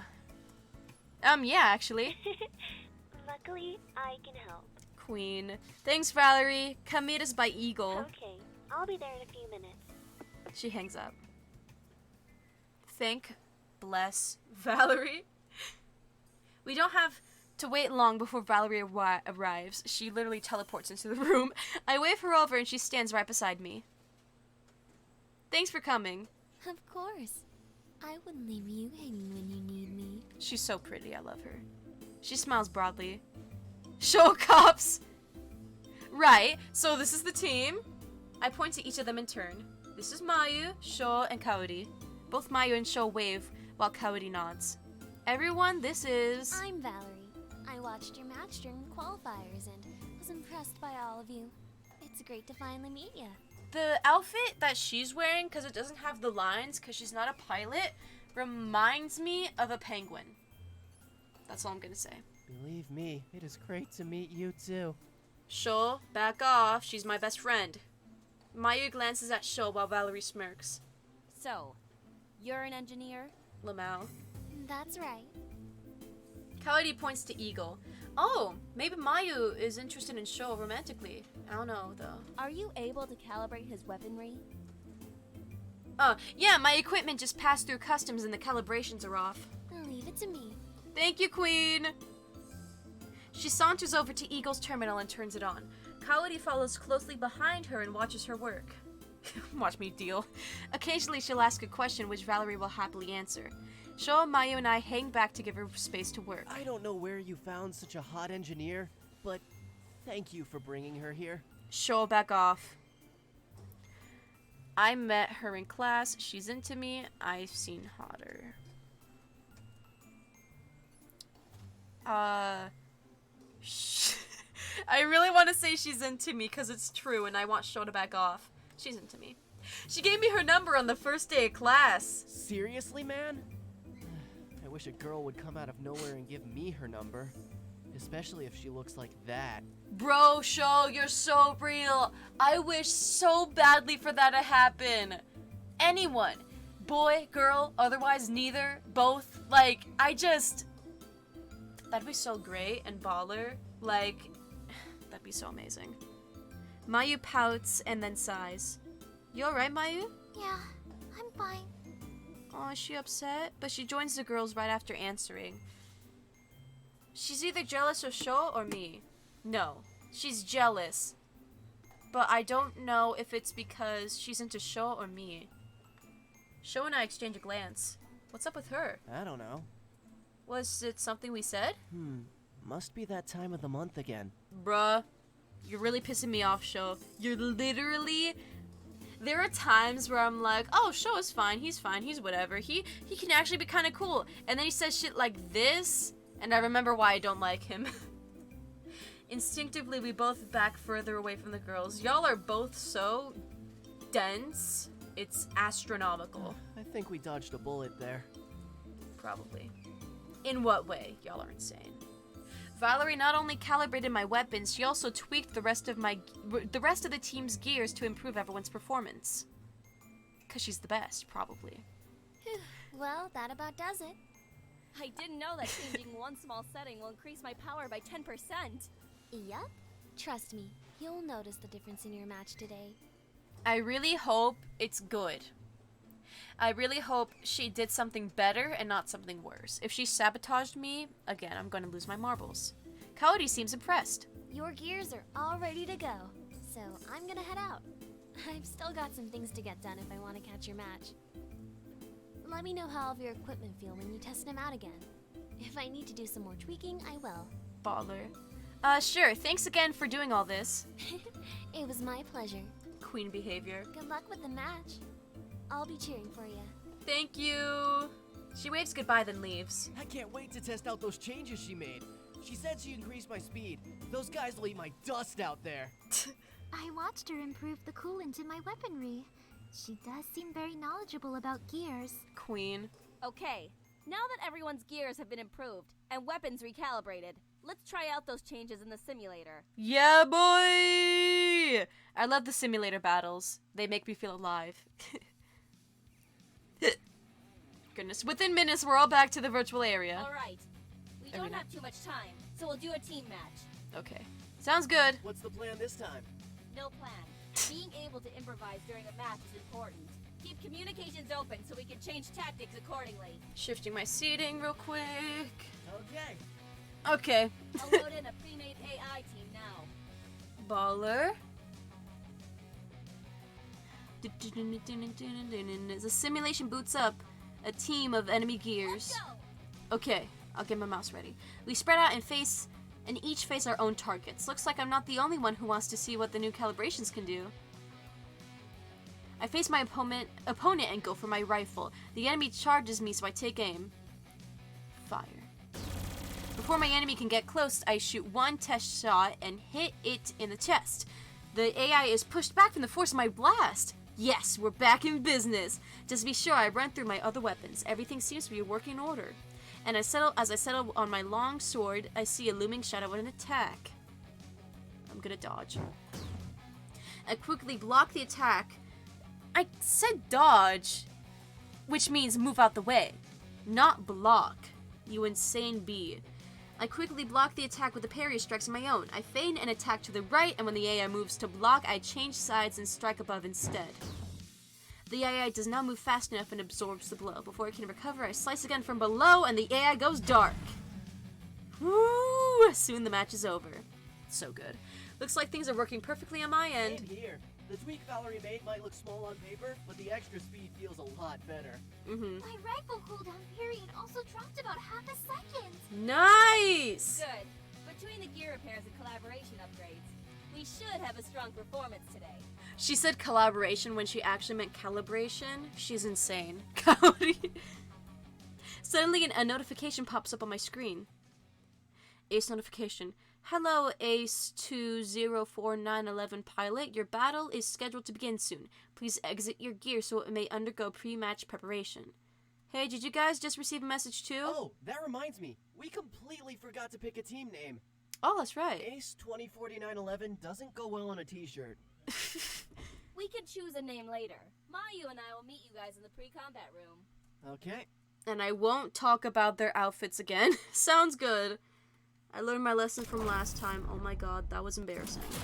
We quickly hop out of our gears and separate into our corresponding change rooms. Once we quickly change into our pilot suits, we meet in front of the Halo table in the pre-combat room. Do we know who we're matched against? No. Sorry. No. Yes. Ho ho ho. Talking Ben type beat. They don't tell you at Ace who you'll play? Mayu shakes her head. No, they do. I think it's just been a busy week for us, so we didn't check. Oh. Yeah. Getting a sponsor was our top priority. I didn't have the time to research our opponent. That makes sense. Sorry. Guess we're all finding out now then. Kaori nods and she flips through the menus on the holo table. Let's see here. ACE 204911 versus... Is it Akira? Kaori suddenly deflates while Sho perks up with excitement. Yes! Ace 204911 versus Claw of the Wild? Call to the Wild starts playing from Zombies! I need that in my life right now. You're in for a treat, Brosif. Well, you seem excited, but Kaori seems less than pleased. Nah, that's just her default expression. Mal. Shut up, you idiot! Of course you like Claw of the Wild. Of course you would like Claw of the Wild, you creesh. Can someone please fill me in? Well, the leader of that team is in the same dorm as Sho. Tatsuo Kimura. Who? Oh, okay, but that still doesn't explain why Kaori... Because he's even more annoying than Sho. Lamau! Oh my god! Real though, Sho is annoying. Sho crosses his arms. So rude. Tatsuo and I are incredibly pleasant. Okay, if Sho is saying that Tatsuo is pleasant, then I am scared. Maybe we should plan for the match while we still have time? We all glance at Mayu. I mean, if it's not too much trouble. She's right. I'll pull up what information I can on Claw of the Wind. Wild, not wind. Funny. Well, we wait while Kaori sets up the playing field on the hologram. Soon both our gears and the enemy gears populate the field. Okay, done. Sho, do you have some insight on them? Sho scrunches his brows. The team is basically Tatsuo. If we can take him out, then the rest won't be much of a challenge without his leadership. Okay, that makes sense. If he's calling the shots, wouldn't he be hanging back in a safe position? Good point. It's not his style. He'll be the one charging in head first. Oh, okay. Makes sense. That seems like a tactical error. Keep listening silently. Is it possible to plan around that? Kaori nods. We can set up a trap and focus target him when he rushes in. Okay. We watch as Kaori maps out the plan of our operation. This might actually work. Nice. I agree. The plan is good. What if Sho's intel is wrong? That is a good question to ask. But I'm afraid. What if his intel's wrong? What if Tatsuo doesn't charge in? Sho pretends to be wounded. Are you doubting me, Broseph? I'm not doubting you. It's just like, what if he decides to double up, you know, or does like decides to do something different? We should consider it a possibility, just in case. Fair enough. Yeah. Either way, our positioning will be safe. Okay. Even if they don't charge in, we can protect Mayu while she withers them down with long-range firepower. Okay. Alright. I think his teammates will work hard to protect him if they see what we're doing. Yeah, good point. That's true.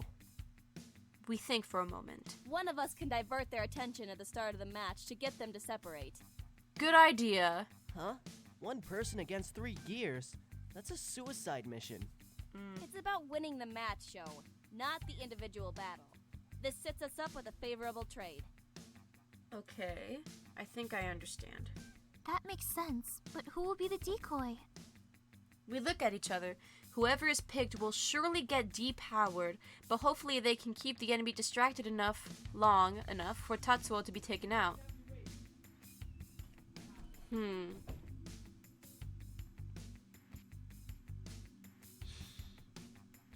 I don't want to volunteer anyone else. But if I stay silent, I don't know. I'll do it. I got this. Really? Are you sure? I nod. You guys have competed together before and know how to play off each other's strengths to defeat Tatsuo. Cody crosses her arms. Just remember that your goal is to delay them from covering Tetsuo. Okay. As if on cue, the map flashes red as the arena entrance doors slide open. Alright, time to show them what we got. Bro. Cody lets out a sigh. Me too. You said show in your head, didn't you? Lamau. Maybe. Quirky AF. Mayu stifles a giggle. If anything, you can always count on Sho to keep team morale up. Let's go.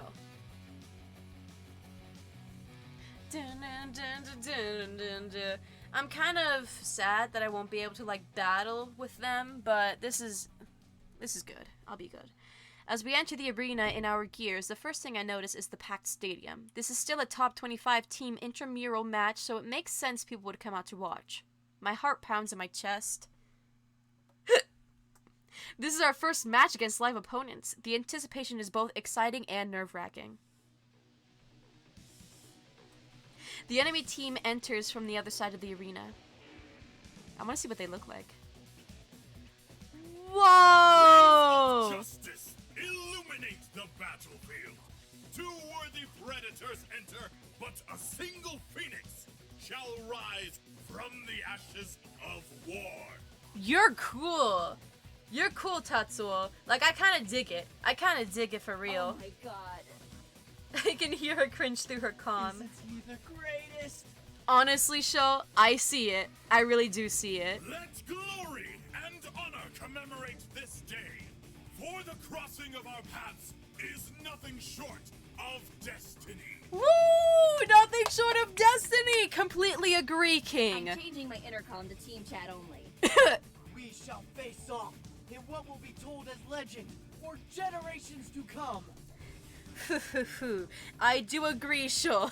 Let's give them a battle they will never forget in generations to come. That's what he said. And muting Sho as well. Lamau. Blood and tears will be shed, for greatness demands the fiery cleansing of weakness.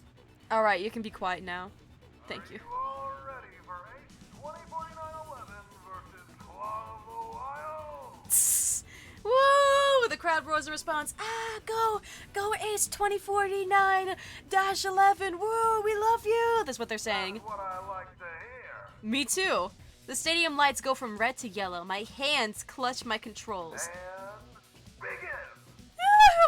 This is crazy. Take charge. They even have matching gear. This is crazy. As expected, their entire team does a full blitz towards us. Focus and follow the plan. Got it. All comms flash green in affirmation. I'm breaking off now. Okay. Keep them busy as long as you can. Okay. Good luck. Thank you. Okay. Main goal is keep them busy. I separate them from the group. A stray sheep. Lamau. Two enemy gears divert their course and charge towards me. One of them didn't take the bait. That's true. Put suppressive fire between Tatsuo and the other gear. Force it to separate and disengage. Okay. Mayu and Sho unload a hail of energy beams with no clear path for the adversary gear to go. It charges and changes course towards me. Focus. Sorry.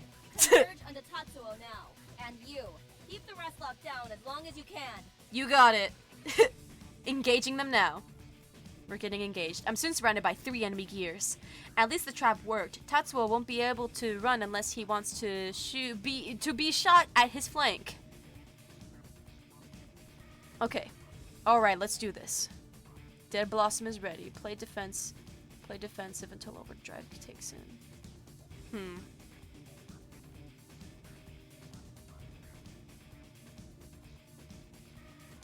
Should I fall back on overdrive? Honestly, the fact that I am going up against 3 to 1 should put me into overdrive soon anyway, regardless of if I play offensive or defensive, so I'll do Dead Blossom is ready. Power core at 1%. Rip. A pile of depowered gears surround Eagle. I breathe... Well, there should be an E there. Otherwise, it's just I breath. Breath. Anyways. I breathe heavily as my sweaty palms grip the controls. His knees weak, arms were heavy. There's vomit on his sweater already. Mom spaghetti. Sorry. That was lucky. It doesn't matter how good your offense is if your defense leaves you wide open. I look out to the entire stadium standing in shock, then erupt in applause. Strike a pose for good publicity. Are you not entertained? The match isn't over yet. Sorry, y'all. This battle isn't done yet. I need to stay focused.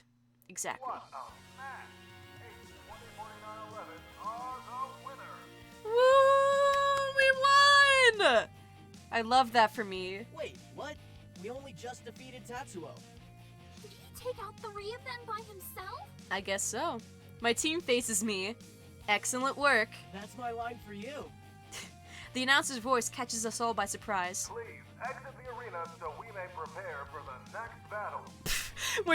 We're just loitering like, oh y'all, that was a good battle. We really beat that. Honestly, that was a hard serve. Still in our gear, we make our way to exit, then Tatsuo appears before us. A well-fought battle. Thank you, King. Yeah, man. The bear hibernates to regain its strength. I completely get you. You're epic and I love you. But with powerful resolve, we will return to challenge the King of the Wild. We're the king? Ah, stop it. That's reserved for Elvis, obviously. We're up for a rematch anytime, Tatsuo. I want to become best friends and kiss Tatsuo. Sho and Tatsuo's gear shake hands. You know, that makes me really happy. I'm really happy to know that Tatsuo is a good sport. Like, I don't know why that makes me happy. The sun sets, and so we depart. This epic music. Do do do do do do do do do do. It's fun. Ducks fly together. They're so epic. Tatsuo and his teammates all boost out of the arena in a V shape. Wow. I can't even. No, they're valid. They're valid, Cody. You want to know my question? We're small compared to the gear. Why do the female pilots have gear that has anatomy? You know what? I shouldn't assume a gear's gender. My team and I meet up in the arena stands after exiting our gears. Because Sho's gear is a... into the top 20. Claw of the Wild were ranked 18th. Nice. What was I saying? Because Sho's gear is female, so... Well played. Sho whips around and faces me. How did you manage to depower 3 of them? I honestly don't know. I tried my best because I'm Scrappy Smith. They had 3 weak links. This is a good question.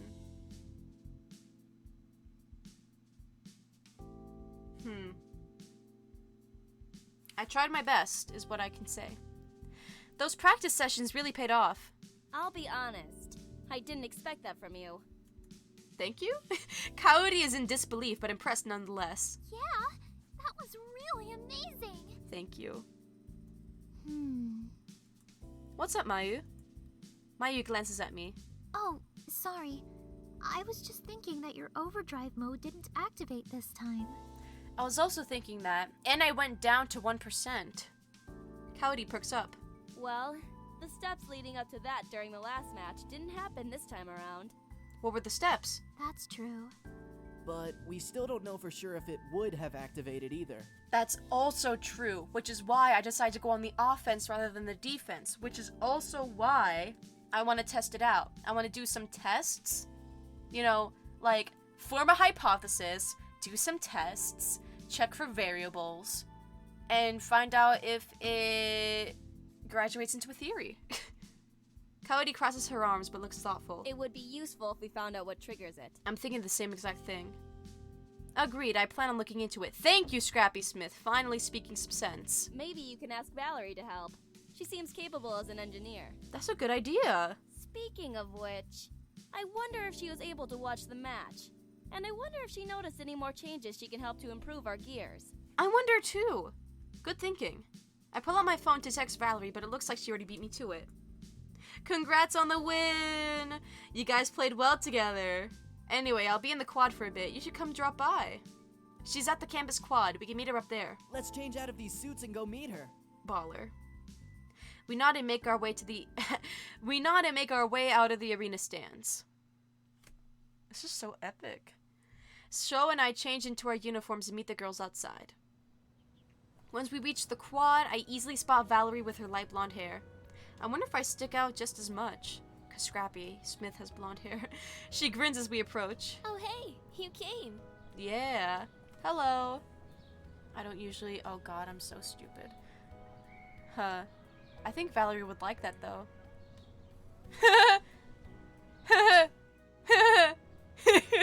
Just this once, just to gauge her reaction. I can come much slower next time. I flash her a devilish grin. Oh my, not in front of the team. Wait, I thought... She pretends to be shy, but she's not fooling me. Yeah. Sho is speechless and fully red. Coyote and Mayu frown. Why would you do that? If you came faster, you'd save time. Of course, I come fast. I have fish to catch. No, but I only said that this time because I've gauged, and obviously she's chill with it, so... Oh my god. Sure, I'm a player! Valerie and I glance at Coyote, and then at each other before laughing. Ha ha ha. What's so funny? I don't get it either. After a couple of failed attempts, we manage to recompose ourselves. Coyote crosses her arms, still looking wary. Anyway, Valerie, we'd like to ask you a couple of questions. Sure, what's up? Did you watch the match? Of course. Actually, I wanted to talk to you guys about a few ideas I have in mind to improve your gear performance. Nice! Coyote looks pleasantly surprised. Really? Mm-hmm. I'm drafting up the plans for the improvements, but there's still a few calculations to do. I'll have a completed report done in a few days. Nice! Thank you so much! Oh, wow! That would be great! Really would. Sho is just as impressed. Someone managed to impress Kaori. I thought the day would never come. Real talk. Sho! Valerie stifles a giggle with her hand. Mayu also cracks a smile. Coyote turns back to Valerie. Did you watch the qualifier matches last week too? She did actually. Valerie nods. The overdrive mode. You're wondering how it works? Yes! That piqued my interest. You know? Not yet. I was hoping I could research your core. Honestly, go for it. With your permission, of course. She winks at me. What a queen! Although I don't appreciate her snooping, having her investigate this phenomenon will be a huge benefit. With supervision, sure. Valerie pouts playfully. Oh, fine. Those were all the questions I had. An awkward silence settles. Sho suddenly speaks up. Alright, there's only one thing left to do. What is that? What's that? Celebrate our victory! Oh. Party at my place! Yay! Well, actually, last time you said party at my place, everyone flaked, and then you flaked too. So, Valerie giggles in excitement. Count me in. That's the spirit! What about the rest of you? I'm free. Simultaneously, Kaori and Mayu shake their heads. I'm not really the partying type. Oh. I don't think so. Why? Come on, this is our first victory together. As a team. I 100% agree. Did we win last round? He spreads his arms wide, gesturing to everyone around him and emphasizes Valerie. As a team. Oh. Aw, I'm part of the team. Of course you are, Queen. Sho pulls us all into a hug. Kaori immediately wriggles free and tries to protest, but Sho speaks before she can. I won't take no for an answer. As my father always says, a team that parties together wins together. Your father says that? He doesn't say that. Well, he could have in a past life or something. That's true. He could have been like Gatsby in The Great Gatsby. So, does this mean we should go now? I think so. I suppose, if everyone's going, I can go too. Nice! Fine, but only for a little bit. We got the team. And you're coming too, right, Mr. Broseph? Of course. Sure. Let's go then. That also means I won't be able to apologize to Nikki until later, but... I should invite Yuna! Hey, Sho, I'm gonna text Yuna. Maybe she'd like to go too. Good idea. The whole team really will party together. So true. When I check my phone, there's already a message waiting for me from Yuna. Congratulations on your victory! Your gears look so good out there, by the way. Thank you. Heh. Holding back a smile, I reply to her text. Thanks, we're all going to Sho's dorm to celebrate. You should come! Yuna responds immediately. I would, but I already have plans. Next time for sure. Have fun. I'm glad I invited her, like, at least, you know, reached out the hand. Sho lets go of everyone and leads the way. Valerie, we were hugging the entire time? Well, you know. Valerie keeps pace with him, while the rest of us hang back, a little unsure of what we just agreed to. Yeah, but cool place, Sho. Oh my god, are those the guys that are wondering how I, you know, managed to, like, get Valerie's number? Effing insane.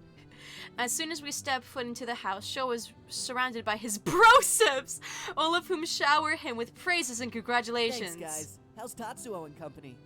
Tatsuo took him to a forbidden hot spring to recover flesh wounds and reinvigorate their inner chi. As he should. King behavior. Oh, God. That sounds like him. Love that for him. They burst into laughter. The place is already crowded with pilots from other dorms, and more keep filing in at a steady pace. Everyone fans out. Mayu sticks close to Sho while Valerie makes a dive for the kitchen. Oh my god, because she likes food. A dark-haired female pilot walks past us and greets Kaori. She seems really familiar. Was she checking the leaderboards while I was in the pilot's lounge?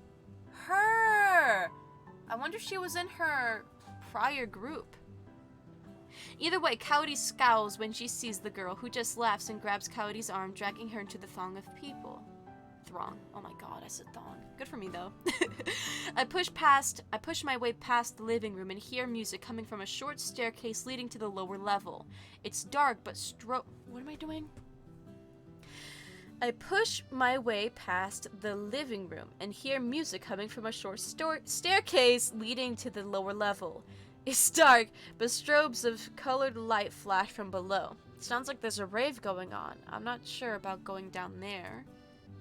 How many levels do you have of your dorm, you creesh? Carefully, I weave my way into the kitchen, narrowly avoiding a dousing from a fruity drink. While I arrive, I gawk at the cornucopia of alcohol. I help myself to water. Yeah. I don't drink IRL, and I'm not interested in drinking in the game. Like, I'm not.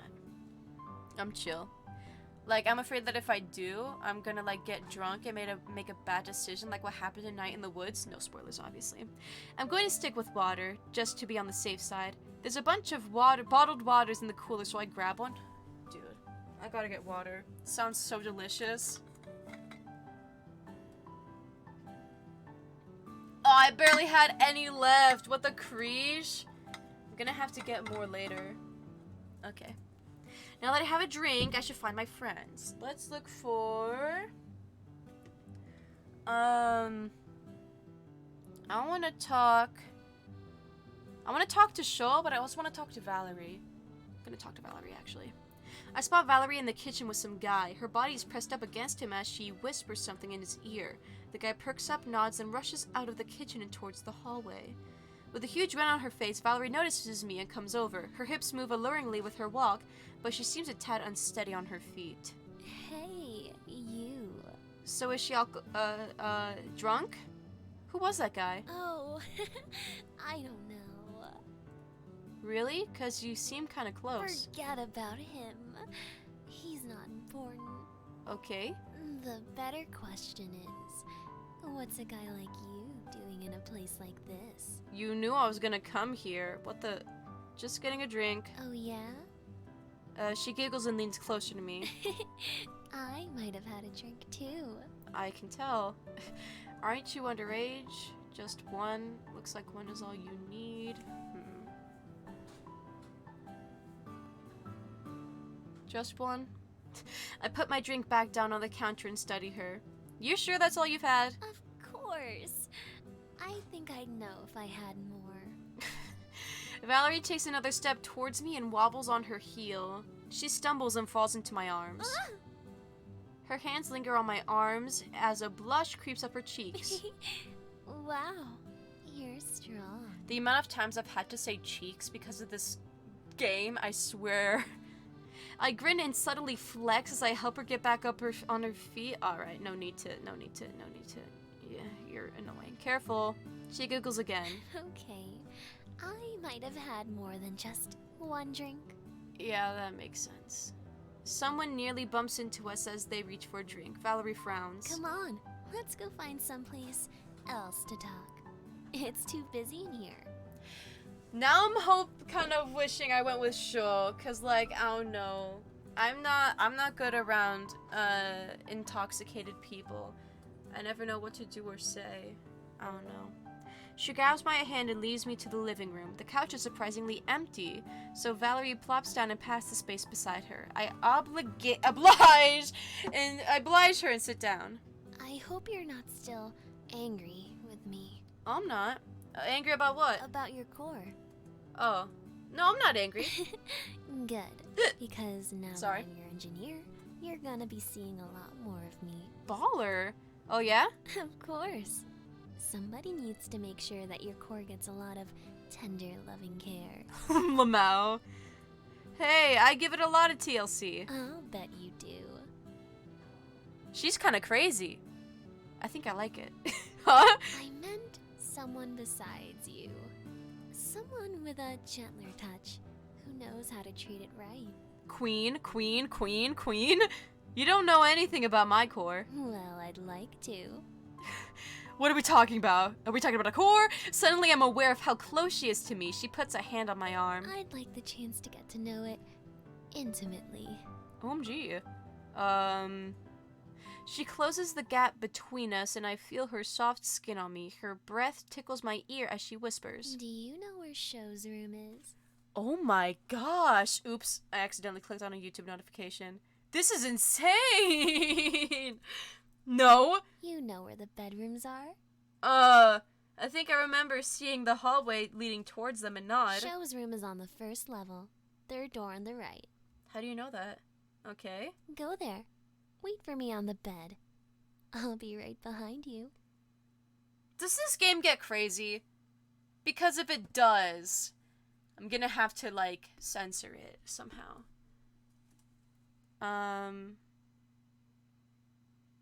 Wait, she's drunk. It would be wrong to say yes. 'Cause, like, you can't properly consent when you are inebriated. Or intoxicated, I don't know the word. So, it would be wrong to say yes. Gently, I push her away from me and shake my head. I can't, I'm sorry. Her eyes are wide in surprise. How come? I'm sorry. It wouldn't be right to take advantage of you when you aren't thinking straight. My mind couldn't be more clear. You might think that, but you've had a few drinks, and alcohol always clouds your mind. Trust me. This is what I want. Bruh, shut up! I shake my head again. I'm sorry. She pouts. I see. But if you're still interested afterward, perhaps I guess. But even though she's pouting, she doesn't seem that upset. In fact, she almost seems to like my answer. Why are you doing this? Doing what? You know what I mean. I'm just having a little fun. It's a party after all. But you're toying with these emotions. Aren't you worried someone's going to get hurt? Valerie laughs. Oh, please. Like they're any better. Real? Huh? A drunk girl and an empty room. The fact that they jumped on that opportunity means there is only one thing on their mind. Then who would have gotten hurt? She does have a point. A good guy wouldn't take advantage of someone who wasn't thinking clearly. Exactly. I'm just turning their own game against them. I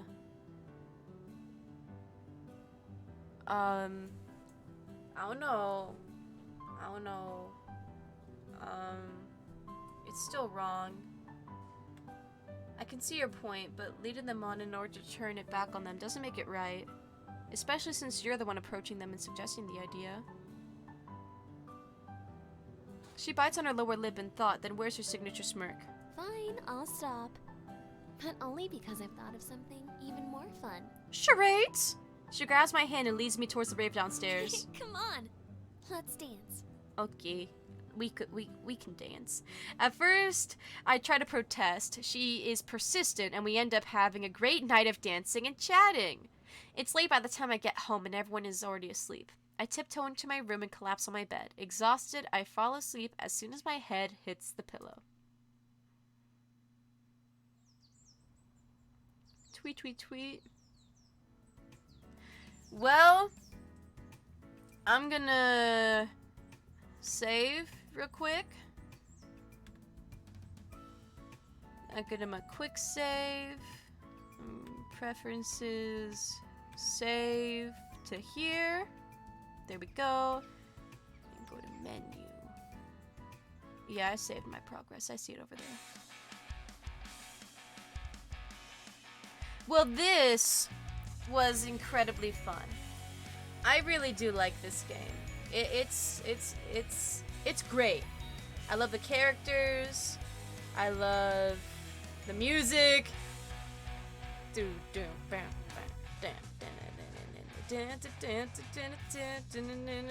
But anyway, stream is ending. I don't really have. It appears I have 2 viewers, which is nice. Whoever you are, thank you so much for stopping by. Thank you, Funkier Than Your Pupper, for stopping by. Thank you, Zwippy12. Thank you, scrolling up in chat, ATMC616. Thank you, Plopperton Spatula. Thank you, Moik Soy. Thank you, TNT is the Bomb. Thank you, Swift4D. And thank you, Raziel. And thank you, Riera Jacques. Whatever. Thank you, Raziel, for following, and welcome to the Fellowship. And thank you, Funkier Than Your Pupper, for following, and welcome to the Fellowship, y'all. I don't know who's in chat right now. Let's find out. Thank you. Who's that? I don't know. I don't know who's a bot and who's not. Thank you, Swoopy12. Thank you, 0AX2. Thank you, LNC Draw. Thank you, Alien Gathering. Thank you, another Toontown viewer. Thank you, Commander Root. Thank you, Discord community server streamer. Thank you, Izzy Beth. Thank you, Rogue Girl. Thank you, Sarah Ina. Thank you, Social Streamer Growth. And thank you, Sticky and Sticks. Y'all are so baller. And I appreciate all of y'all's support and everything. And, like, where are we at now? I'm gonna refresh. Hold on, how do I do that? Following, refresh, search as Scrappy. We're at 97 followers now. We're 3 away from 100, which means I gotta plan fast. I wanna do something, maybe like a ukulele stream. Maybe I can play ukulele. Maybe I can like do some lore, not lore from Toontown. I don't know, play with viewers. I'll see what I can do. I'll also ask Twitter and Discord what y'all would prefer. Speaking of, my Discord server, you'll find a link to that in my Twitch. My Twitter is scrappy_rabbit. If you want to follow, you can also find a link to that in my Twitch. And my YouTube is Scrappy the Rabbit if you want to watch 2 highlight Twitch videos that I've done. I've done 2 highlights that I've edited, and I upload my VODs there. And also, I'm going to be uploading shorts on there soon. Speaking of, I have a TikTok. I forgot what it's called, but it's linked in my description on my Twitch. So, now I'm gonna raid someone. How do I do that? Raid channel. Let's see. Is VO still streaming? Yes. Let's do that. Where is it? VO Leone. There we go. Alright, y'all. Have a great morning, evening, night, wherever it is you are. Thank you for joining the stream, and sayonara, bitches. Goodbye. Enjoy VO stream.